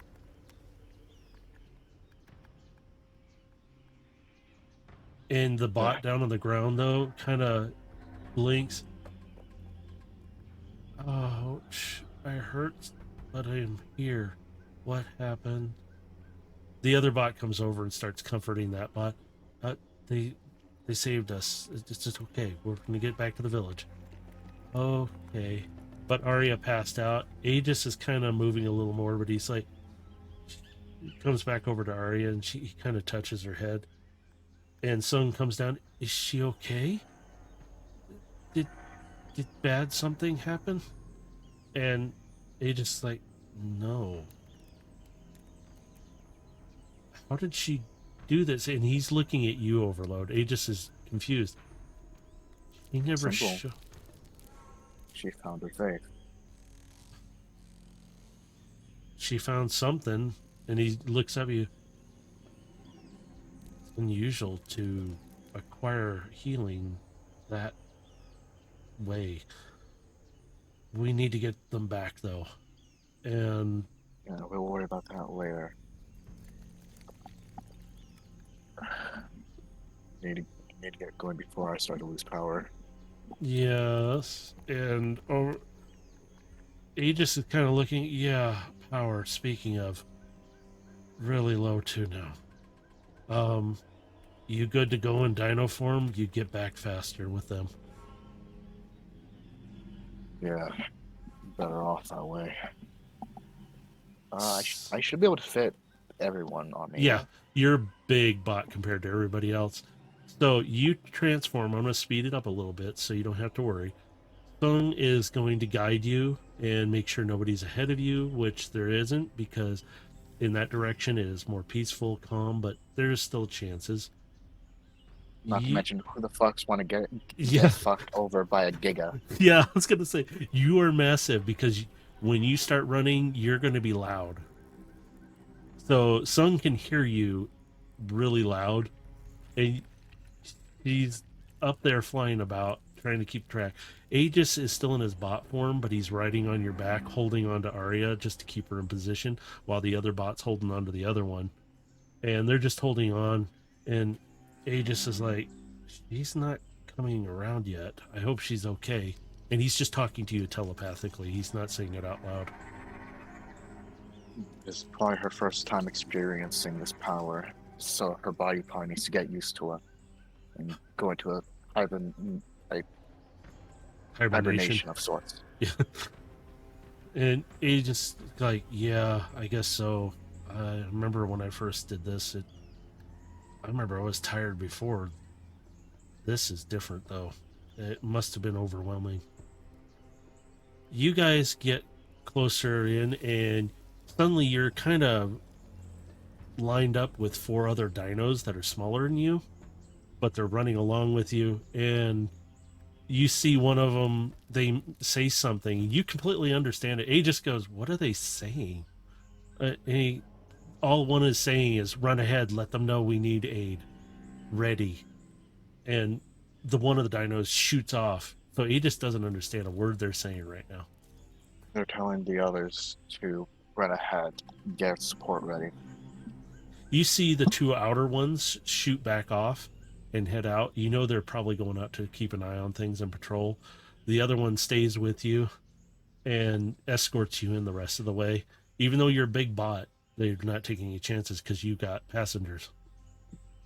You get back to the cave. That one that was at the entrance literally takes its arm and blocks the water as you come in. and kind of ushers you in real fast. You get down into the cave. They literally have everything ready and going. They're waiting for you to get down there. Zar comes out. His arm looks better. Still looks a little cruddy, but he's able to move it. You brought them back alive? Is this possible? I should not have wavered in my faith on you. I am sorry. As you move about and they get Arya off your back and the other bot, they check out the other bot as well, but they move them all into the medical tent. They take Arya more to her own hut, though, and set her up. And the little rodents come out and they're talking to Czar, and you don't really hear what they're saying because they're not really talking loud. But Czar's kneeled down listening, and he stands back up, and he realizes Aegis is in his bot form because they've really never seen him in his bot form. And he kind of double takes, and he's looking at him because he's down at their level. And Aegis realizes, oh, hi. And Czar and all these other bots start to kind of gather around and crowd in on him. He's like, hey, please, no touchy kind of attitude. Look at, and the other bots are just like, you can see they're sniffing him and looking at him. And it's like one bot that's probably just a little bigger than he is kind of gets really too close for comfort for his liking. He's like, hi, as it takes like a long, deep sniff of him and kind of doesn't back away from him, just kind of stays there looking him over really closely and sniffing him. A little help here, Overload, is all you hear.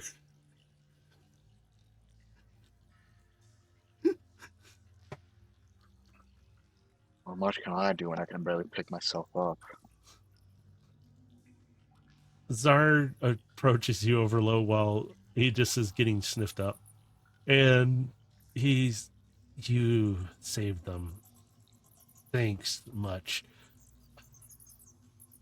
What can we do for you that you have done for us?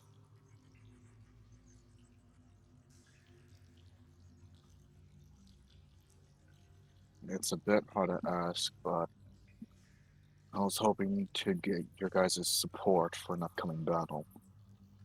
Battle? War? Yes. It's a bit complicated to say, the least. May need But to talk to all for that. Yes, but to put it simply, someone wishes to destroy life as it is. You can see some of these other bots are nearby are hearing this, and you start to hear whispering going about as they're listening to you. And there's only so much that me and my group can do. So you need our help? Yes, though I don't expect all of you to agree, since you would be putting your life at risk. And it's not even guaranteed if we succeed either. But you have helped us. We have implemented much of things that you have brought us. We are producing much energy now. Speaking of energy, she is weak right now. She needs to charge. Yeah, she experienced a phenomenon that allowed her to heal. He puts his hand up to stop you. I know. She is one of our more special ones. Why I have taught her much that I have known from my time. She asked for you before she was laid down to rest in charge. I will talk with the council and give them all the information. It will be all of us who decide what we want to do. I know some will not want to fight, but I would be honored to fight with you. And as he says that, you see these almost like rocket launcher laser guns transform out of his arms and off of his legs. They still know how to use these. And he grins at you and he transforms them back out of sight. And you see a couple others that are large walk up and they do the same thing. They have staffs that are not normally just a staff. It looks like a wooden stick, but it's not. Turns into a battle axe. Not as fancy as yours or Aegis's, but it's still, they have all these weapons. But I will talk with all. The medics here are grateful for what you've done to help heal as well. They are small, but they try. And you and your friend here, and he kind of looks down. Aegis is like, this one bot that has gotten really kind of clingy to him has started like grooming him in a way. And Aegis is looking at you, help me.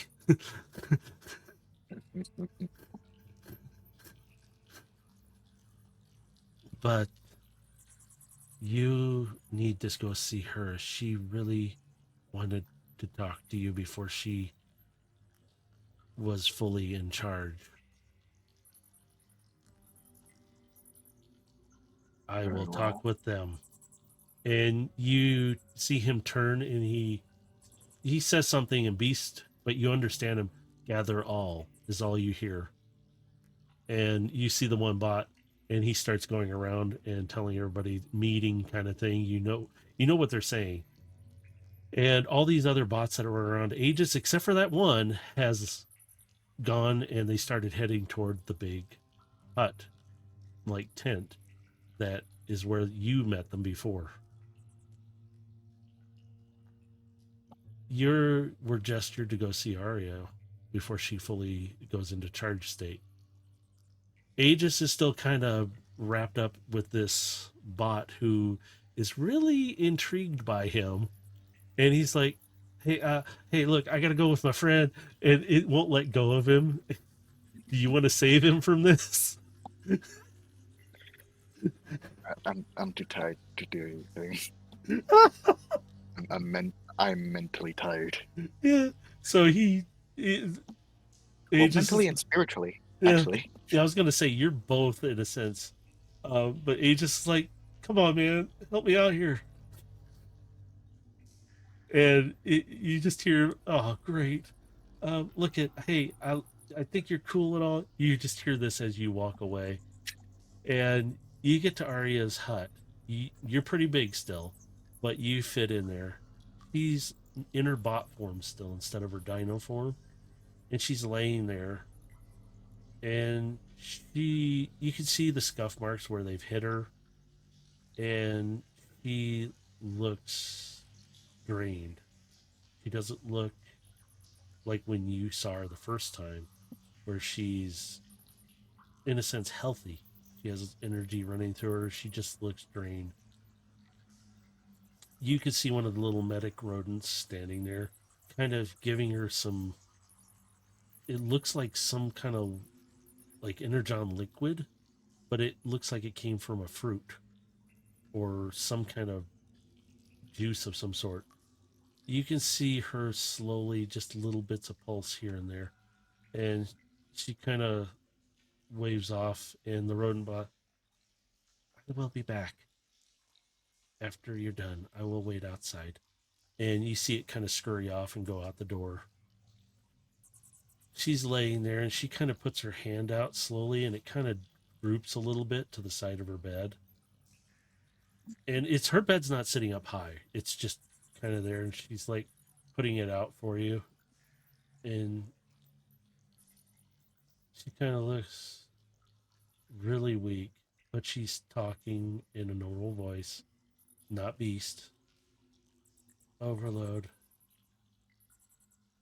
Oh yeah. What happened to me?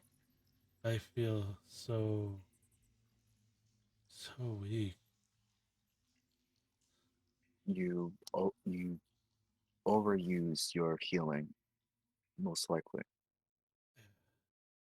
I didn't know I could do this. I just watched what you were doing. Yes, which we feel great promise.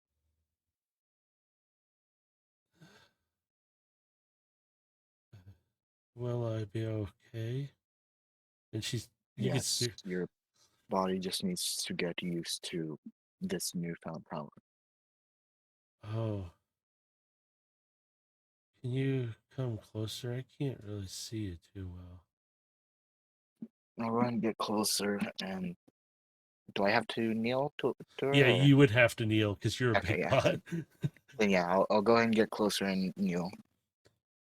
It's like, she's looking around. She goes, and her other hand comes up, and she's trying to. It's like she can't perceive her depth, so she's reaching out, trying to touch your face. And are you really there, or have I I joined? am here. Oh, I can. Yeah, we can go to the other side. Yeah. Okay. Can you come a little closer in there? I'm really having a hard time seeing you. And her arm drops for the moment, and she's just kind of laying there for a second. You think she's gone offline to charge or something, but she's just so weak. So I'll go ahead and get closer. so you're pretty close at this point. She opens her optics. Oh, there you are. Those big, beautiful optics. And she starts acting a little funny, like it almost seems like she's a little drunk. She kind of puts her hand up. You're such a good bot. And she takes her hands and grabs a hold of your head and kisses you on the cheek. Thank you for showing me everything. Go kick there. And she goes offline. She's the little robot comes in real quick because she hears something happen, and she goes, "Oh no! Oh wait! Oh oh okay. I will take care of her. I think she overexerted herself, and Yeah, I will watch over her. Uh, I will make sure she is okay. keep up the good work then. Always." And does kind of a cheesy thumbs up to you, and kind of, this is good. Tells you that. And you can see the little bot start to take care of her and starts to kind of give her a little bit of this juice, even though she's offline in a sense. But she starts giving it to her. You see her pulse again here and there. And things kind of become really quiet. And you hear Aegis telepathically, this isn't funny.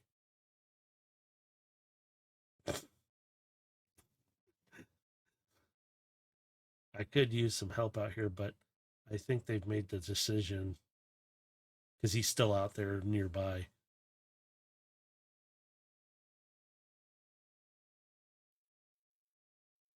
Do you, You, do you feel safer if I put on your shoulder? at this point, Aegis is like kind of pried himself away from this other bot, and you're seeing him like, whoa, like, you got my number, we can talk. Let's. And this thing is kind of smitten with him. He kind of likes him a lot, and but he just kind of walks over closer to you. Is she going to be okay?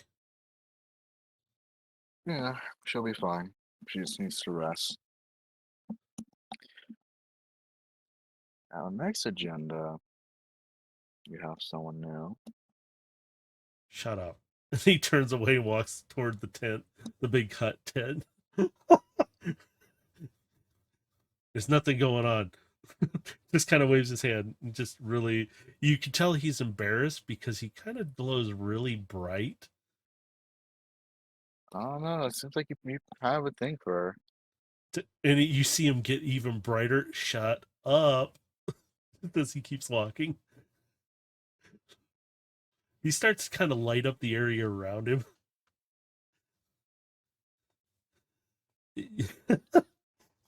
As you guys get closer to the tent, though, you hear conversation. You hear what sounds like that one timid one arguing, why should we get into the fight with them? We did nothing to that. Whatever they're having an issue with, it's not our problem.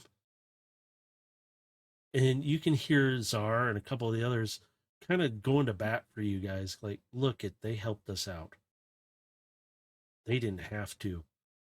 And it's really, they're justifying everything. We don't have to, but we don't all have to go either.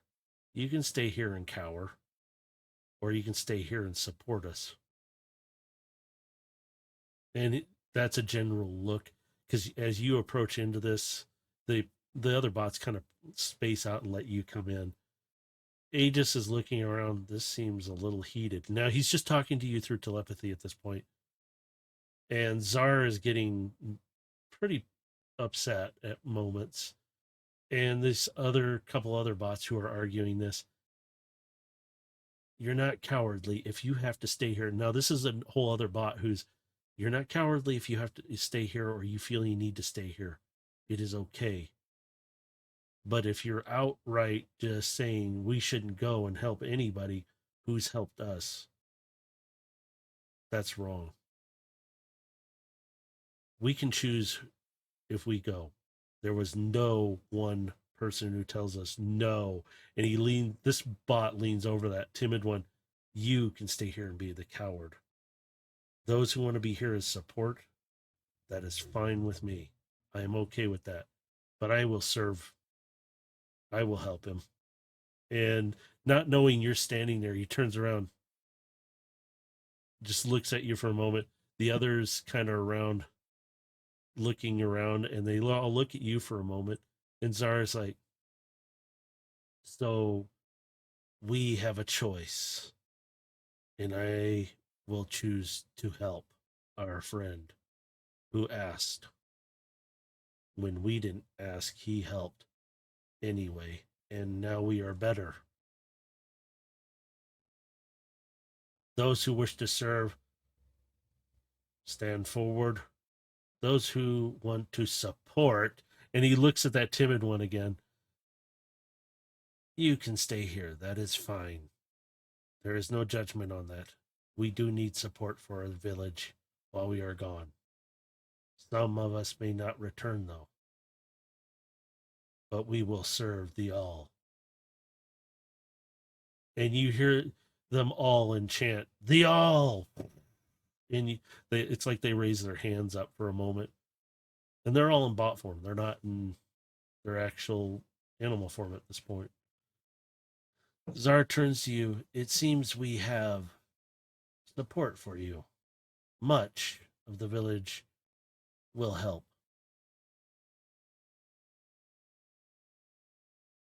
Well, let's go that. I'm at least getting some support, though. I wasn't expecting most of the village itself. Well, what our village is, well, how do you put it? Hidden. Secret? There's a lot of us. We just don't all show ourselves at once. And Sung, yeah, all at once. And she uncloaks in front of you and then recloaks again and then uncloaks again, like jokingly. And she's smiling when she's doing it. And she kind of flies closer to you and she kind of lands kind of right in front of your face on like on your chin almost, but she's holding on with her wings and she just hugs you. New friend. I like big friend.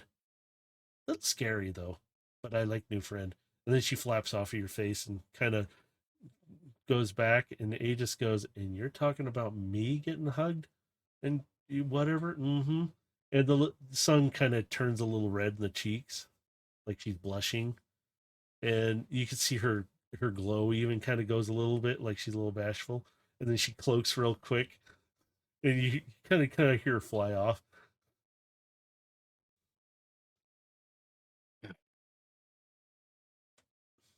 Then I must thank all of you then for choosing to support me then. When you Not need just a me, nope, go ahead. not just me, but this entire galaxy. When you need us, call us. We will come right away.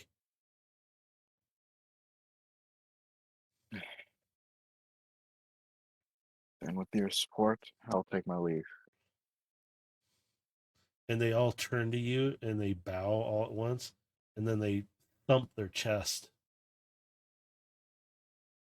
But they do it in a fashion that is palm open, and it's like they're patting it, and they bow again.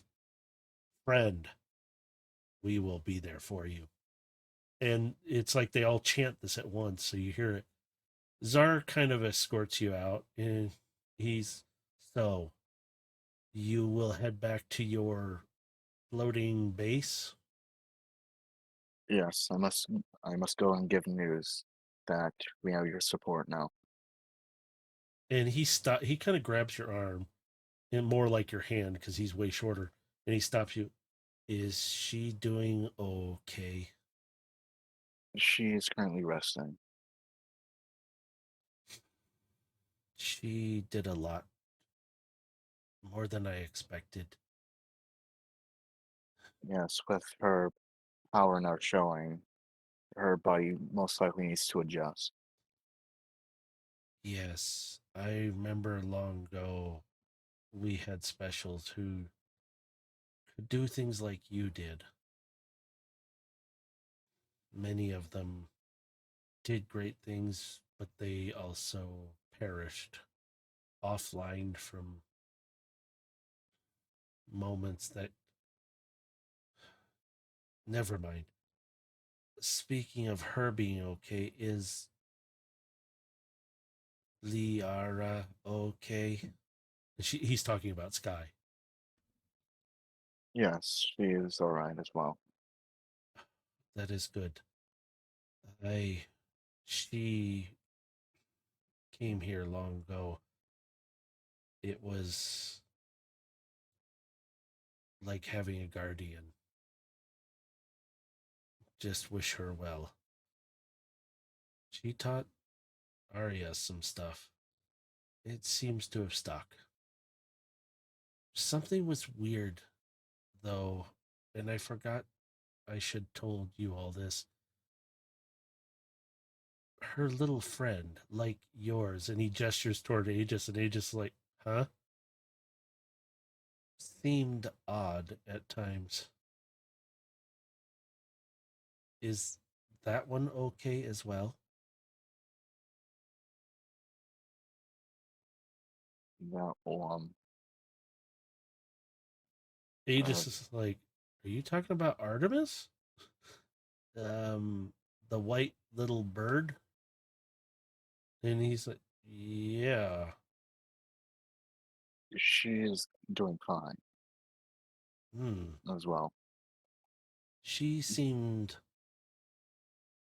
unusual. Whenever Liara came, we noticed that bird one would not always be nearby, would stay her distance. Hmm. Maybe it was just us. But I am glad to see you both new friends. And he leans down to Aegis, puts his hand out to shake, and Aegis kind of looks at him. Friends. Okay. And he kind of shakes like, and Aegis is not glowing as bright as he was before. that one bot kind of walks by and does a wink toward him, and you see him kind of brightly glow. And even Czar kind of just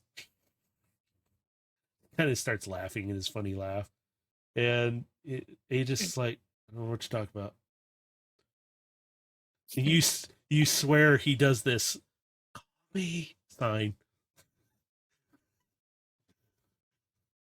but you guys don't really see it. So. Zara goes, well, you know your way around here. Do you need an escort out? No, I got someone that can help me. Good. We will see you soon. I must Yeah. go attend to everyone.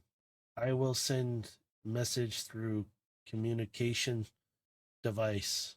And he holds up a little device that you guys gave him a long time ago. And he goes, to let you know she is okay. Thank And you. you're welcome. And safe travels. And he turns to walk away and go. You can see he's starting to head toward like where the main hut is, but also a couple other huts where they are doing other things, managements of different things, producing of other stuff. A just kind of looks up at you and goes, well, you got support here too. This is good. Yeah. Well, Which I'll go ahead and turn away because considering I know how oath breaks work, I'm just gonna go ahead and quickly call up Varish. All things done here. I need to pick up. you hear Varish intermittently. It communicate. Bridge will briefly open. Call soon. And it's just static in between the whole time. You're trying to hear this, and it's like something. A just kind of looks at you. That doesn't sound right. What's going on?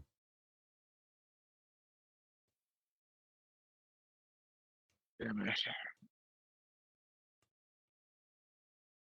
Nope, nothing's happening on there.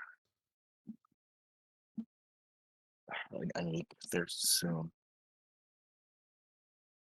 So, do you want to make your way out of the village? Yeah. So, I will speed this up a little bit. And you get outside, you go past the sentry. You see the couple of dinos the one who escorted you in, and the other one that was kind of there, but it stays back in the foliage. And the other one is safe travels, friend. And it turns and runs back into the wooded area along the path, and that you lose sight of them real fast. A just goes, they're not really responding, but Varish sent opening up gate in a few moments. And he's kind of looking at his arm console.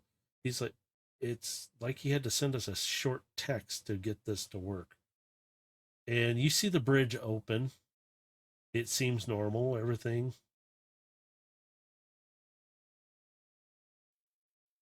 He just, I need hmm? Go ahead. I need to charge. As you step forward, you notice as you guys are going in, Aegis goes, something's a little weird here. And you guys are walking through the tunnel.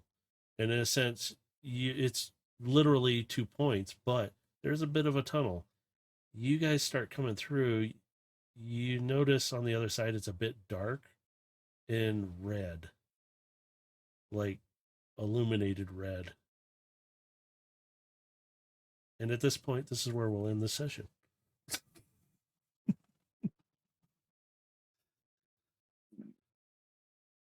Yay. So I will stop recording now. Part 3, Void Striker, who will be played by Baja, or the Potato Lord himself. I'm sorry, my liege, my potatoiness. Eat the potato. Enjoy the potato. So with this Void Striker, you have just been put through, or at least sent through the space bridge to Velocitron, where you and Scamper, he's in your chest, right? Yes. Okay. And did you take anybody else with you, or is it just you? Is as far as I'm aware, just me and Scamper. Okay. I'm like, I don't remember if Addie went with you or not, because Addie I is just- still in the Black Station. She Yeah, is just- currently working with Drift on whatever they're doing. yeah, they've been working on the Requiem Blaster and a couple other projects together. They're trying to work out bugs on a lot of stuff, and also keep an eye on the little one who keeps getting into mischievous things still, at least getting around. Yes. So with that, you But before we start, I have something very important to do. what would you crack a drink? Okay, I see. Do I have my drink here? Yes, I do, just in case I need it. But as you step through the bridge, you're coming out the other side. The weather is not exactly great right now, and you can kind of hear. Oh, do we have some- a Velocitron ion storm? Well, it starts out. Whoops, wrong one. I wanted this one. Sorry. I hope that's not too loud in your ears. I Oh, had no, to turn- that's fine. I prefer them being nice and loud. Oh, okay. Then I'll turn it down. Hopefully, it's not too loud for everybody else who's listening to this. Eventually, here it's like, Well, for me, I am going to turn it down just a little louder. Yeah, because normally when you play it, I can barely hear it every time. And sometimes Yeah. I just don't hear it in general. Yeah, I actually try and keep it down to a certain amount because I don't want it to be super, super loud. Yeah, that's fine. You gotta make sure everybody's heard, but luckily with me, I have a naturally loud speaking volume. So as you step out, you come into this least thunderous boom that happens, and you see the light sky alight with lightning. You see out further, you guys can hear the boom, and Just right there just shows you're used to the group because you just said you guys. yeah, I know it's everybody's there. Yeah, but nobody's there. It's just you and Scamper. I'm talking about you two. Yes, I do consider Scamper a separate entity to you at this point, but he is still a part of you. I know this, but at the same time, I still consider him. Well, this Just is one of the 'em. true Scamper, so he Yeah. is his own entity. We're just Yeah. linked. Yeah, he's just he's still part of you, but he's not a part of you. There we go. Enough said. The way I view the true Scamper is he's the command module for the other scraplets. That makes a lot of sense. He's the scrapper in charge. But anyway, you step out, you can hear races still going on. You see some, it's kind of, Of course, even the it's- apocalypse would not stop races on Velocitron. yeah, nope, there's not going to be stopping. You hear races, you see some aerial races going on as well during this time. And it seems like they have made a challenge because the lightning is striking through. You can visibly see a couple racers get hit by lightning. One of them kind of goes down. Like they're not going to stop a race because of lightning, but they're going to make it part of the challenge as they race through rings and such. You hear other races going on. You hear the cars, and they just keep going on and on. Wouldn't surprise me if there's some Formula One Transformers out there trying to literally outrun lightning. And it's raining, of course. Sorry, I forgot. I don't know why it's not letting it type Yeah, over, that's- but I'm going to have to keep an weird. ear on it. Yeah, It's Mm. fine if it runs out. You've set the premise. I know Yep. it's raining. but it's nice to have sound too. So it's Yeah, distracting my background other. noise is really nice. Yeah. So you step out. You're not like directly in the city. You kind of pop out one of the space bridge ports. It's one of the smaller ones. It's made for just general population to come in and out of. The space bridge behind you has closed at this time, and Well, first thing I'm going to do is step away from it and out of the way because I don't need to be in the way if somebody else is going to come through it. that's very polite of you. Bot comes along, shoves you off the platform. No, I'm kidding. You probably shove him off the platform at this He point. goes to shove and falls back through the space bridge. Yeah. Hey, what the what? As you are looking around, you do see the cities around and in Velocitron are still lit. It's just got this haze from the rain, and you can see it's kind of looks like it's almost washing away some of the grime, the oil, the grease. Just seems kind of nice. Your sensors are picking up the smells, and it's kind of a nice smell that is cleaning the air almost too. But the lightning, you can hear it. It's loud. It's here and there, and you can see out in the distance those lightning flashes still happening. You kind of get an idea that the weather's probably going to get better shortly because you can kind of see that it's passing. But right now, you are in the city of Velocitron, just coming down off of that space bridge port that you just came through. Where would you like to head to first? Any particular place? Uh, I like to go to perhaps a local joint, perhaps where the aerial bots ex-seekers would probably go hang out, flyers. I'm not going to go in vehicle form because my vehicle form would be too slow for these Velocitron roads, so I'll take the walking route. And I'd stick out like a sore thumb in my dragon form, so again, I'll stick to Oh, walking. yes. On Velocitron, they don't see too many Beast things. formers. Yes. So you'd be a big attraction if you did that, like very big. But as you come down the platform, a bot appears. Hello, sir. Visiting? Business? Pleasure? Business. Ah, may I be of assistance in guiding you to any particular place of business, or is it a specific place you would like to go? And I'm he's looking for a hangout spot for aerial bots and seekers. aerial bots, and you see him kind of look side eye up at you. Seekers. Any particular reason you are looking for that particular bunch?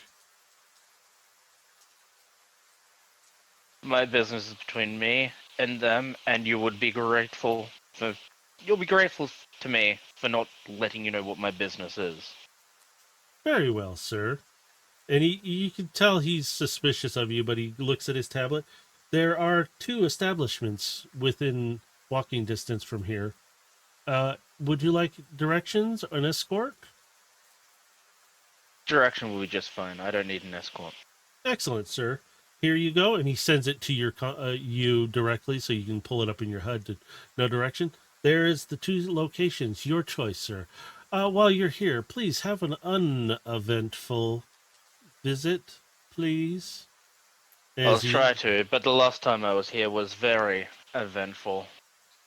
oh, I will mark you as possible liabilities. There we I'm go. talking about last time I was here, I won a race.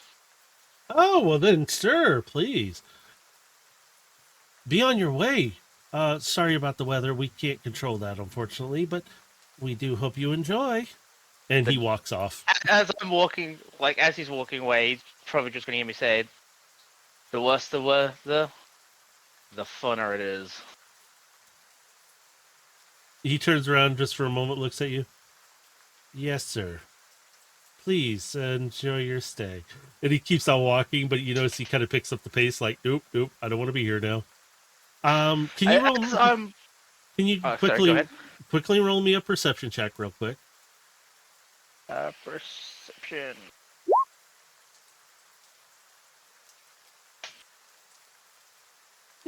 Okay, go ahead. Continue on. As I'm gonna start walking towards one of these places, I'm not too fussed where. I would like to get in contact with. I think it's Speedstar. Yes, you may. Yeah, I'd like to send her a message saying I'm on Velocitron and I would like some information. Are you sending this voice, text? Which is I'm it? sending it via text. Ah, you send this message that you would like to meet with her, and she pops on. I'm in the middle of a race, but I would be glad to meet with you. How about I will meet you here? I will send you a location, but keep it low key, please. And you notice the location is not too far from where you want to go for this, in a sense, bar. So All right. she will meet you there shortly. Yeah. Do you want to continue to the bar, or do you want to continue to her location? I will go to where she would like to meet. I am then going to enlarge, reduce, and disguise myself. Very nice. I'm Any going to make particular? myself smaller and make myself look like a generic tuner car transformer. Very nice. You start walking. Nobody really notices you do this quick change. There's just, it seems kind of quiet because the rain has kiboshed a lot of partying right now. Some bots don't care about the rain. They'll still dance. Some species love it. You notice it's kind of quiet. You still see some vendors are still open as you start to walk down the path. And you can hear the races, and you can actually see one of the races going on, the ground races. You can see they're drifting in the rain from your angle as they come around a couple of the turns, and they're flying. And you can see them coming around, but the vendors are looking up at you. Sir, would you be interested in this new servo? And you notice he's talking a little funny. And you got another bot. I have the best wares from the other side of you. They're trying to, do their business thing.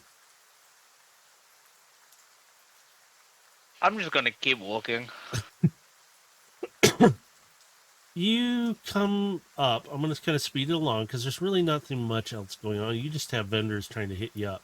Unless you were looking for something specific. On the way, You don't I'll need probably pick up some like Energon, like chips and dip and whatnot, and just continue on my way. All right. You stop at a quick vendor who is serving up some food, and oh, sir, please. I hope you enjoy.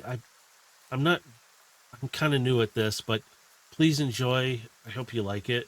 I don't have the best. It kind of looks like a hot dog cart almost, but it's got a larger umbrella on it. It's covering you from the rain, and it seems like a very small bot who's trying to do this, and I'm just doing this to get by right now. I don't have a lot, but I hope you enjoy the food. I made this just a special today. Tell me what you think of it. And they slide you over this food, and it looks like nachos, but the sauce, the cheese, the topping, it's glowing a little bit, like it's energon infused heavily, and they offer you a free drink with it to say thanks if you give me a kind of like, hey, let me know how it tastes. Yeah, I'll try his food here. So this little bot sitting there kind of eagerly watching it. And how does it taste? All right, could be a bit spicier for the toppings, but overall, pretty decent. Hang on, spicier? Do you like spicy? And he's looking at kind of like, I might have something. And he kind of... With that, I'm going to make a joke with my disguise. I'm going to like point to my shoulder where I've got like a dragon vinyl for like my alt form, and the head's right there on the shoulder. Oh, very nice. Oh, I see what you got there going on. You do like... Hang on. I want you to... You can have that on the house. Don't worry about paying me for that one. Here. And give me a second. And you can see him preparing like another type of nacho. He goes, these chips are special ones that I made up. A little more spicy on there, like you said. And he takes from a small container, he goes, this is a different kind. And he drizzles it across. You notice he doesn't put a whole lot on there. And he drizzles it around, and he puts the little ladle back in. He sets it back down in this little hot cabinet he has. He goes, take a bite of that and tell me how spicy you think it is. I'll how take you a feel. bite. All right, I need you to roll a Constitution. Constitution? That's I had to think. I'm like, what is it? Do I have advantage with this? Not really, because I you was gonna kind say of do. because dragon. Maybe, but no, because you're not in that form right now. Even though you are it, you kind of feel a real kick from this, though. And I it's- would like to do something that's like showy off. You know right. how some tuners have the exhaust like on the sides of them? I like to Oh. start blowing fire out those exhausts a bit. I'll say, yeah, go for it. And he's sitting there, whoa, oh, sir, I hope I didn't make it too hot. And he kind of panics a little bit as he watches I'm just this. gonna give him a smile and just go, perfect. Oh, excellent.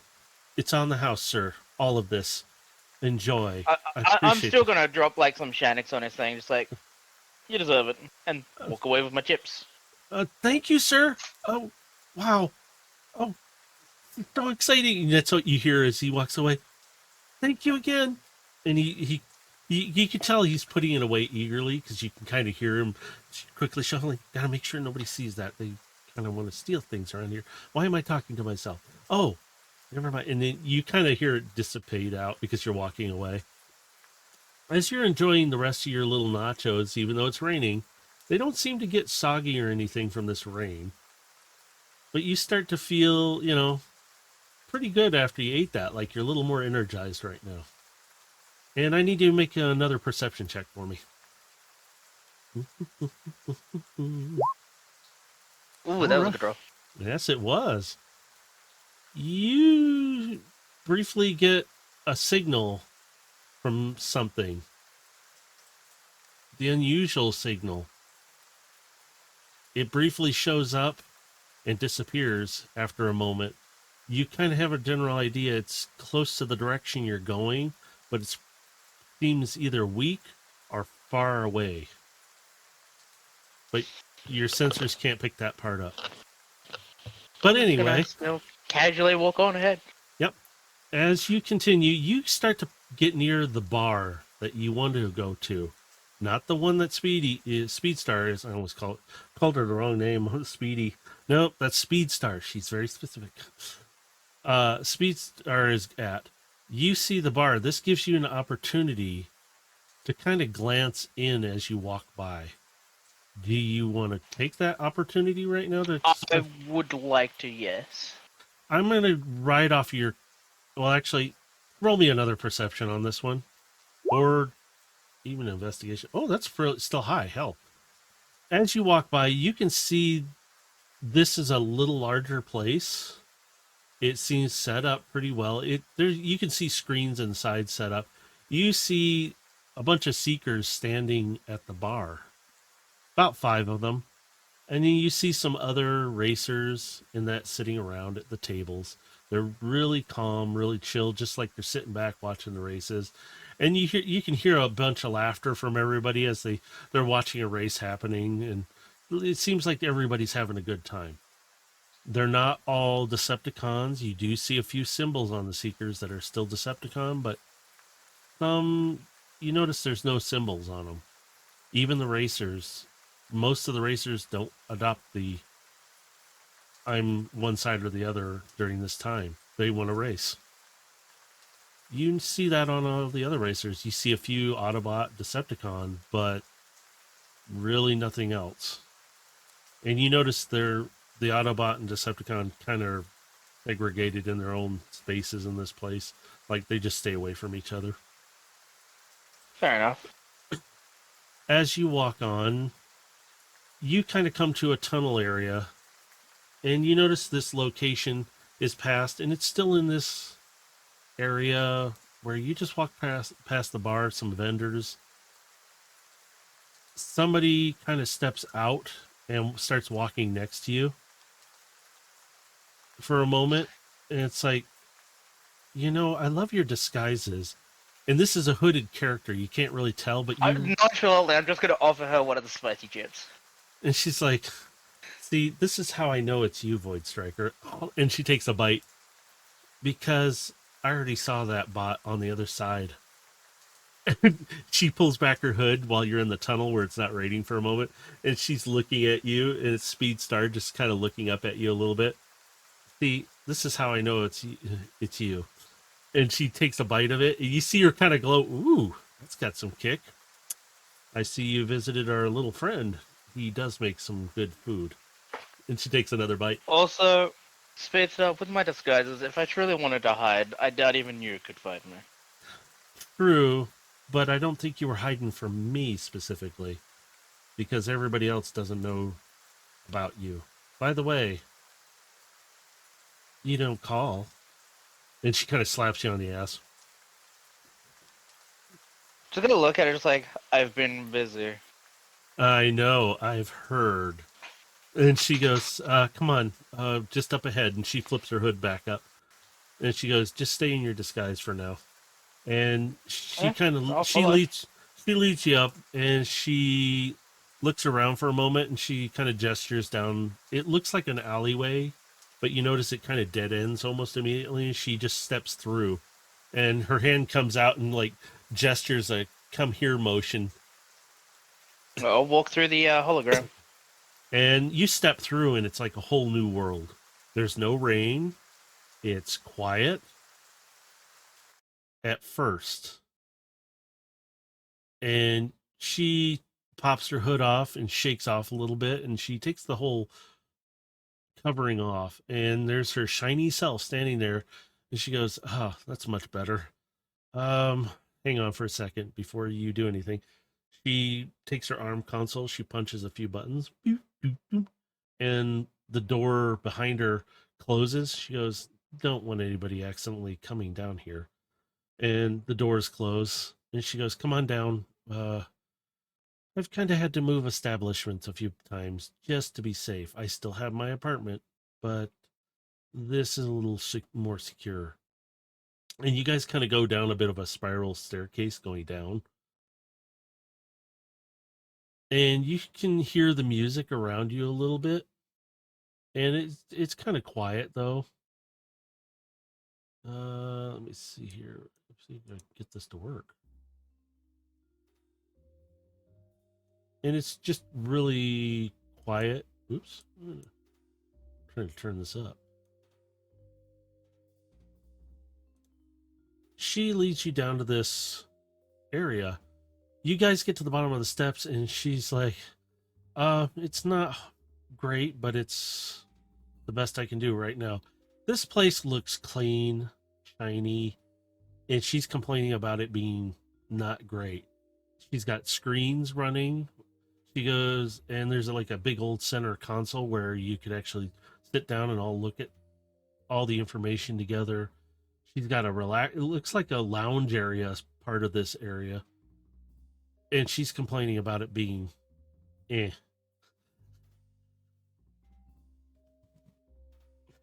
Hey, a personal preference.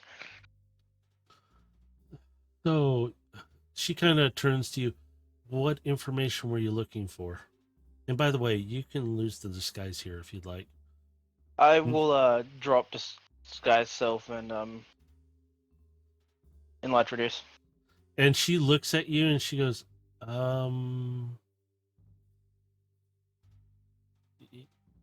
you look way different.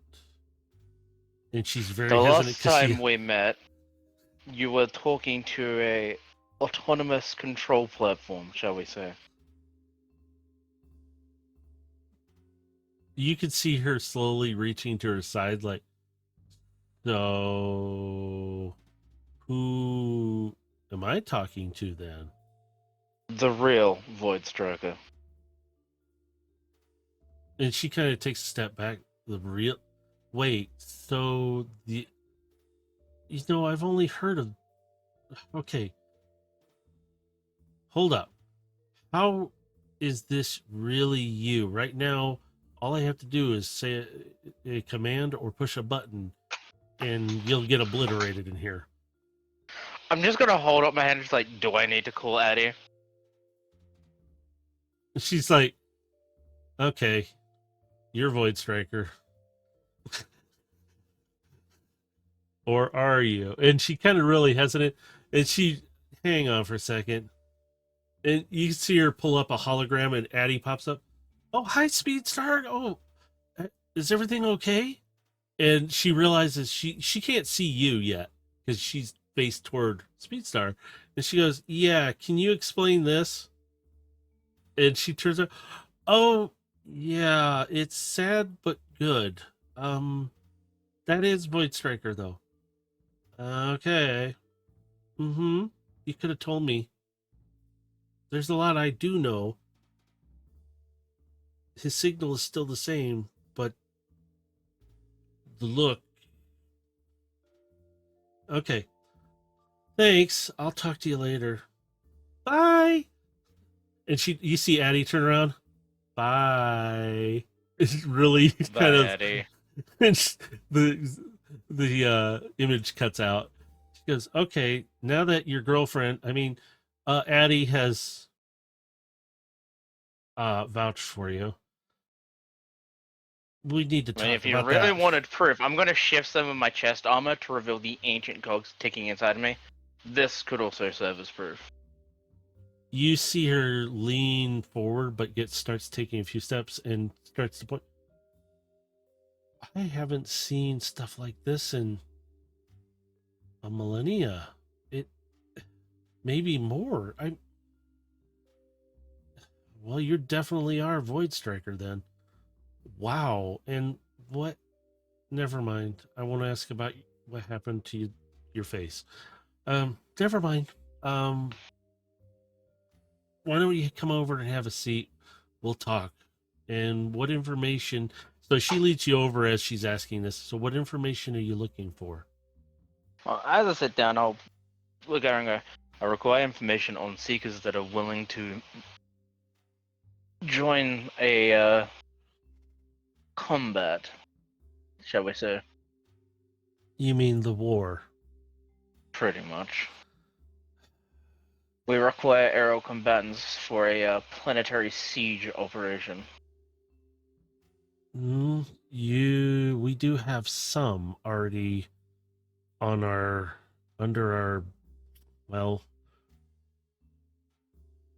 our command in a sense. They're willing to do what it takes. Some are inside certain areas to give us information. There is a lot up on Velocitron themselves that would be willing to fight because that's all they really know.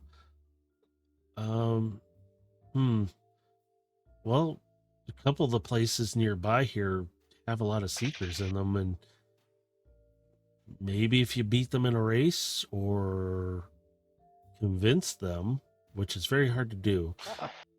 I doubt I would be able to beat some of them in a race with my current alt forms. Well, yes, there is a few that really do know how to fly really well. But if you propose why, they sometimes will be willing to fight. Like I said, some are really itching to fight again. There's no harm in at least asking them. Asking is one thing, fighting them is another, and racing them is a whole different department there as well. So, and she offers you a drink and sits down herself with her drink, starts sipping on it. There are many options. There also might be some heavier fighters that they don't fight anymore. They mostly work on things around here.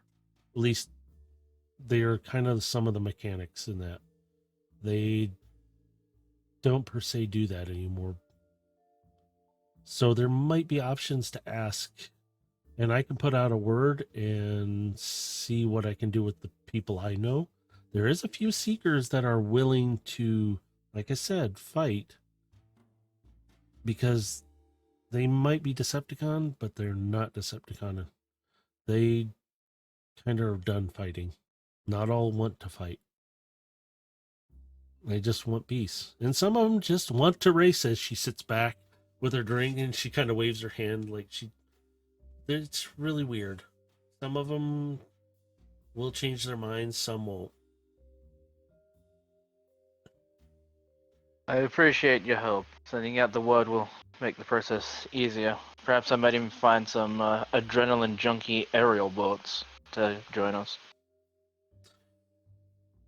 And she leans forward and she sets her drink down and she kind of adrenaline junkies, you can find plenty of those. Some of them you might be surprised. There is a group. Uh they're pretty old, but they are aerial bots of a type. You could say they're more well, and she kind of shakes her head. I don't know why I'm telling you this. They're more drunk than anything right now. Because, well, they've seen a lot of stuff and gone through a lot of stuff. They usually hang out, and she kind of waves up her hand, and you see on one of the screens nearby, you guys flips, and a map comes up. She goes, "Yeah, over here in the pretty much, this is the flight area of Velocitron. You got a large tower," and she goes, "They're usually kind of about here on the 23rd floor of this building." And they're pretty loud and obnoxious, but the entire building is. You could find them there if you'd like. I'll probably head there after I talk to some seekers. Well, we passed some on the way here because I was following you. They were the first group I was going to go speak to. Probably your best bet. If you tried to speak to the other group at one of the other, well, dives, you might not get a good response. They do respect flyers, though. Ground vehicles, not so much. And she goes like, speaking I've from got the experience. flying part covered, even with these alt modes. Yes, I notice your look here is interesting. I'm picking up a few different designs. No need to tell me. I know you're very well capable. Addie has sent me some messages. And she kind of rolls her eyes like, yeah, but more detail than I need to know. And she goes, but I didn't know about this detail. Can I ask what happened to your face? Because she's remarking about the scar. This is what happens when you try and mix pure energon and dark energon. She stands up, kind of walks around the holographic table, gets closer to you as you're sitting there. She looks closely and she goes, Dark Energon? And she starts to reach out and she pulls her hand back. Sorry, I do have my fascination still with certain things. That's really dangerous. Have you thought about repairing that? If I attempt to repair it, the dark energon might spread. Oh. Does Addie know this? She does. Okay. Well, as long as it doesn't. And she kind of puts her hand on your shoulder. For an unusual bot that's supposed to be dead, again, you seem to come back to life a lot. You sure you're not As I stand up, I'm just like, what can I say? They don't make Cybertronians like me anymore. Last time I've seen a Cybertronian similar to you, it probably was you. And she kind of grins at you as she says it. Probably. Can you roll me a perception check real quick? I can indeed. Nat 20. Holy crap. You get a signal, and it's pretty strong. It's not far. It's far enough from you that you know the distance from it. It seems to be in like at the same level you are. Now you know you're down about 3 floors underground, and it seems to be up from you just at an angle, but you can pick up the signal. You don't exactly know where it's at in Velocitron because you don't have the full layout where from where you're at to it this signal's coming from, but it's a familiar signal to you. And it's pretty strong. It stays there for a good 5 minutes or so before it starts to fade away again. I'm going to look at Speedstar and go, it appears there's an old friend on Velocitron. She kind of cocks her head. Old friend? She's questioning. You wouldn't happen to have a up-to-date complete map of Velocitron I can take? Absolutely. And she kind of waves her hand up and she pulls up the map. And she goes, "You're more welcome to take this copy and take a copy of it." And is there a particular location? Because she can't see where you're looking or With the Yes. new map, can I triangulate the position where it was? yes. Because I you will- had that. Show up where the signal came from. She goes, "Oh. Is that the location? Are you sure?" Never mind. Um, you go there, you're gonna have to be very careful. That area is known for pretty underhanded tactics of racing, but also very, very questionable things. I don't really want to discuss too many of those. Well, I have Seekers to meet, and then I'll probably try and find my old friend. If you need help, please let me know. I may be able to employ a few to help that are nearby. No If I offense. require aid, you'll be the first person to know. I would gladly. After the surrounding area, of course. Yes, I would help you directly, but I don't want to go back I there. understand your position. Don't You- worry.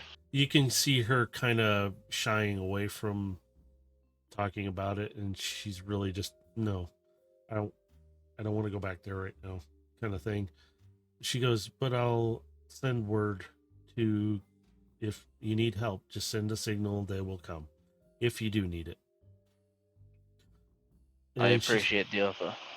She goes, is there anything else that you might need? Right now, no. Well, if you want to leave, let's take you out the other way. I'm Over going to reinitiate my disguise and size reduction. She kind of looks at you as you do this, and she goes, "Still know it's you, but I'm glad you're on our side instead of whatever side's out there." By the way, before she stops you as you start to move forward a little bit, and she puts her hand on your chest. How's Gilgamesh doing? Hard to say at the moment. And she kind of looks at you. Not good then? Let's just say his past has effectively caught up with him. And you see her expression kind of really change to, oh, I hope he does get past it in a good way. Just tell him From what if- I've seen, he seems to be doing just fine, but Well, as one that's lived as long as I have, the saying only time can tell is one of the truest statements one can say. true. All right, then I will try to send him a message and see how he's doing myself. just see how he's doing. But I hope you're all doing good, because right now we're getting lots of words of incoming transmission of such that are very uneasy and very uncomfortable to hear, that planets may be missing. Have you heard anything about that? I can confirm for a fact that the planets are missing. She kind of, you see her take a few steps back, like she stumbles, but she kind of sits down suddenly. There were beings on that planet, at least one of them. I'm going to give her the map of the planets, asteroids, and celestial bodies that have energon stashes. They appear to be going for these. She looks at them and then she stops, and she turns, and all these people are in danger then, if that's where those energon are.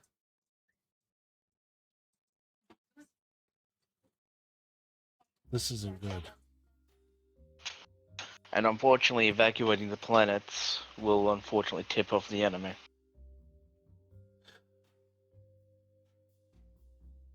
So either way, it's bad. I will round up everyone. You see her stand up, but let's go. Let's get you out of here so you can go find some support. And maybe, just maybe, things can get better after this. And she turns to go a whole other direction from the direction you guys came down. She kind of walks up to a wall and she goes, "Through this way," and she taps on the wall lightly with her finger, and it opens up. You see it kind of shift around and pull back, and she walks up a set of steps. I will follow her up. You kind of notice this set of steps kind of just goes up so far and then takes a right and goes up, and she goes, and she kind of puts her hand up like, "Just wait," but she doesn't say a word. She's standing at another wall and she's just staring at it. She taps her finger lightly and the wall pulls back. You notice it has stopped raining. And it's still dark out. And she goes, "We're all clear. Go ahead." I'll proceed to step out and immediately make my way to the bar for the Seekers. And Like I was never inside a secret exit. Yep. And you can hear her quickly whisper it to you, "Clock." And then the wall just completely right back to itself. You walk down this street. After a bit, I would disengage my disguise. I need you to make a perception check. Okey-dokey. And as you do, you just hear the wind blowing around you. It's nothing big, but you do get the feeling that you're being watched by somebody now. Or possibly somebody's. Yep, I'm gonna continue walking. You get closer to the bar and you can see there's a couple bots standing outside. They're just talking. They see you approach because they can see the glow from you a little bit. And they're like, "Hey, you new around here?" Not really. You have a race? And the one that's talking to you, you can see he's a flyer of some sort. Doesn't look like Seeker, but he's a flyer of some sort. I've won a few in my time on this planet. Oh. So you're not unfamiliar with the place. Well, why don't you come in and have a pint? And he kind of seems like he's like the bouncer in a way. He wasn't there before, though, but he was just... And he goes back to talking to the other bot. You hear them kind of generally talking about the next race that's going to go on, what's going to happen. And you see some of the bots in the bar as you come in. They're like, "Oi, hey, new face," and you can tell they're kind of different bots here and there. You see some of the racers. You see some of the flyers sitting with even the ground racers. They're all talking. They're generally just having a good chat. You see there's mostly seekers at the bar, and the bartender is back there. He sees you come in.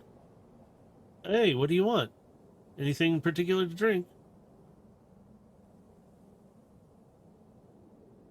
Just a couple energon shots. Oh, absolutely. Pull up a seat. Come on, guys, move over. Let him in. And they're like, oh, yeah, come on in. Come on. They're pretty friendly. They're just sitting there. As I'm walking, I'm gonna slightly flex my arms at the same time, flex my wings out a bit, and fold them back in.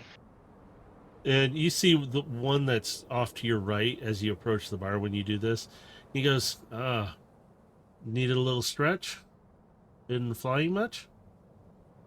And There's not enough room to stretch my wings on the ground that much. yeah, yes, flyers. We have to stretch the wings in some form.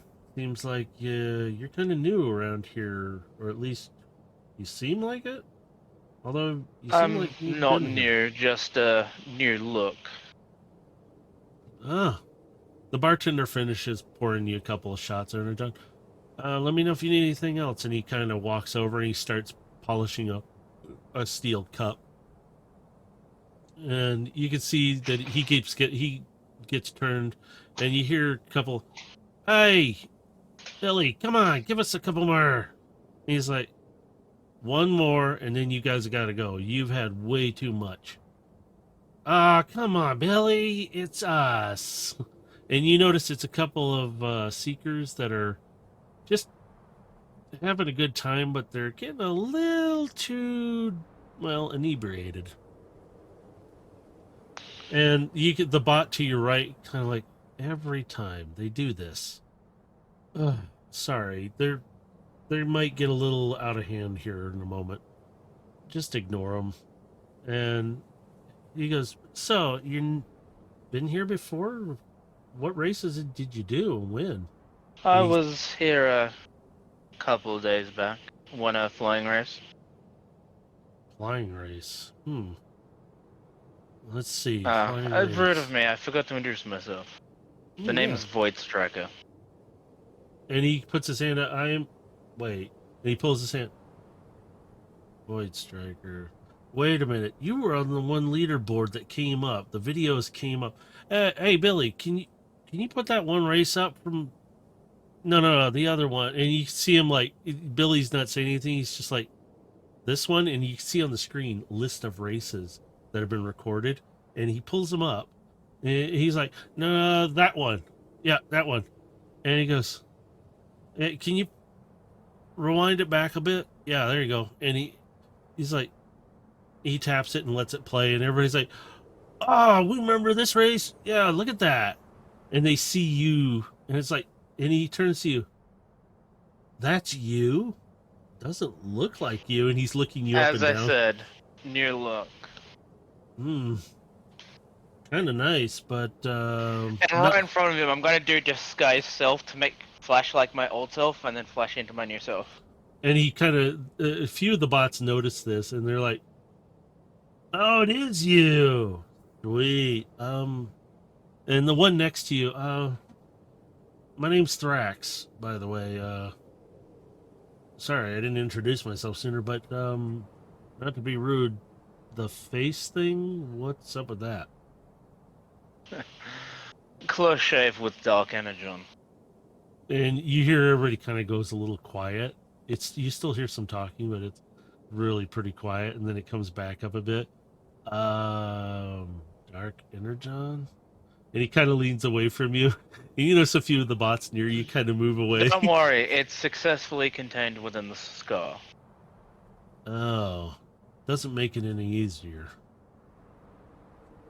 "So, you here for another race then?" And he kind of just changes the subject real fast and starts drinking again. I wouldn't mind another race, but I'm here to actually recruit. Recruit? For what? A race? No, something more. How do you? How would one say? What? Something with a lot more consequences of the permanent type. Permanent type. You're talking. I'm just gonna take a shot and just go, war. And the bot just holds his drink to his mouth. He doesn't say anything. He's just kind of looking down at it, and he slowly pulls it away. War? And you hear one of the drunk ones, I heard war. Hey, come on. We can go to war. Come on. Who are we fighting? And it's like a couple of the bots are like, you hear the bar has gotten quiet. Even Billy is staring at you from the other side, just looking at you like, war? I'm just gonna look dead at the Seekers and go, I don't need drunkers, considering who we are fighting. Most of the seeker type ones, they slowly put their cups down, and you see them. The tankard on the one that you were talking to, Thrax, he kind of looks at you. We drink, not like them. Those guys are racers more than anything. We're fighters. Then do you think your spark is strong enough to go up against Shockwave? You hear one of the drunkards drop, Shockwave? Are you crazy? Ah, heck no. We should just go race, man. And you can see the other seekers just slowly turn their heads, and that drunk one sobers up real fast because the looks he got are just devastating. Just shut the hell up moment. You can hear him, dude, I think we need to move on, like now.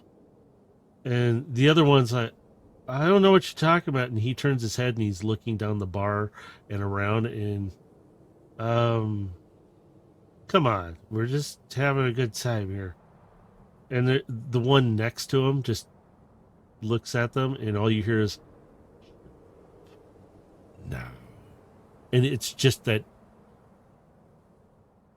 they all turn back to you slowly and they look at you. And Thrax hasn't broken eye contact. He's just looking at you.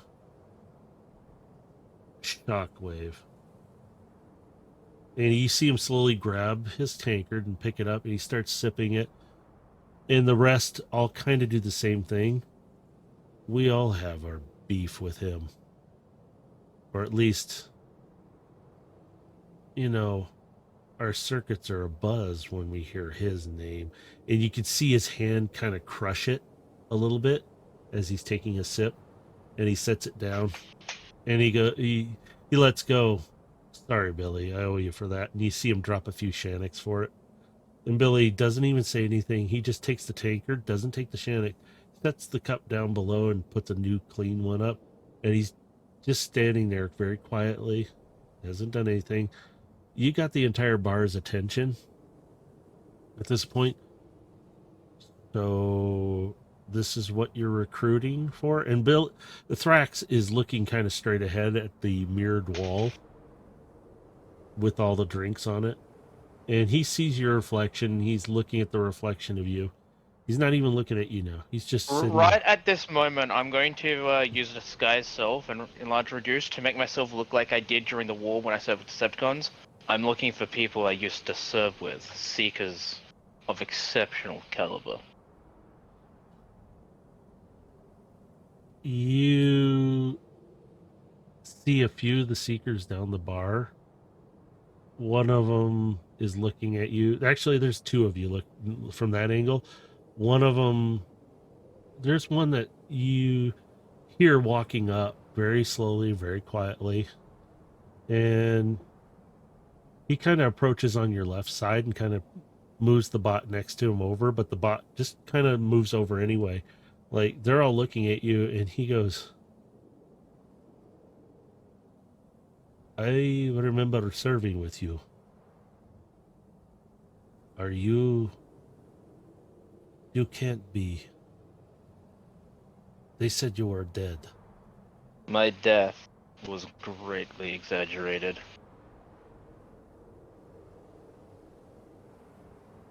Then they lied. Or was that Of course they deception? lied. They lied for a reason. And at that moment, I'm going to switch my form to what I was when I started with the Autobots. You see a couple of the other bots, even the ground ones, kind of get up, and they start getting pretty close around you. You see this one, he looks a little older, pretty beat up. He almost looks like some kind of hover military vehicle. Because you don't see really wheels on him, but you do recognize the hover pads.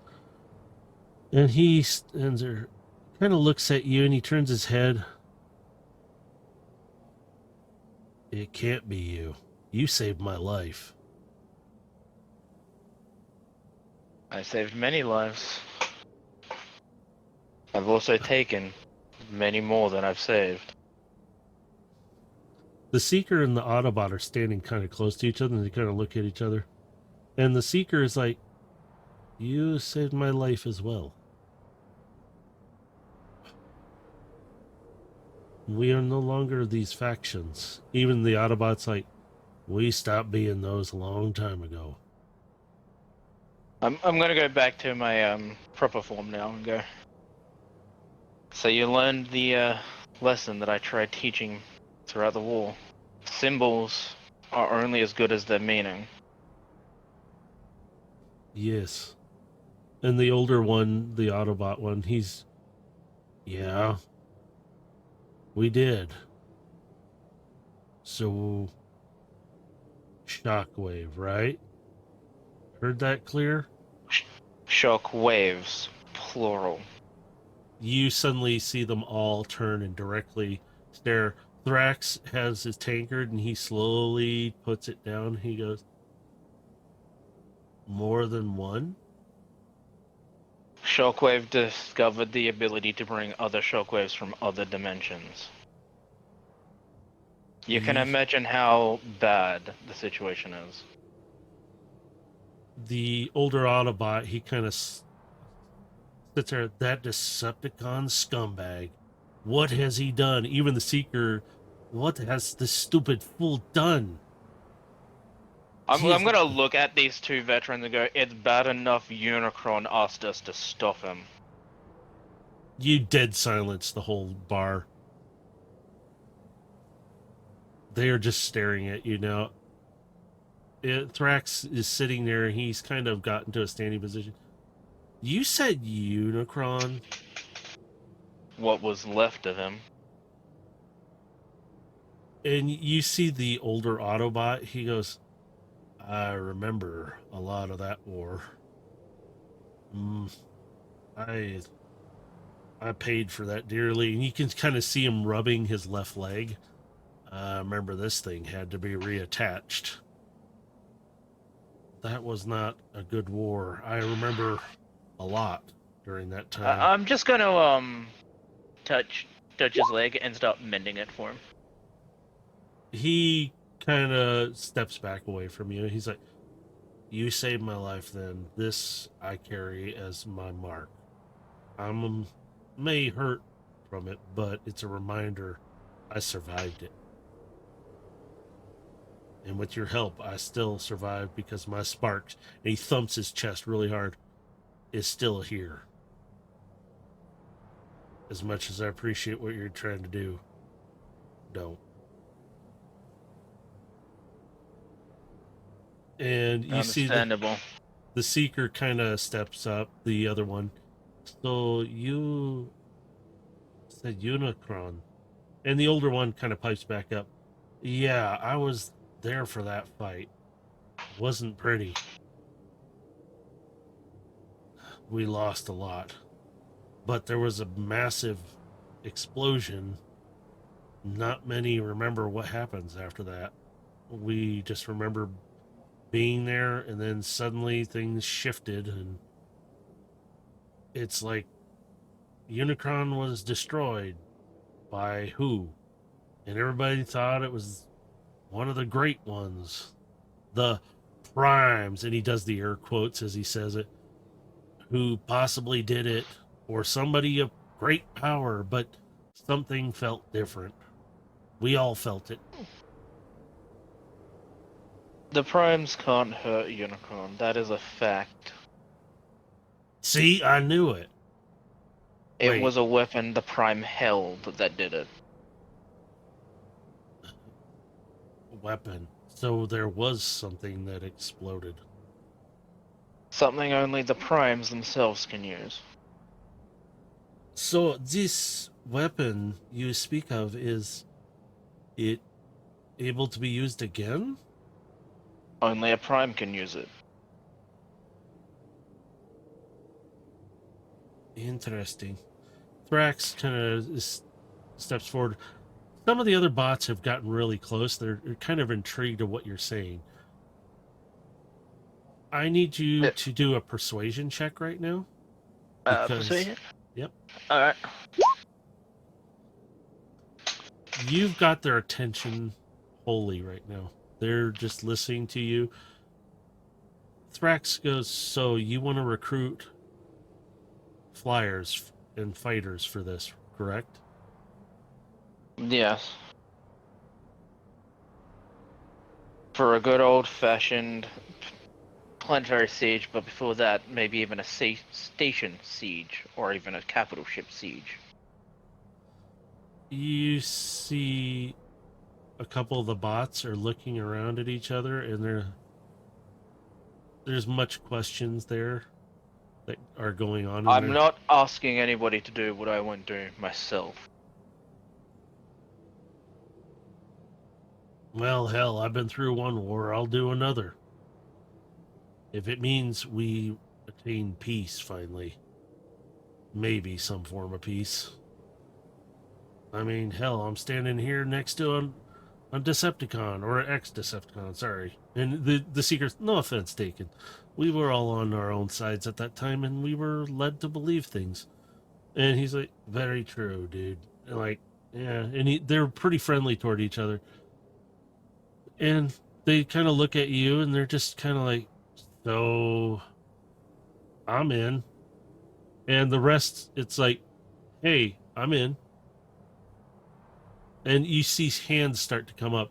More and more of them start to come up. And Thrax is like, well, I've already been in. As soon as you said Unicron, and then you said Shockwave right off the bat, I was in. And the other Seeker, yes, I want to have some payback in a sense, but it's for all of us, not just one of us. And they're all for the all is all you hear them chant once, instead of just one thing that leads to a separation. They're all together on this. And Thrax goes, hey, Void Striker, right? Just making sure it's clear. Your name is Void Striker still. Yes. Give us a moment. And he turns, hey guys, think we can get more? And they all look at each other briefly. Oh, yes, we can. And they immediately all jump on their arm consoles. And they all of a sudden, you hear ding, ding, ding, ding, ding, ding, ding. Their arm consoles are all pinging back so fast. Well, I got another 50. And the Autobot, I've got at least 75, maybe more.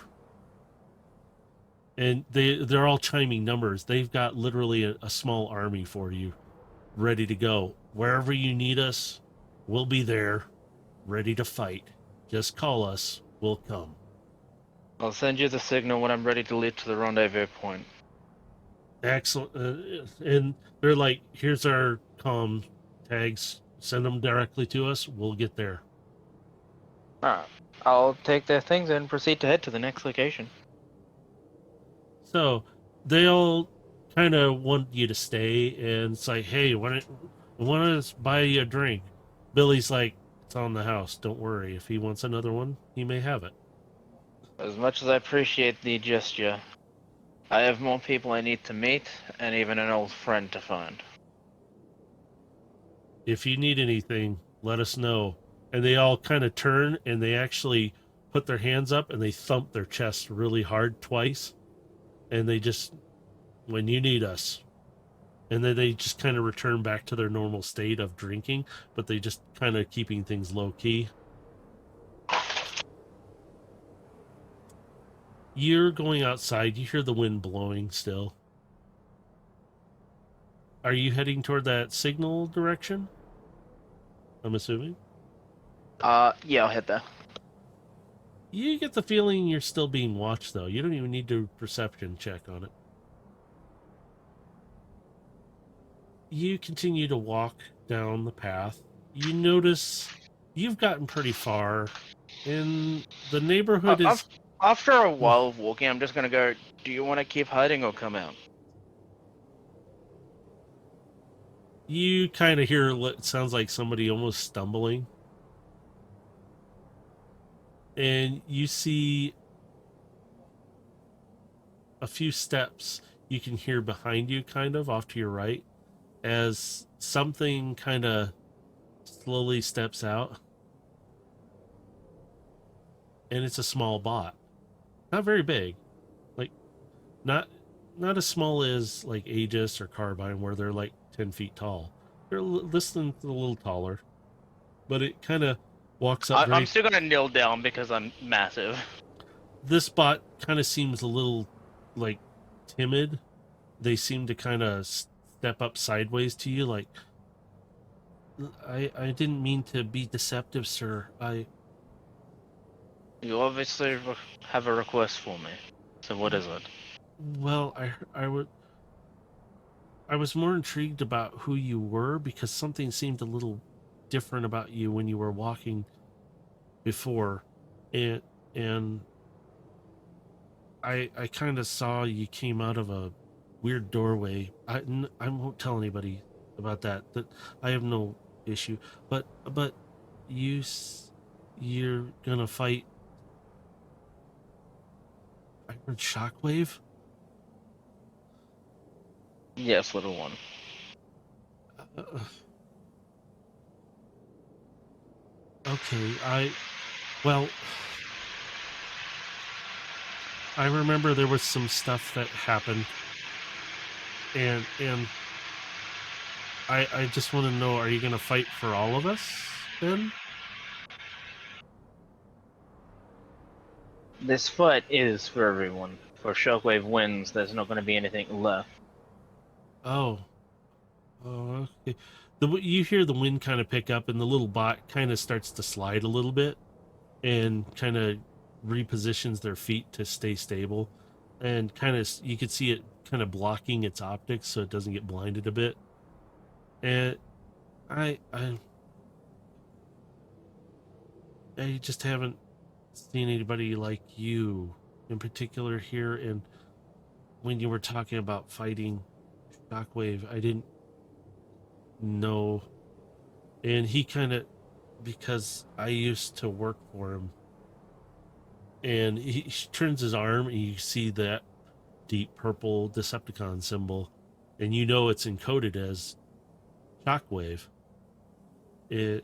He's sitting there. I was cast out because I made a mistake. I didn't reformat the system properly, and he was really mad at me for it, and something. I worked at this little secret facility. I don't know if I should tell you this. I'm probably going to be dead anyway. Do you mind if I see your symbol, little one? Yeah. Please don't kick me like the others have. And Can I do an investigation to see if there's a tracker embedded in the symbol? Yeah, go ahead. Mm. You don't detect one. You still don't detect one. Alright, just making sure. I'll drive me test, sorry. Yeah, he's literally been just cast aside, I will tell you that. And this little bot, he literally threw me in the trash, but I worked in a strange facility. He had a tiny bot, smaller than me, and he had... Is that facility here in Velocitron? No, it was... I don't know if it's still there or not. It was in a a place with lots of junk. Ah, Junkium, probably. Yes, that's the place. I'm sorry. I'm really nervous Did because the facility also have containers of bioweapons? yes. Have you been That there? facility does not exist anymore. It has been detonated. Now you see this little bot's optics really widen. Oh, oh, that's. Wait, did the creatures get out? The creatures have been terminated. Did you? Are you sure you got them all? I'm quite sure. You see, Shockwave was quite mad at me for stealing his data, so he kind of nuked the base. you see a bit of relief, and then you see it suddenly pop back. Wait, you stole his data, and you're still alive? Wait, if he stole your data, wait, why would he let you steal his data? He didn't. Oh, so all those little bots. Well, some of them. There were none left in the facility. What about the ones that were being experimented on? Did they offline permanently? Without knowing which ones you're specifically talking about, I cannot confirm or deny. Well, there were four, three on the bed in the one area, and then there was a fourth one. It was I don't think it was an experiment though, but it was. Did it? Was its old form look like this? I'm gonna bring up an owl. And it looks at. Well, I'm not sure, but it seemed odd. It Shockwave didn't want us touching it at all, and kept us away from it constantly. We did hear a few times him talk to it, but it didn't make sense. I do And not have the time to get all the information from properly. If I give you a one-time access code to a space bridge, do you mind going through and talking to them about it? I don't know about that. And you see it stepping back. I don't You'll be safe. I I don't I don't I don't know. I don't feel, and it starts to run away. And you could just Little hear one, I can guarantee your safety. I call it as he starts to run. you hear the footsteps stop in the darkness, and you can just see a pair of optics staring back at you. I You seem kind, but I I don't trust anyone. I shouldn't have talked to you in the first place. I'm probably dead by now anyway. If you And come with me, you can live. make a persuasion check. Cool. I love persuasion checks.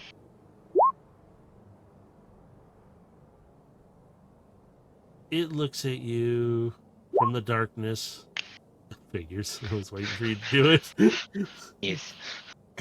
It looks at you from the darkness and slowly comes back forward, just into your view enough where some of the light around is just illuminating it.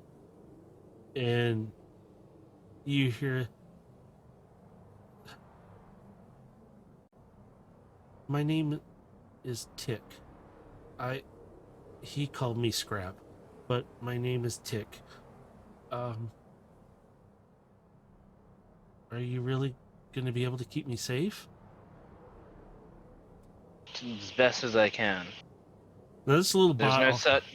Oh, go There's on. no such thing as 100% guarantee, but I Understood. can guarantee that I will do what I can. Okay. Um, maybe.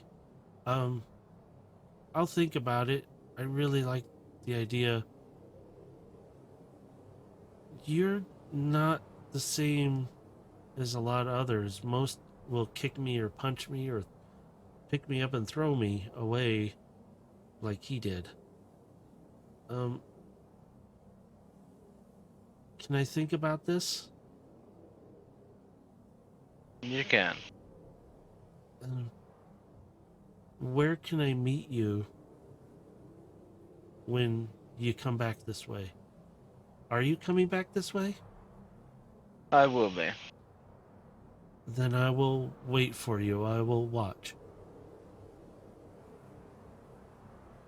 Try and stay out of sight then, little one.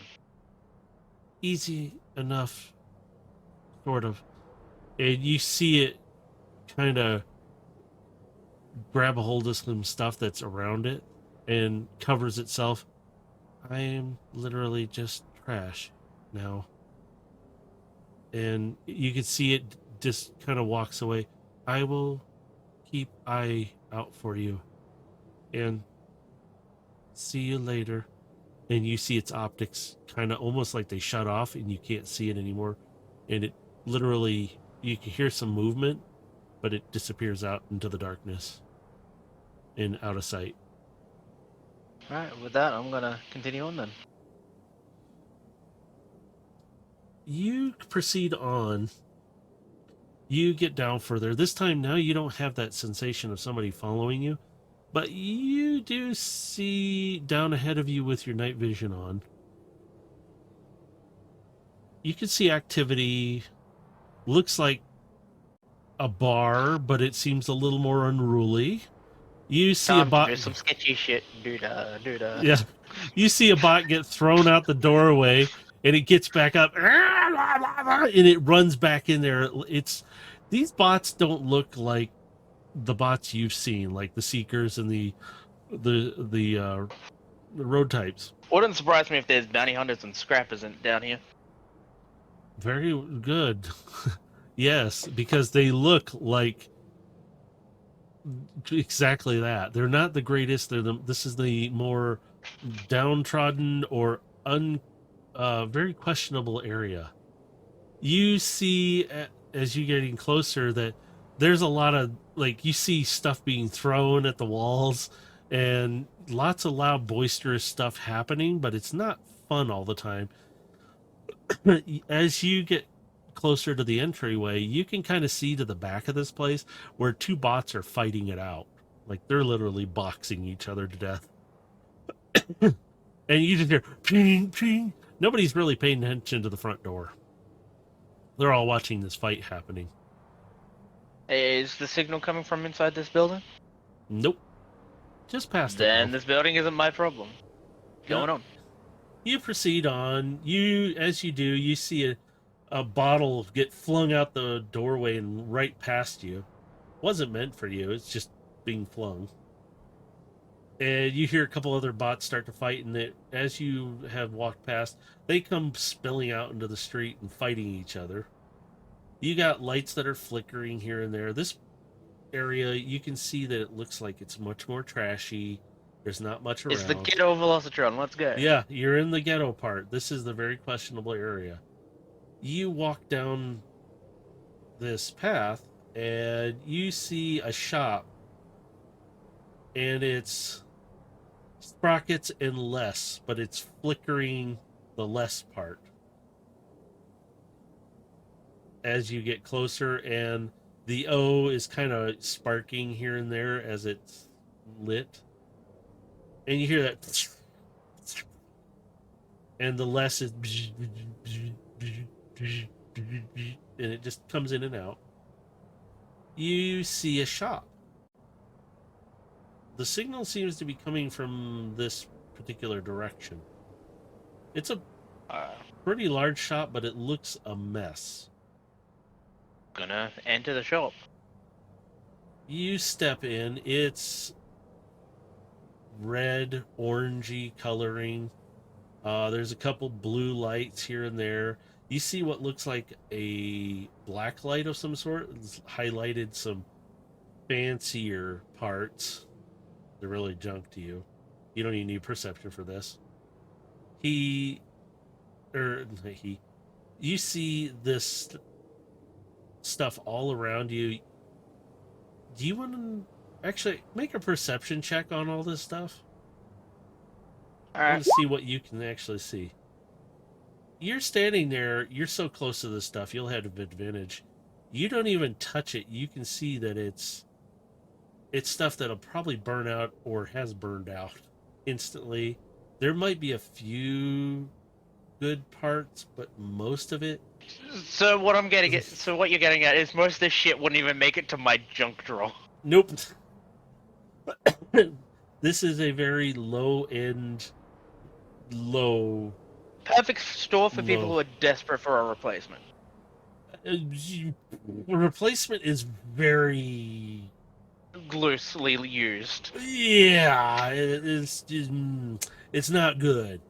It'd be temporary, like very short-lived part. It would give some people maybe a week's worth of movement. Yeah, you got it. That's about it. It's really, you do see some containers of liquid that are bubbling and seem to have some kind of organic material in them.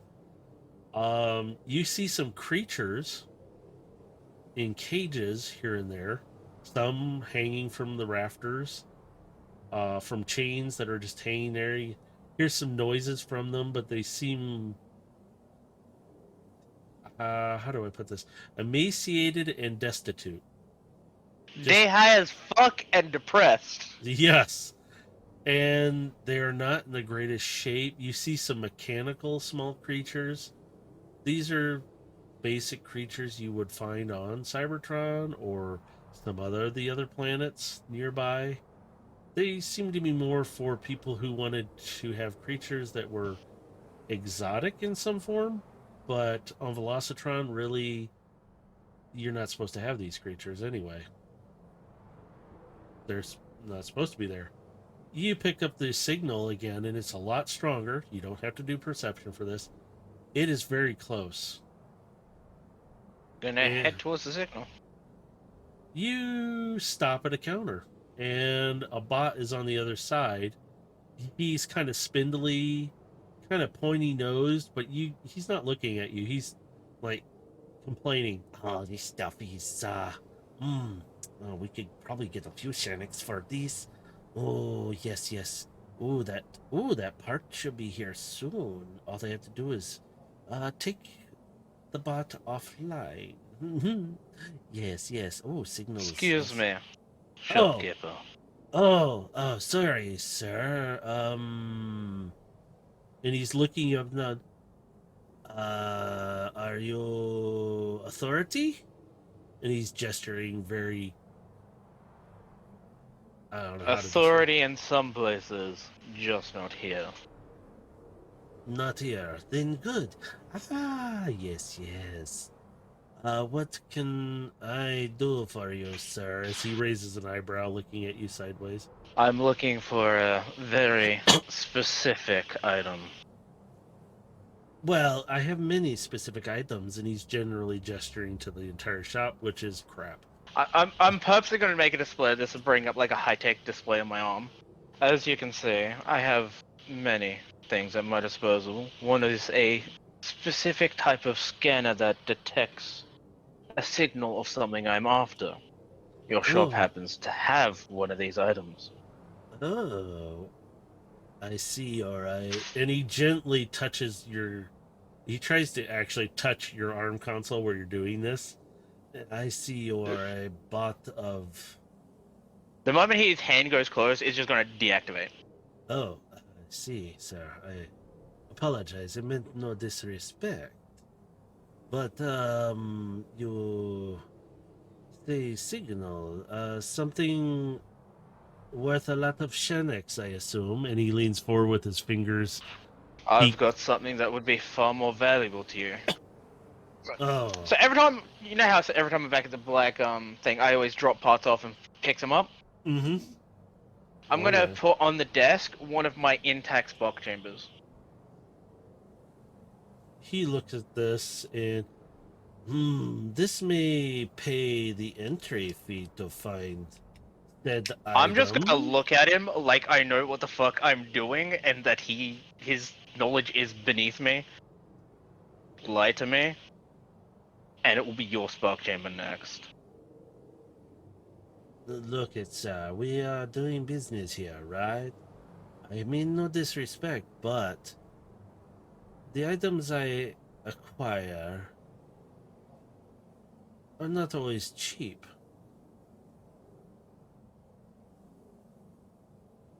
Do you understand? I'm just gonna take a wide look around his store, look back at him, and just go. Just stare at him. I'm not talking about these ones, sir. And he... If you truly have what I want, I have an intact teacog. Now we are talking, sir. Please, hold on. And he touches a button on what looks like this register-looking thing, and he touches the button, and suddenly the floor shifts, and you guys go down, and you notice there's a platform above. You briefly see that it is an identical-looking shop floor to what you're riding down on. And it covers over you guys, and it lights up. You go, as you're going down, well, since you are interested in something a little more value, I could see doing trade for this and the other, if I feel it is valuable to me. And as you come down, you see an opening behind the shopkeeper, and this opens up a space to your side, or to the side of the counter, that you can come around easily. And it opens up into a larger space. You see, not the whole entire shop is lit, but you see two large bots. Well, one's large. The other one is large as in they're kind of tall. And They're bigger than average. Yeah, but they're not as big as you. They're still big, but they're not as big as you still. And you see them, one of them's armed, and the big one just kind of points a gun. No, this is customer, please. And you see it relax, but it doesn't kind of lower the gun away from you too much. With the gun pointing at me, I'm just gonna do a slight... Adorable. You see this bot just squint at you. Now, please. And you see this small bird-like bot owner kind of hobbling and kind of hopping forward. Now, you see, and down here, you're seeing much more valuable stuff, including some appendages and some parts that were probably removed from live bots at one time, or other creatures as well. Yeah, what looks to be a remnant of what I'm assuming is a Cybertronian chop shop. You could call it that. Kind of like organ harvester. And you could see some of the more rarer creatures in cages. And you see this taller, thinner bot that's walking around. And you see it's doing some stuff and like cataloging, but one of these creatures starts making a noise in the cage, and he slams it.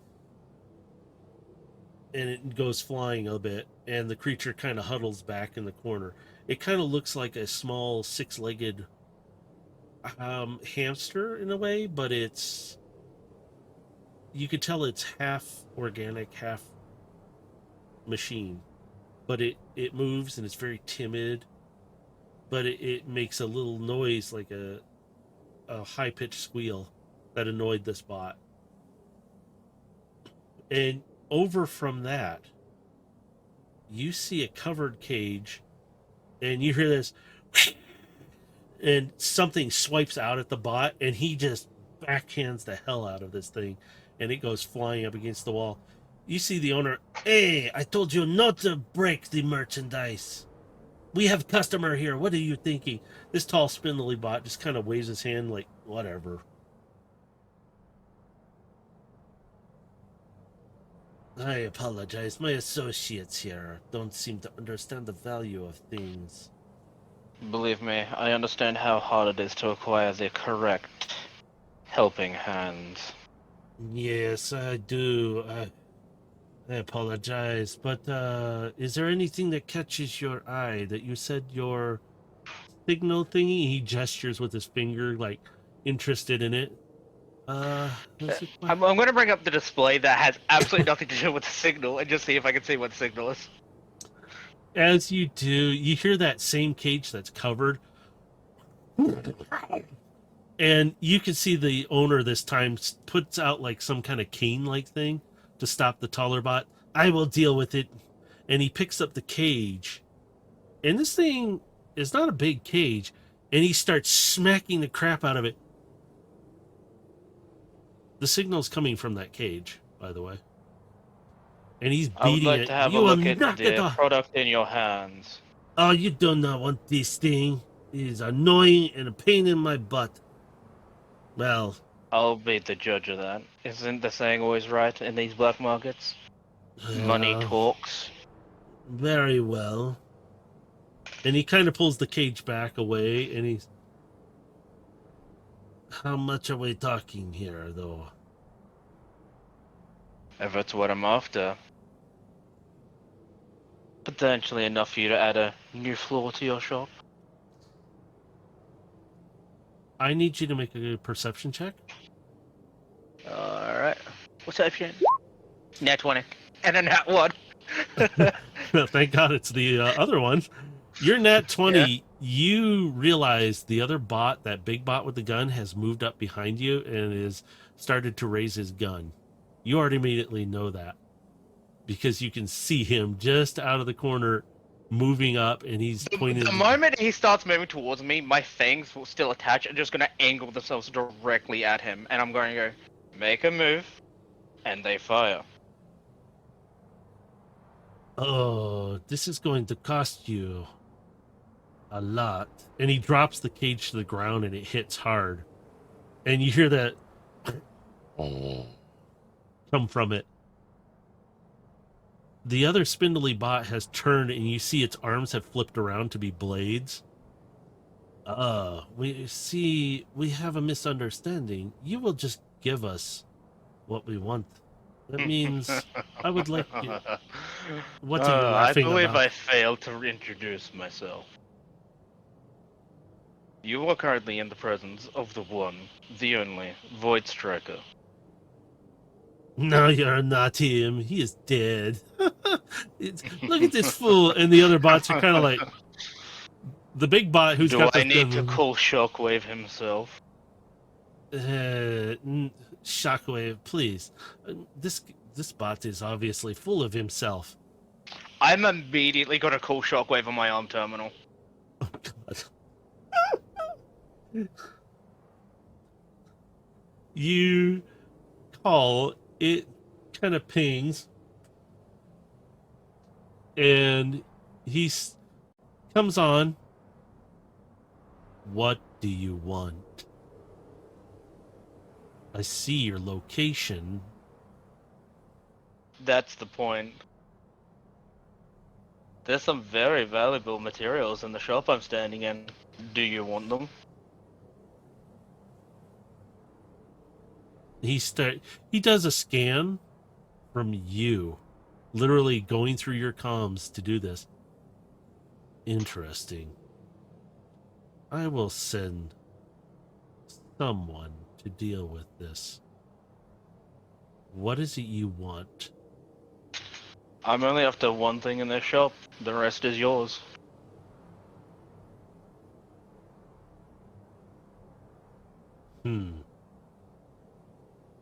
Irrelevant, but fine. And he cuts the comms, doesn't say anything else to you. And this bot, he's just, the other bots are like looking at him like, what do you want us to do? If we are dead, anyway. And you Here's see the thing. I can get you out of here alive. what's it going to cost me? The thing in the cage.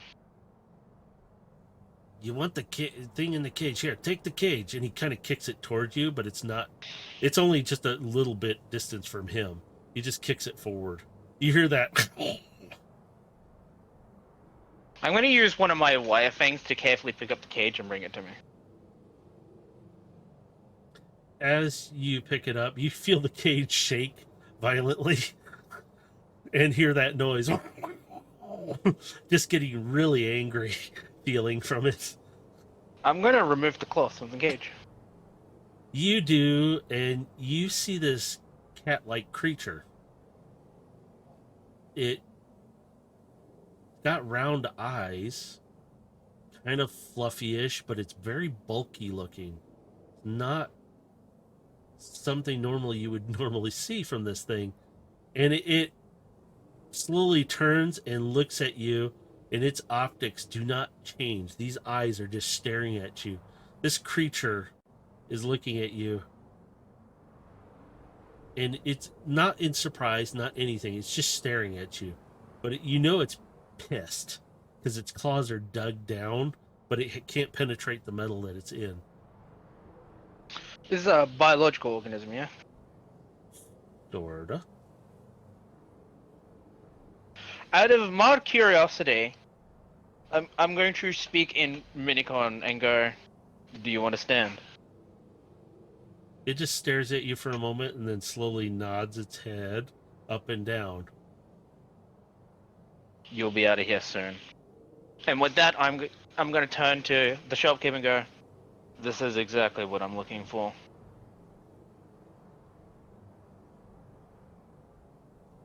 I'm going to throw him the spark chamber, and go, I did promise payment, but due to your inconvenience, you've lost the T-cog. As for your lives, there's a way to escape if you want to follow me. We've got our own way. As you do Then I this, suggest you leave. You have 15 minutes. as you do this, that spindly long bot with the two blades swipes out at you. And I will tell you, it's going to strike something, but it hits the cage in your hand. Or your thing. I gotta remember what you're doing. Oh no, it would be in my hand at this point. Okay, it hits the cage in your hand, knocking it flying. And it hits the wall and breaks open. As you see the creature kind of slide around it in the parts and stuff and kind of disappear underneath for a moment. And now you all die. As suddenly you hear that, and you feel the rage suddenly. You don't sense it, you feel it. And the light Can suddenly... I see this creature Not before yet. lights go out? Not yet. Your night vision will kick in. All the lights shut down in this shop. Everything kind of like powers down. All you see is these glowing from the bots themselves and some other parts. But you see a pair of orange eyes just kind of slowly walk up and over. You see a claw come up over. Now this thing is not big. It's small. But it seems big now. And you see one of the bots, that tall spindly one, looking around because it can see a bit in the dark. And you see it stepping back. And you hear the shopkeeper, "You fool, what have you done? You released it. We're doomed." I'm just gonna stand there and just go. And you see the claws grip into the parts around it, and it's just ripping them as it climbs up, and it is pissed. So, do I have an opportunity here to give another bot PTSD? Sure, go for it. I'm going to eject Scrapper onto the shopkeeper. God. The shopkeeper, who can't really see in the dark very well, freaks out. He would see. Remember, Scrappers have the light on the inside of their mouth. Oh, that's right. He'll only see this coming at him then. Where do you want him to jump onto him at? Straight into the chest. Go straight for the spark chamber. Ah, get it off of me! And you see him flailing about in the darkness. As you see this cat-like creature lunge at this bladed thing, it tries to swipe. This thing literally grabs a hold of its head and shreds it in front of you. And you see the bot just trying to get it off, and you just see metal pieces and sparks flying everywhere.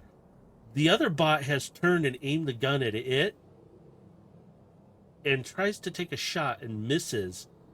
This thing stops while still being on the head of this other one. The bot stopped moving and is just kind of limply standing there.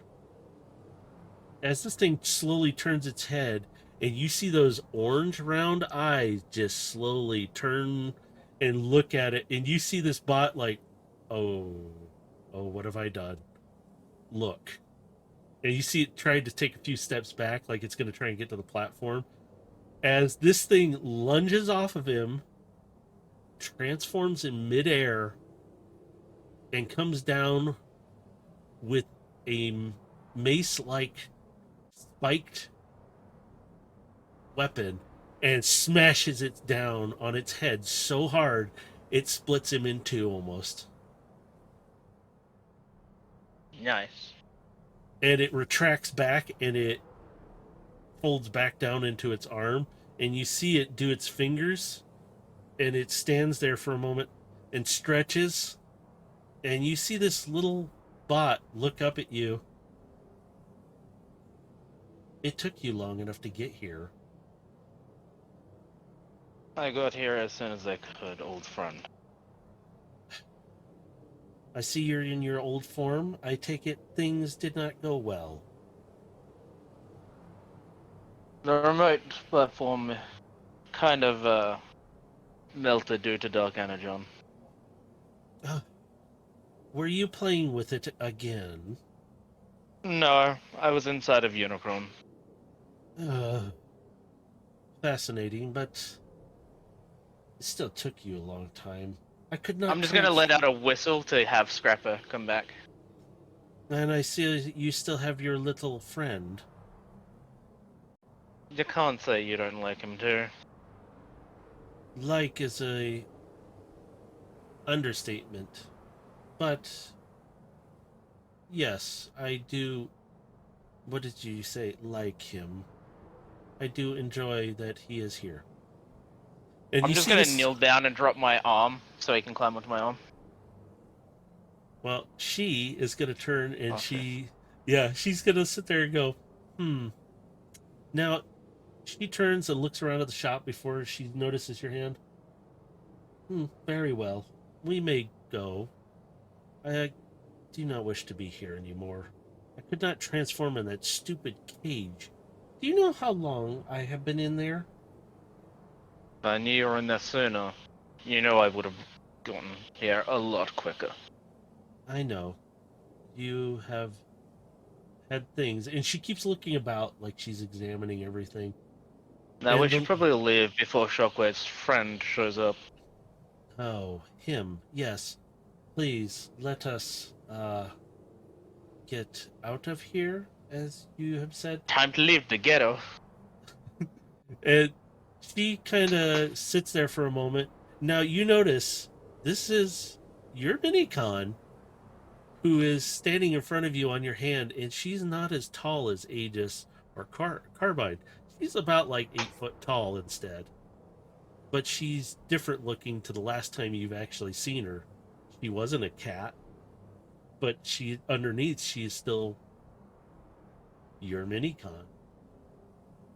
I see, And just like me, you've gone through some visual changes. yes, I have noticed in the brief moment you have gone through extensive remodel. Unfortunately, my original T-Cog is still non-functional. We can rectify that. And she she sniffs you. What is this smell on you? You smell different. There's another bot? And she looks at you questioning with an eyebrow raised. Probably Addy. At T. At T?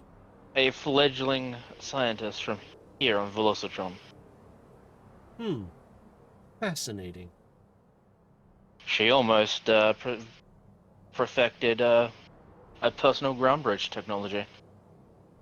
Really? This is fascinating. I still have the prototype back at the Black Station.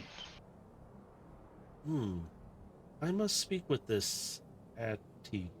And as you guys are walking, you get back on the platform. The shop has relit back up now, like its power has come back to life.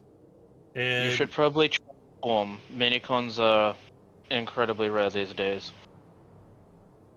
yes. Have you heard about my home? We And have. We've also rescued a couple Minicons. this is most pleasing. I do. Nox is alive as well. How? How are the?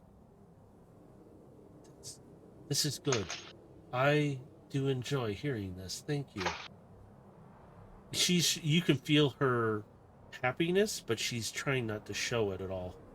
Like she's just being her scientific self. She just doesn't want to show that feeling though.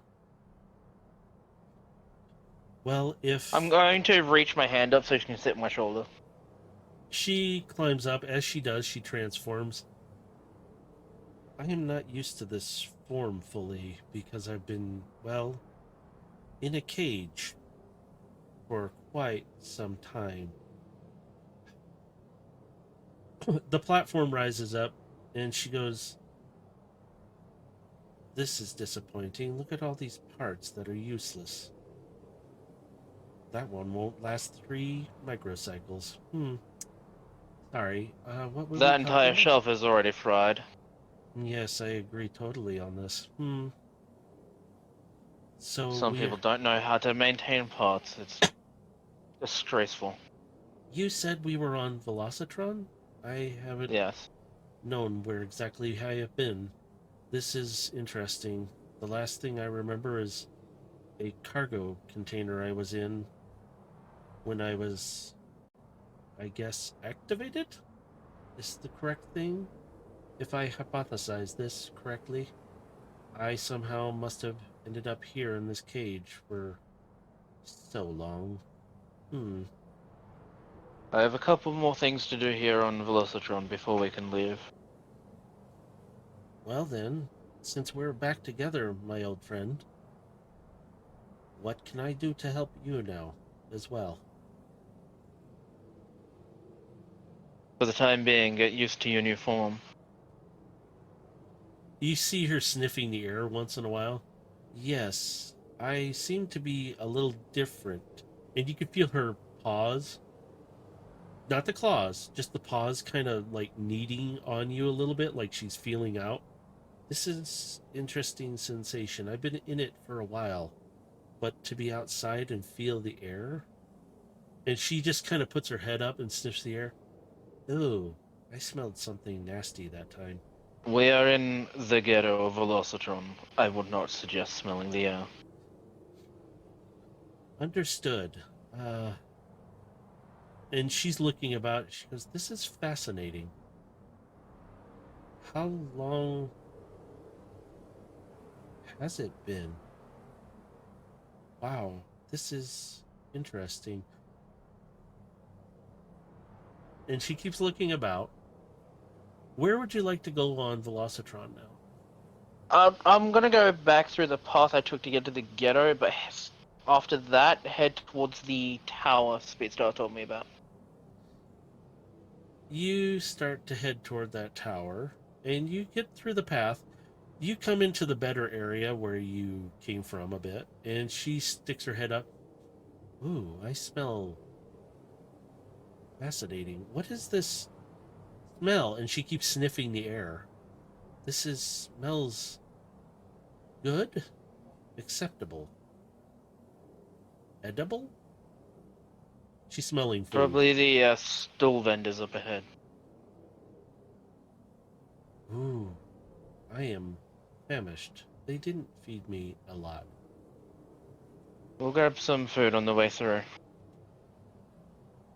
Excellent. I could use some energy. How have our projects been back at the station? The Black Station was in standby mode for many cycles. Oh. I never did finish decoding a lot of the information that was left in there. All the information is still intact. Did you ever My get the true bug form hasn't been out of the Black Station for long, so So you have been recently reactivated? yes, the Omega Protocol happened not that long ago. Excellent. So it is good that you are back in your form, but you still have your issue, and she's generally making mention of the scar. At this point, it's more of a reminder. But there is an interesting development. There seems to be a trio of minicons that seems to be powered by cosmic energon. Wait, trio of minicons. There are only so many who could have done that. They appear to be a fusion of the Dark Saber and the Star Saber. You feel her kind of sit up, like on her front legs a bit more, and she. A fusion of both? This is fascinating but dangerous, is not? Their energon molecular structure is stabilized. Fascinating. From what I can tell, it is a perfect fusion. Excuse me. Dang it. Ah, I see. A balance. I wonder what the cohesion and the formula was for it. I haven't Oh. exactly had time to examine them properly. Where is... Because Shockwave is being a nuisance. Oh. That is a problem. Shockwave. While I was in that shop, I heard many things. Something about creatures that, well, devour the spark? Is this true? Spark Eaters, yes. Oh. We have successfully removed a Spark Eater. Successfully on one of these creatures? What was the result? The survivor, unfortunately, is missing half the faceplate and an arm. So amputation was needed, correct? Indeed. The information to successfully remove it, I had to trade information with Shockwave. Fascinating. Very fascinating. But you traded information with Shockwave? Via an isolated connection. Obviously too risky to use a network connection. Did you scan the files he sent for backdoor protocols? They were instantly installed into an isolated data pad for scanning and viewing. That is highly risky. But I can understand that you may have needed information to aid another. Shockwave is currently incredibly pissed with me. When hasn't he been upset with you? I stole one of his entire data stores. And you can visibly see her take her paw and just thump it to her forehead in her little cat form. And she just, Void Striker, you know he's going to be upset about this now. He tried to nuke me. Well, that is the result of making somebody like him, an insane Cybertronian, mad. Wow. Wow. Mom just broke a toaster. Oh, hey, wait, I got one here. I'll send it to you. Brand new in the box. Don't worry.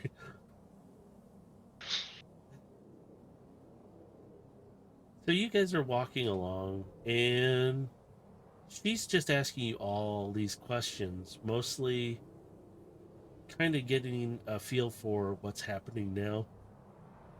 She sniffs you again. You can feel her sniff you, but you also feel this weird sensation of curiosity So, not to be on a touchier subject,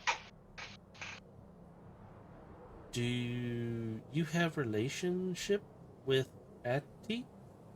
Because I smell her all over you. Indeed. Oh, interesting. I never thought you would be the one to acquire a companion of such.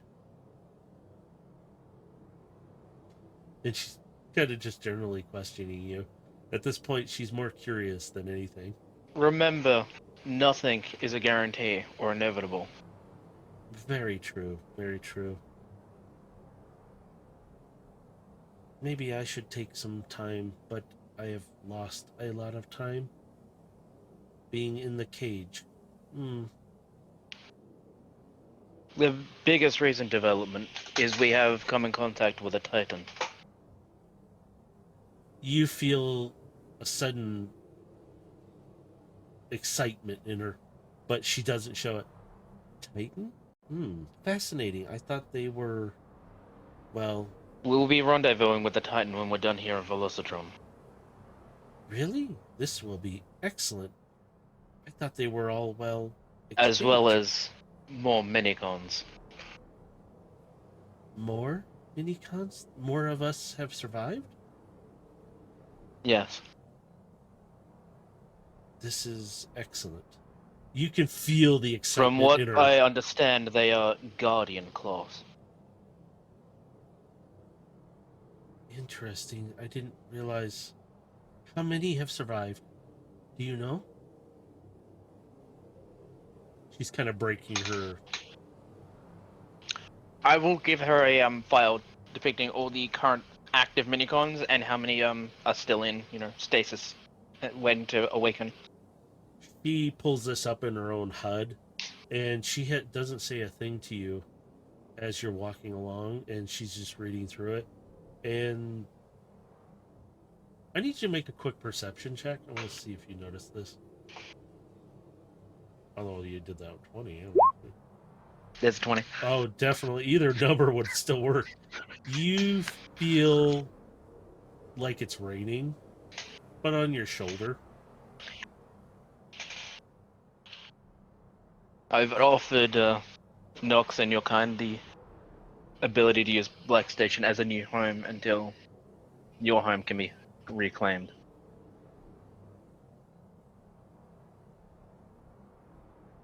You still feel this wet sensation on your shoulder, realizing she is actually crying. This is excellent. Thank you for helping my people again. And she's trying really not to lose it. She's just keeping herself as composed as possible. And you can see her take one of her paws and like she's cleaning herself off. This is really good. At least some of my people have survived. It seems like with all of your help, and it says in the file,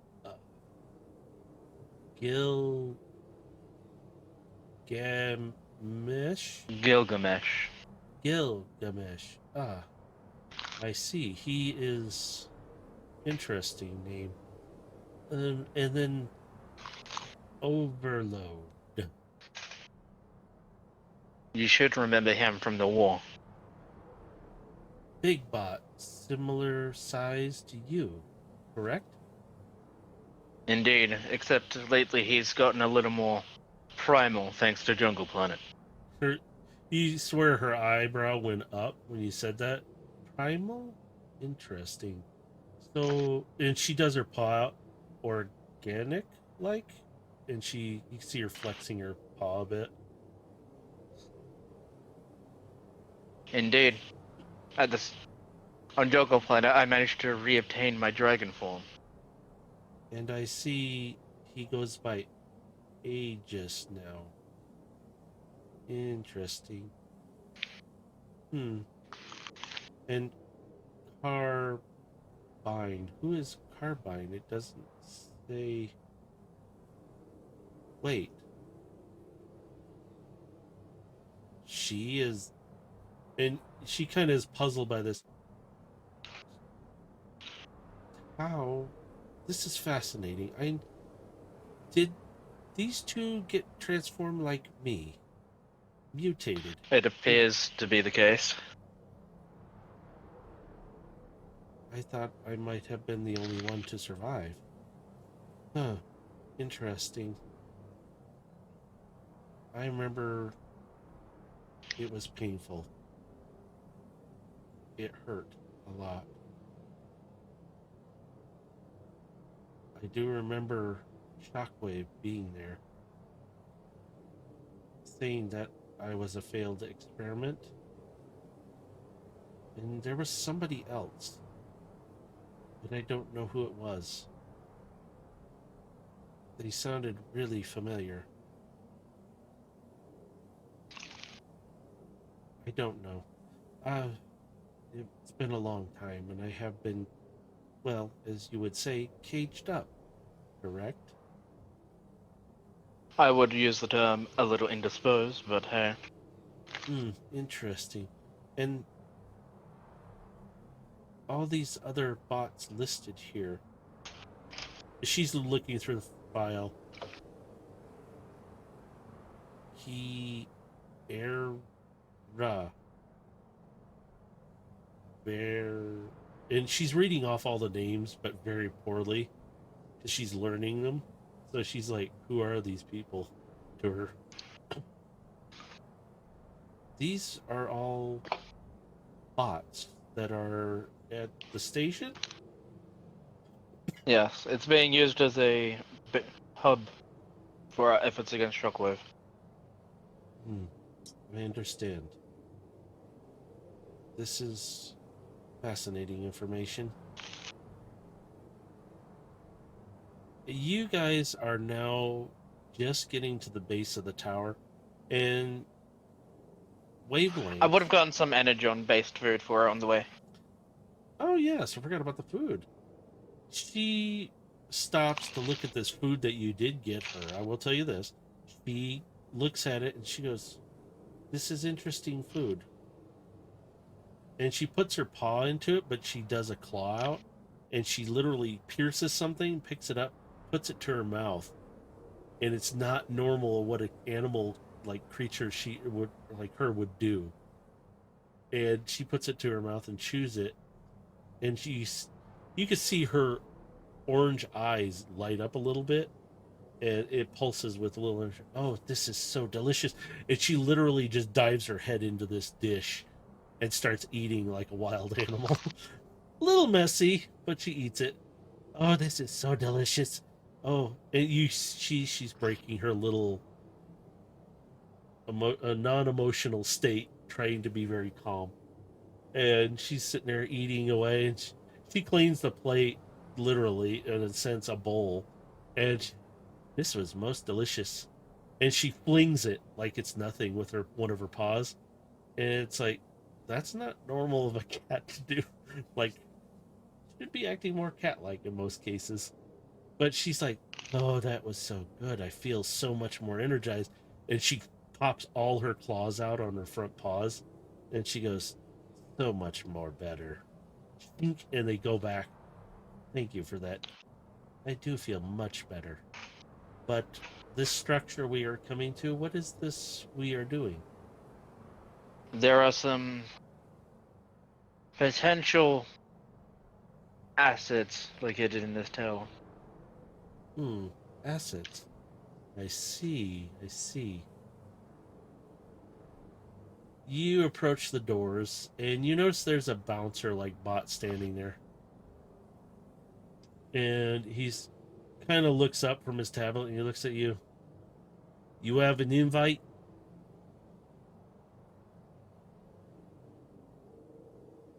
Perhaps. Perhaps not. Well, I can tell you the furball can't come in. And she just, you can see, you suddenly hear her thought in her head. Did you just call me a furball? What is a furball? I'm assuming you do not allow biologicals into the facility. That's correct, sir. She is not biological, it's synthetic fur. Well, looks like a biological to me.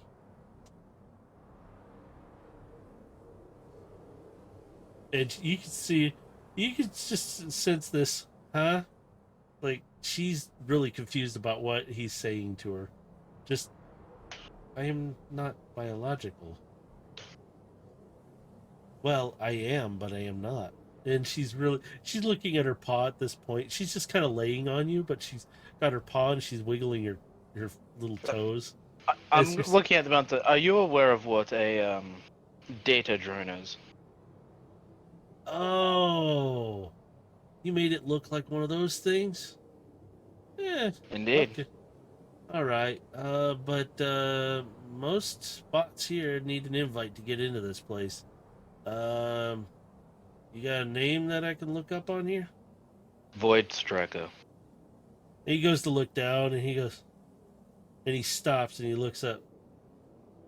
Oh, come on, dude. Give me a real name. That guy's dead anyway. Stop disrespecting. And he starts looking through the list. Come on, give me a name. I did. Dude, come on. And at this point, is this a problem? And she's very confused again. She doesn't understand what's happening, just other than it is you, though. You are a Void Striker. Do they not know who you are? And this bouncer bot's just like, dude, look it. If you're gonna be rude and disrespectful to me, just give me a name, and I'll let I'm you. going to change my look to how I was when I won the race. And he looks up. He stops and he looks up and he goes, "Oh, you're that racer. So it is you. I am so sorry, sir. No, racers, you can come on in. Just keep it low key with the drone, will you? A lot of people don't like those things. They think they're more like a tennis ball or something, one of those games that they like to play. But no, please come on in." He opens the door for you. Please, after you, sir. Have a good time. I'll walk in, and I believe it was, what, the 26th floor? 23rd. 23rd. To the 23rd floor. You step into the lift, and the doors close in front of you. You can see out them, though. They're clear.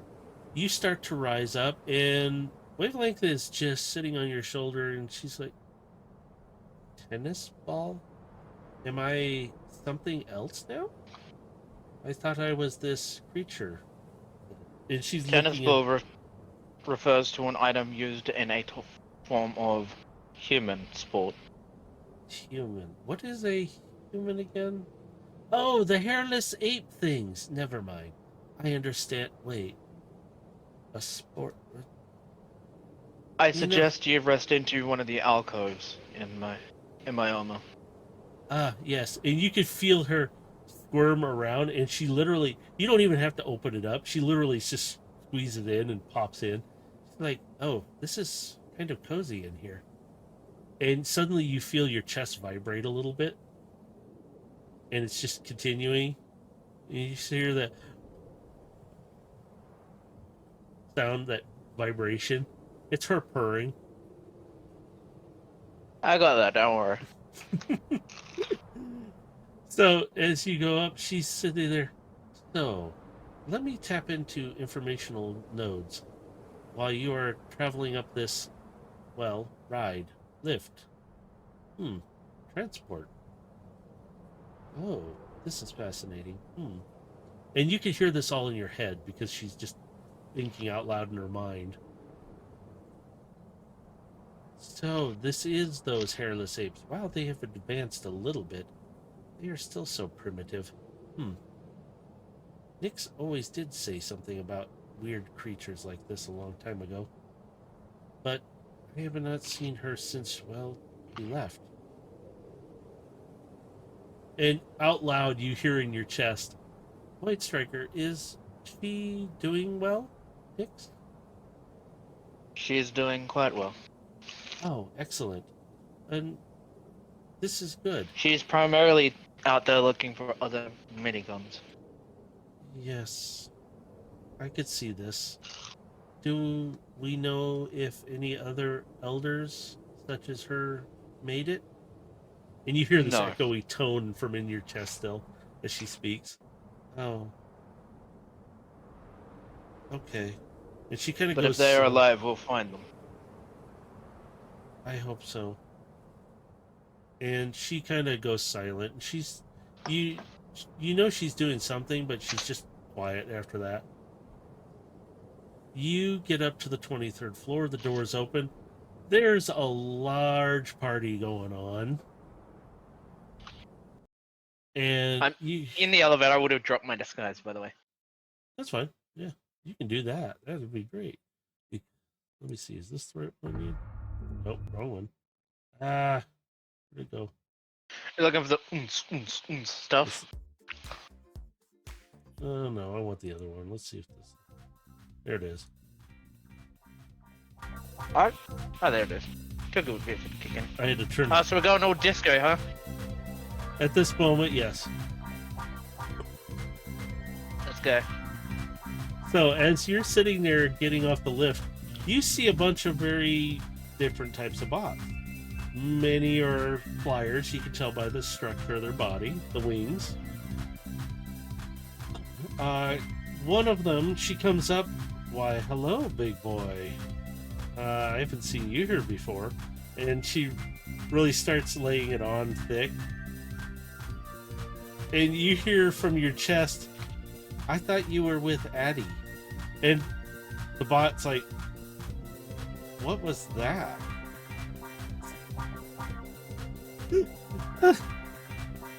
Nothing you need to worry about now. Hmm. Do I have a description of the guys I'm looking for? They are mostly whitish, and they do. Am I looking for the aerial bots? In a sense, they look like the aerial bots, but they're not exactly the same. So they have their similar coloring in that. You notice a lot of these bots are similar in that style. But Alright, there's. well, I'm gonna look around for them. You're looking around, you see a lot of bots. Some are dancing out on the floor, really having a good time. You see some that are really drunk. And you hear from inside, this is noisy. Can they turn it down? I'm gonna slightly noise suppress my chest cavity so she can't hear. Oh, that is much better. Thank you. And she doesn't know what's going really on. She can not really see out or anything. She's sitting in there relaxing and doing research. You come around and you see a couple bots really getting like dancing up a storm and doing some wild maneuvers. And you see a couple of them transform and jet around the room and land back and transform again. Like they're I'm guessing showboating. they're the people I'm after. Uh-huh. Alright, I'm gonna head over to that group. As you approach one of them, hey, whoa, what's with this big guy? Look at him. Whoa, look at this shiny one. Oh, look at that face, though. Oh, sorry, dude. Oh, man. Oh, what happened to you? Did you get into a fight with one of the Seekers from the other departments? Or did you just get some flight rash? What is it? Dark Energon. And he just, the music stops, everything stops. You say Dark Energon? Yo, dude, that's a little much for even us. Hey, let's switch it up a little bit. Maybe go a little softer on the music, eh? There we go. You know, hey, let me bring it back up. Come on, guys, play it some music. So, what's somebody who plays with Dark Energon doing at a party like us? You don't look Looking like for some heavy hitters. You've come to the right place. Hey, Bobby, come over here, man. Come here. And he's like, what, man? What? Oh, whoa, look at this big guy. Hello. How'd you get up here anyway? I'm there- a racer here on Velocitron. Oh, race? You think you can outrace Stevie over there? And he looks like a sleek flyer, like really fast. And he's sitting I'm just there gonna look down at my hands and just go, in my current form? No. I didn't think so. You look like a fairly large something. And he's just I'm just gonna release my dragonic wings on my back and then fold them back in. Whoa, somebody's got some pizzazz here. Look at this guy. Look at this guy. Oh, do that again. Look at that. Ooh. And he's just staring. Come on, show him off again. That was cool. That's yeah. So you said you were looking for heavy hitters, though. He's like, come on, have a seat with us. And you see this is a large area that wraps around. Yeah, I'll take a seat. And they're like, you see about 7 of these guys sitting there. And they're all having some drinks. One of them's up and kind of dancing with the bot, but he's listening. And the one, Stevie, he's sitting in kind of like a beanbag, kind of laid back, like relaxing. And he's like, so, what do you need a heavy hitters for? And his one eye opens. It looks like he's asleep, but he's just actually just laying there relaxing. You see Dealing with the galaxy's biggest douche. And he's hey, Bobby, I think they're talking about you. He's like, oh, shut up. I ain't the Unless biggest he's one. purple and has a single eye, that's not him.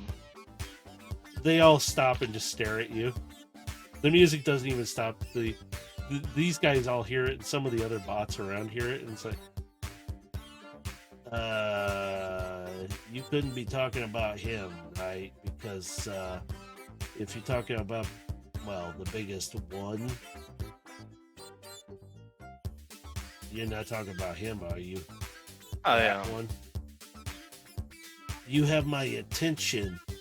You see Stevie over on the beanbag, kind of just still laying there, and both his eyes are looking dead at you, and he stopped tapping his foot. And he's just looking at you. So, you want to, heavy hit somebody.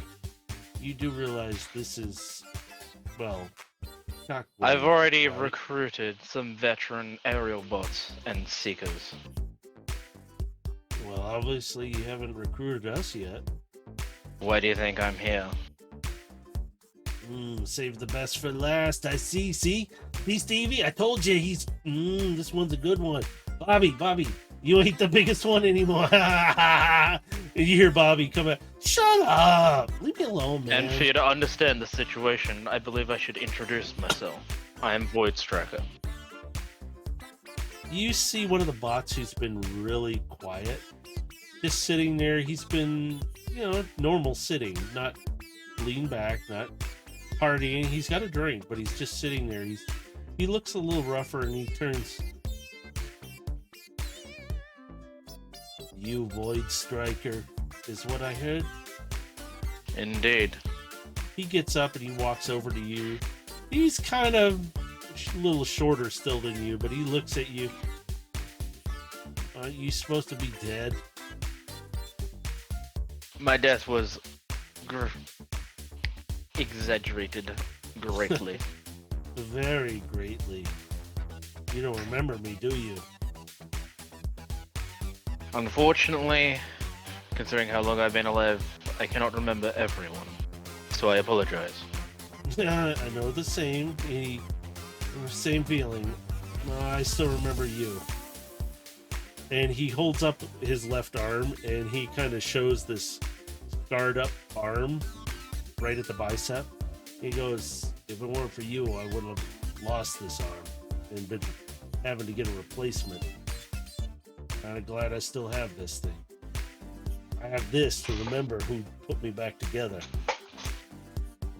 So, and he turns around and he goes sits back down, but this time he's more aimed toward you with the drink in his hand, and he kind of looks over and he kind of snaps his fingers, and he's like, get him a drink.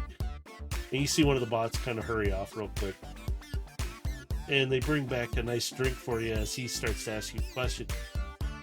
So, what are we supposed to expect with this? One of 3 potential scenarios: planetary siege, station boarding, or capital ship boarding.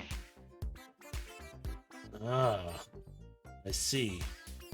So you need some distractions from the sounds of it. At least Distractions that are destructive. skilled enough to survive and, if necessary, annihilate. And you see them all look at this one bot.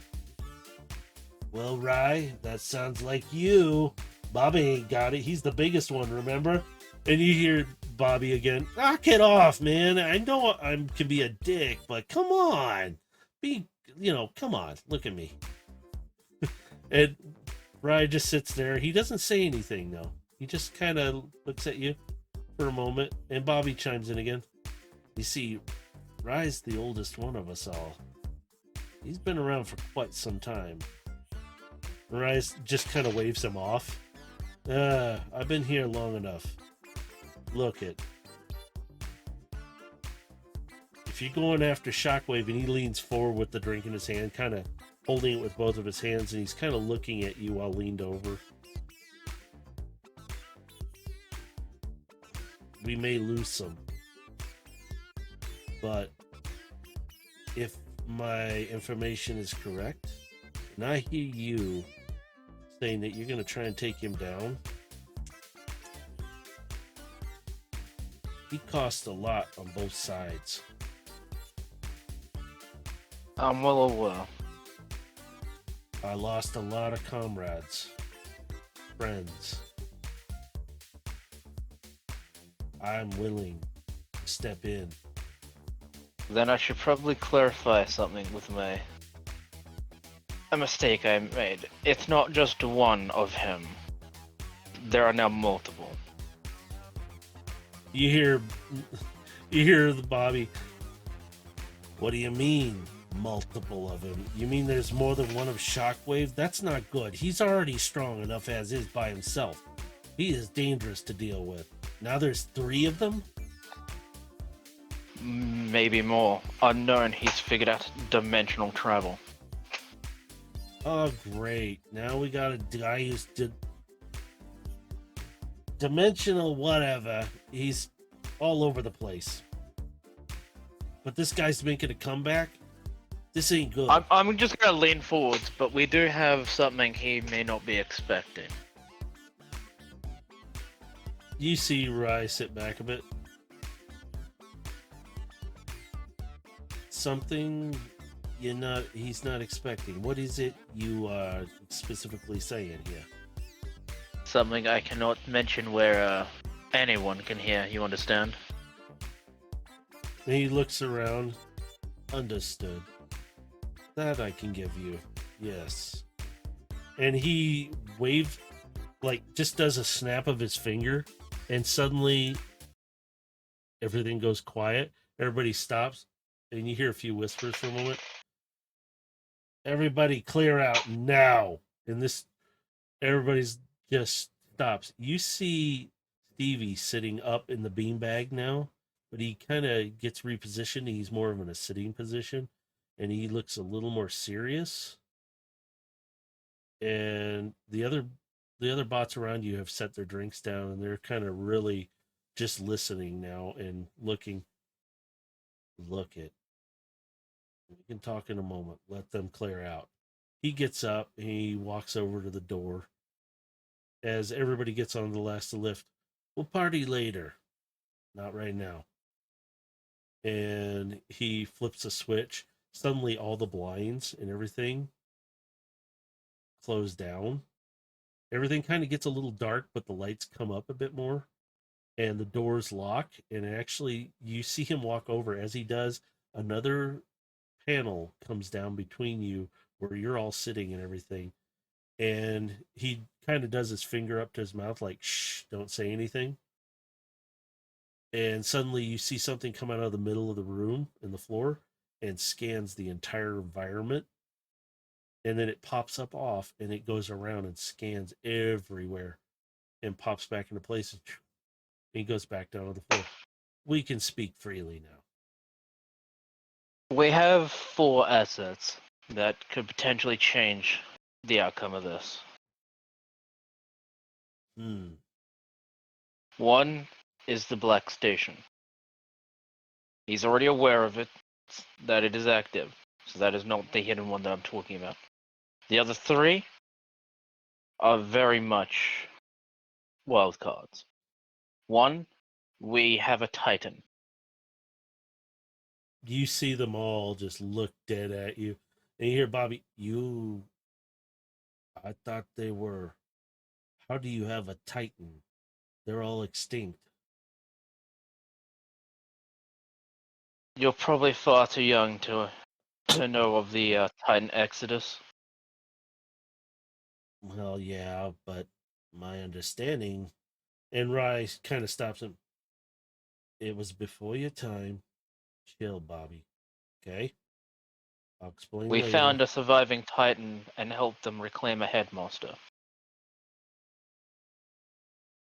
If you have a Titan with its controller, we may have a chance here. Like, really.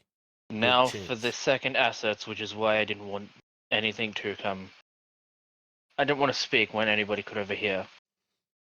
I'm going to make my chest cavity able to hear sound. Wavelength, do you mind coming out?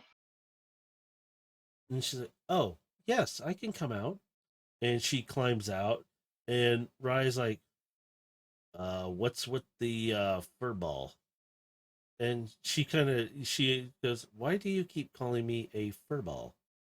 Well, you look like, you're covered in fur and you look like a fur ball, like one of those It's tennis alright, balls. Wavelength, you can transform. She transforms and she stands there, and they're all like, you see them lean forward. Well, I'll be. I thought you were all extinct as well, but this is coming from Rye. Last I heard, your planet was. Well, my apologies. Wavelength just sits there for a moment, looks. I appreciate the sentiment, but this is not the time for it.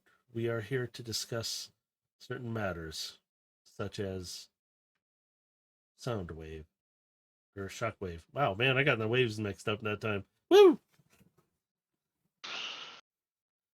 And for the final asset I can show you, I must ask that none of you panic when you see this.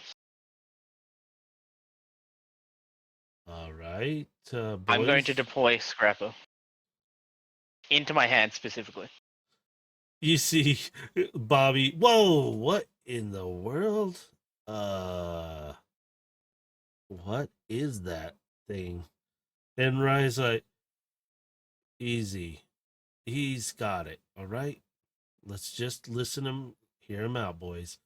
See what he's got here. I have enough of these controllable scraplets to dismantle an entire station.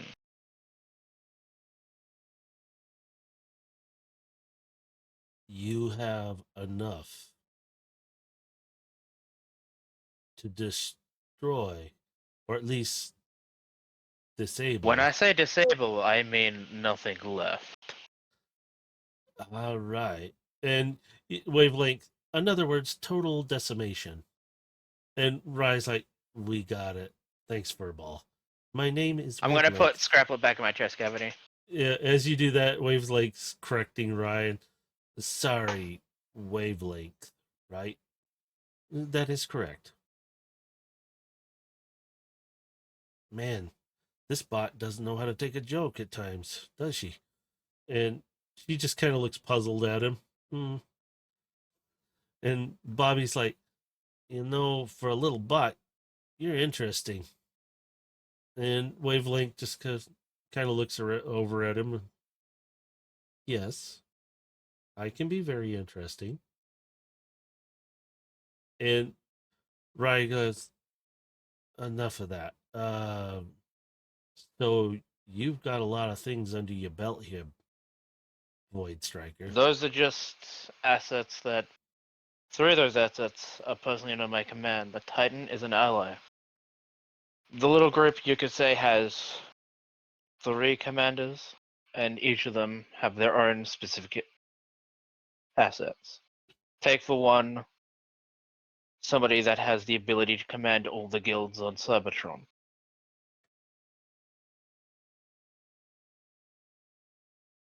You see Rai sit back. They all look. All the other aerial bots are looking at him, and he's like, "All the guilds on Cybertron. I left because of those guilds, and now you're telling me somebody's got them The all guilds wrangled have in? been unified.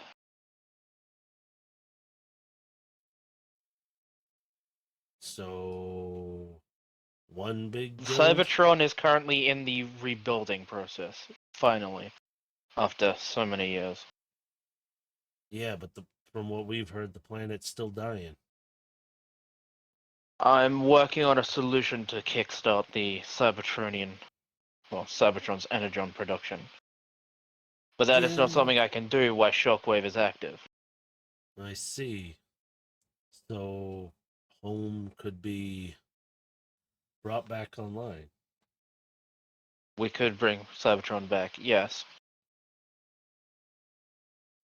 And with all your assets, and he generally points toward like where Wavelength's standing, and she looks at herself like, is there something on me?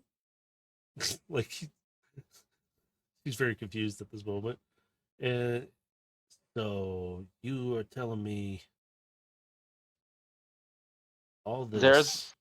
I must warn you, there's a chance that Shockwave himself has corrupted Minicons. And he's looking at Wavelength, and he kind of points.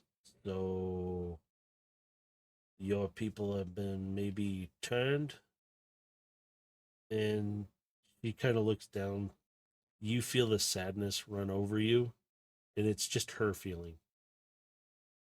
Yes, very likely some of my people may have been coerced, changed, or forced, manipulated. And she goes through a whole gamut, and he's like, enough, I got your dictionary, okay? And she's like, dictionary? I do not understand. I believe you'd be more common know the term a thesaurus. Whatever. And she's, I am Wavelength, not Thesaurus. That's not my name. What?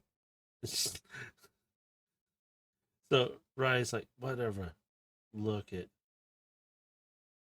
This is a possibility to set things right for all of us. This may not fix every problem in the galaxy, but it would definitely solve the biggest.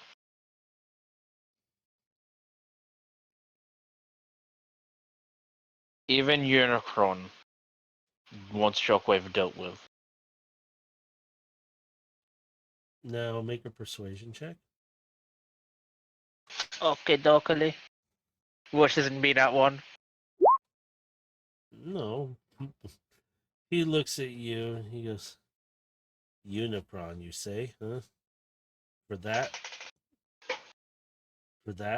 piece of huge tailpipe scrap to ask you to take care of him? That's pretty bad. That's not just From what I understand of what my compatriots told me, what Unicron told them is Shockwave is potentially not just a galaxy threat, but a multiversal threat at this stage. And here I thought Unicron was. And now it's Shockwave. He is a psychotic bot. He is not all there, as I always thought, but that could be just my view on it. When we heard of his multi-dimensional travelings, a thought occurred to me. What would Shockwave be doing to other Shockwaves that refuse to join him?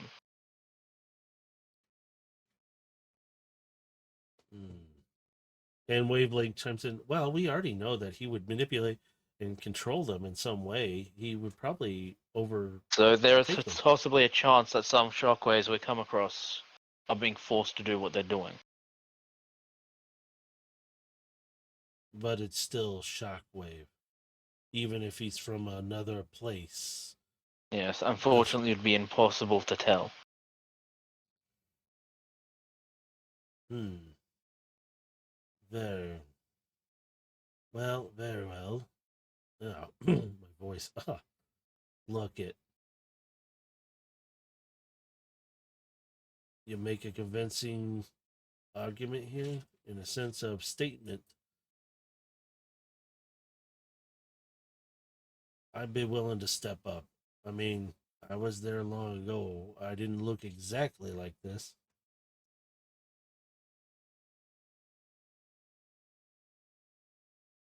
But I'll help you. I don't know about the rest of these mooks, but you know what? I'm in. And the rest of them look around. Right. Look at me. I'm all shiny. I'm ready for a race, but I'm always missing something. But in this case, Stevie stands up. I'm in on this. He walks over to the bar and he grabs a small drink and kind of takes a sip of it and he goes, Rye, you know I'm just about as old as you are. Started not long after you. I wasn't always shiny, but I could use a few scuffs on this paint job. Get some payback.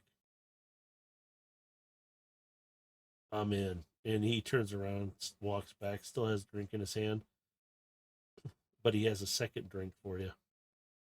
And he goes, enemy of my enemy is my friend, but you're not my enemy, friend. I'll take the drink. You hear Wavelength, hey, can I try some of this? This looks fascinating. This drink's big to her, so she's looking at it. Yeah, I'll bring the drink over to her so she can take a sip.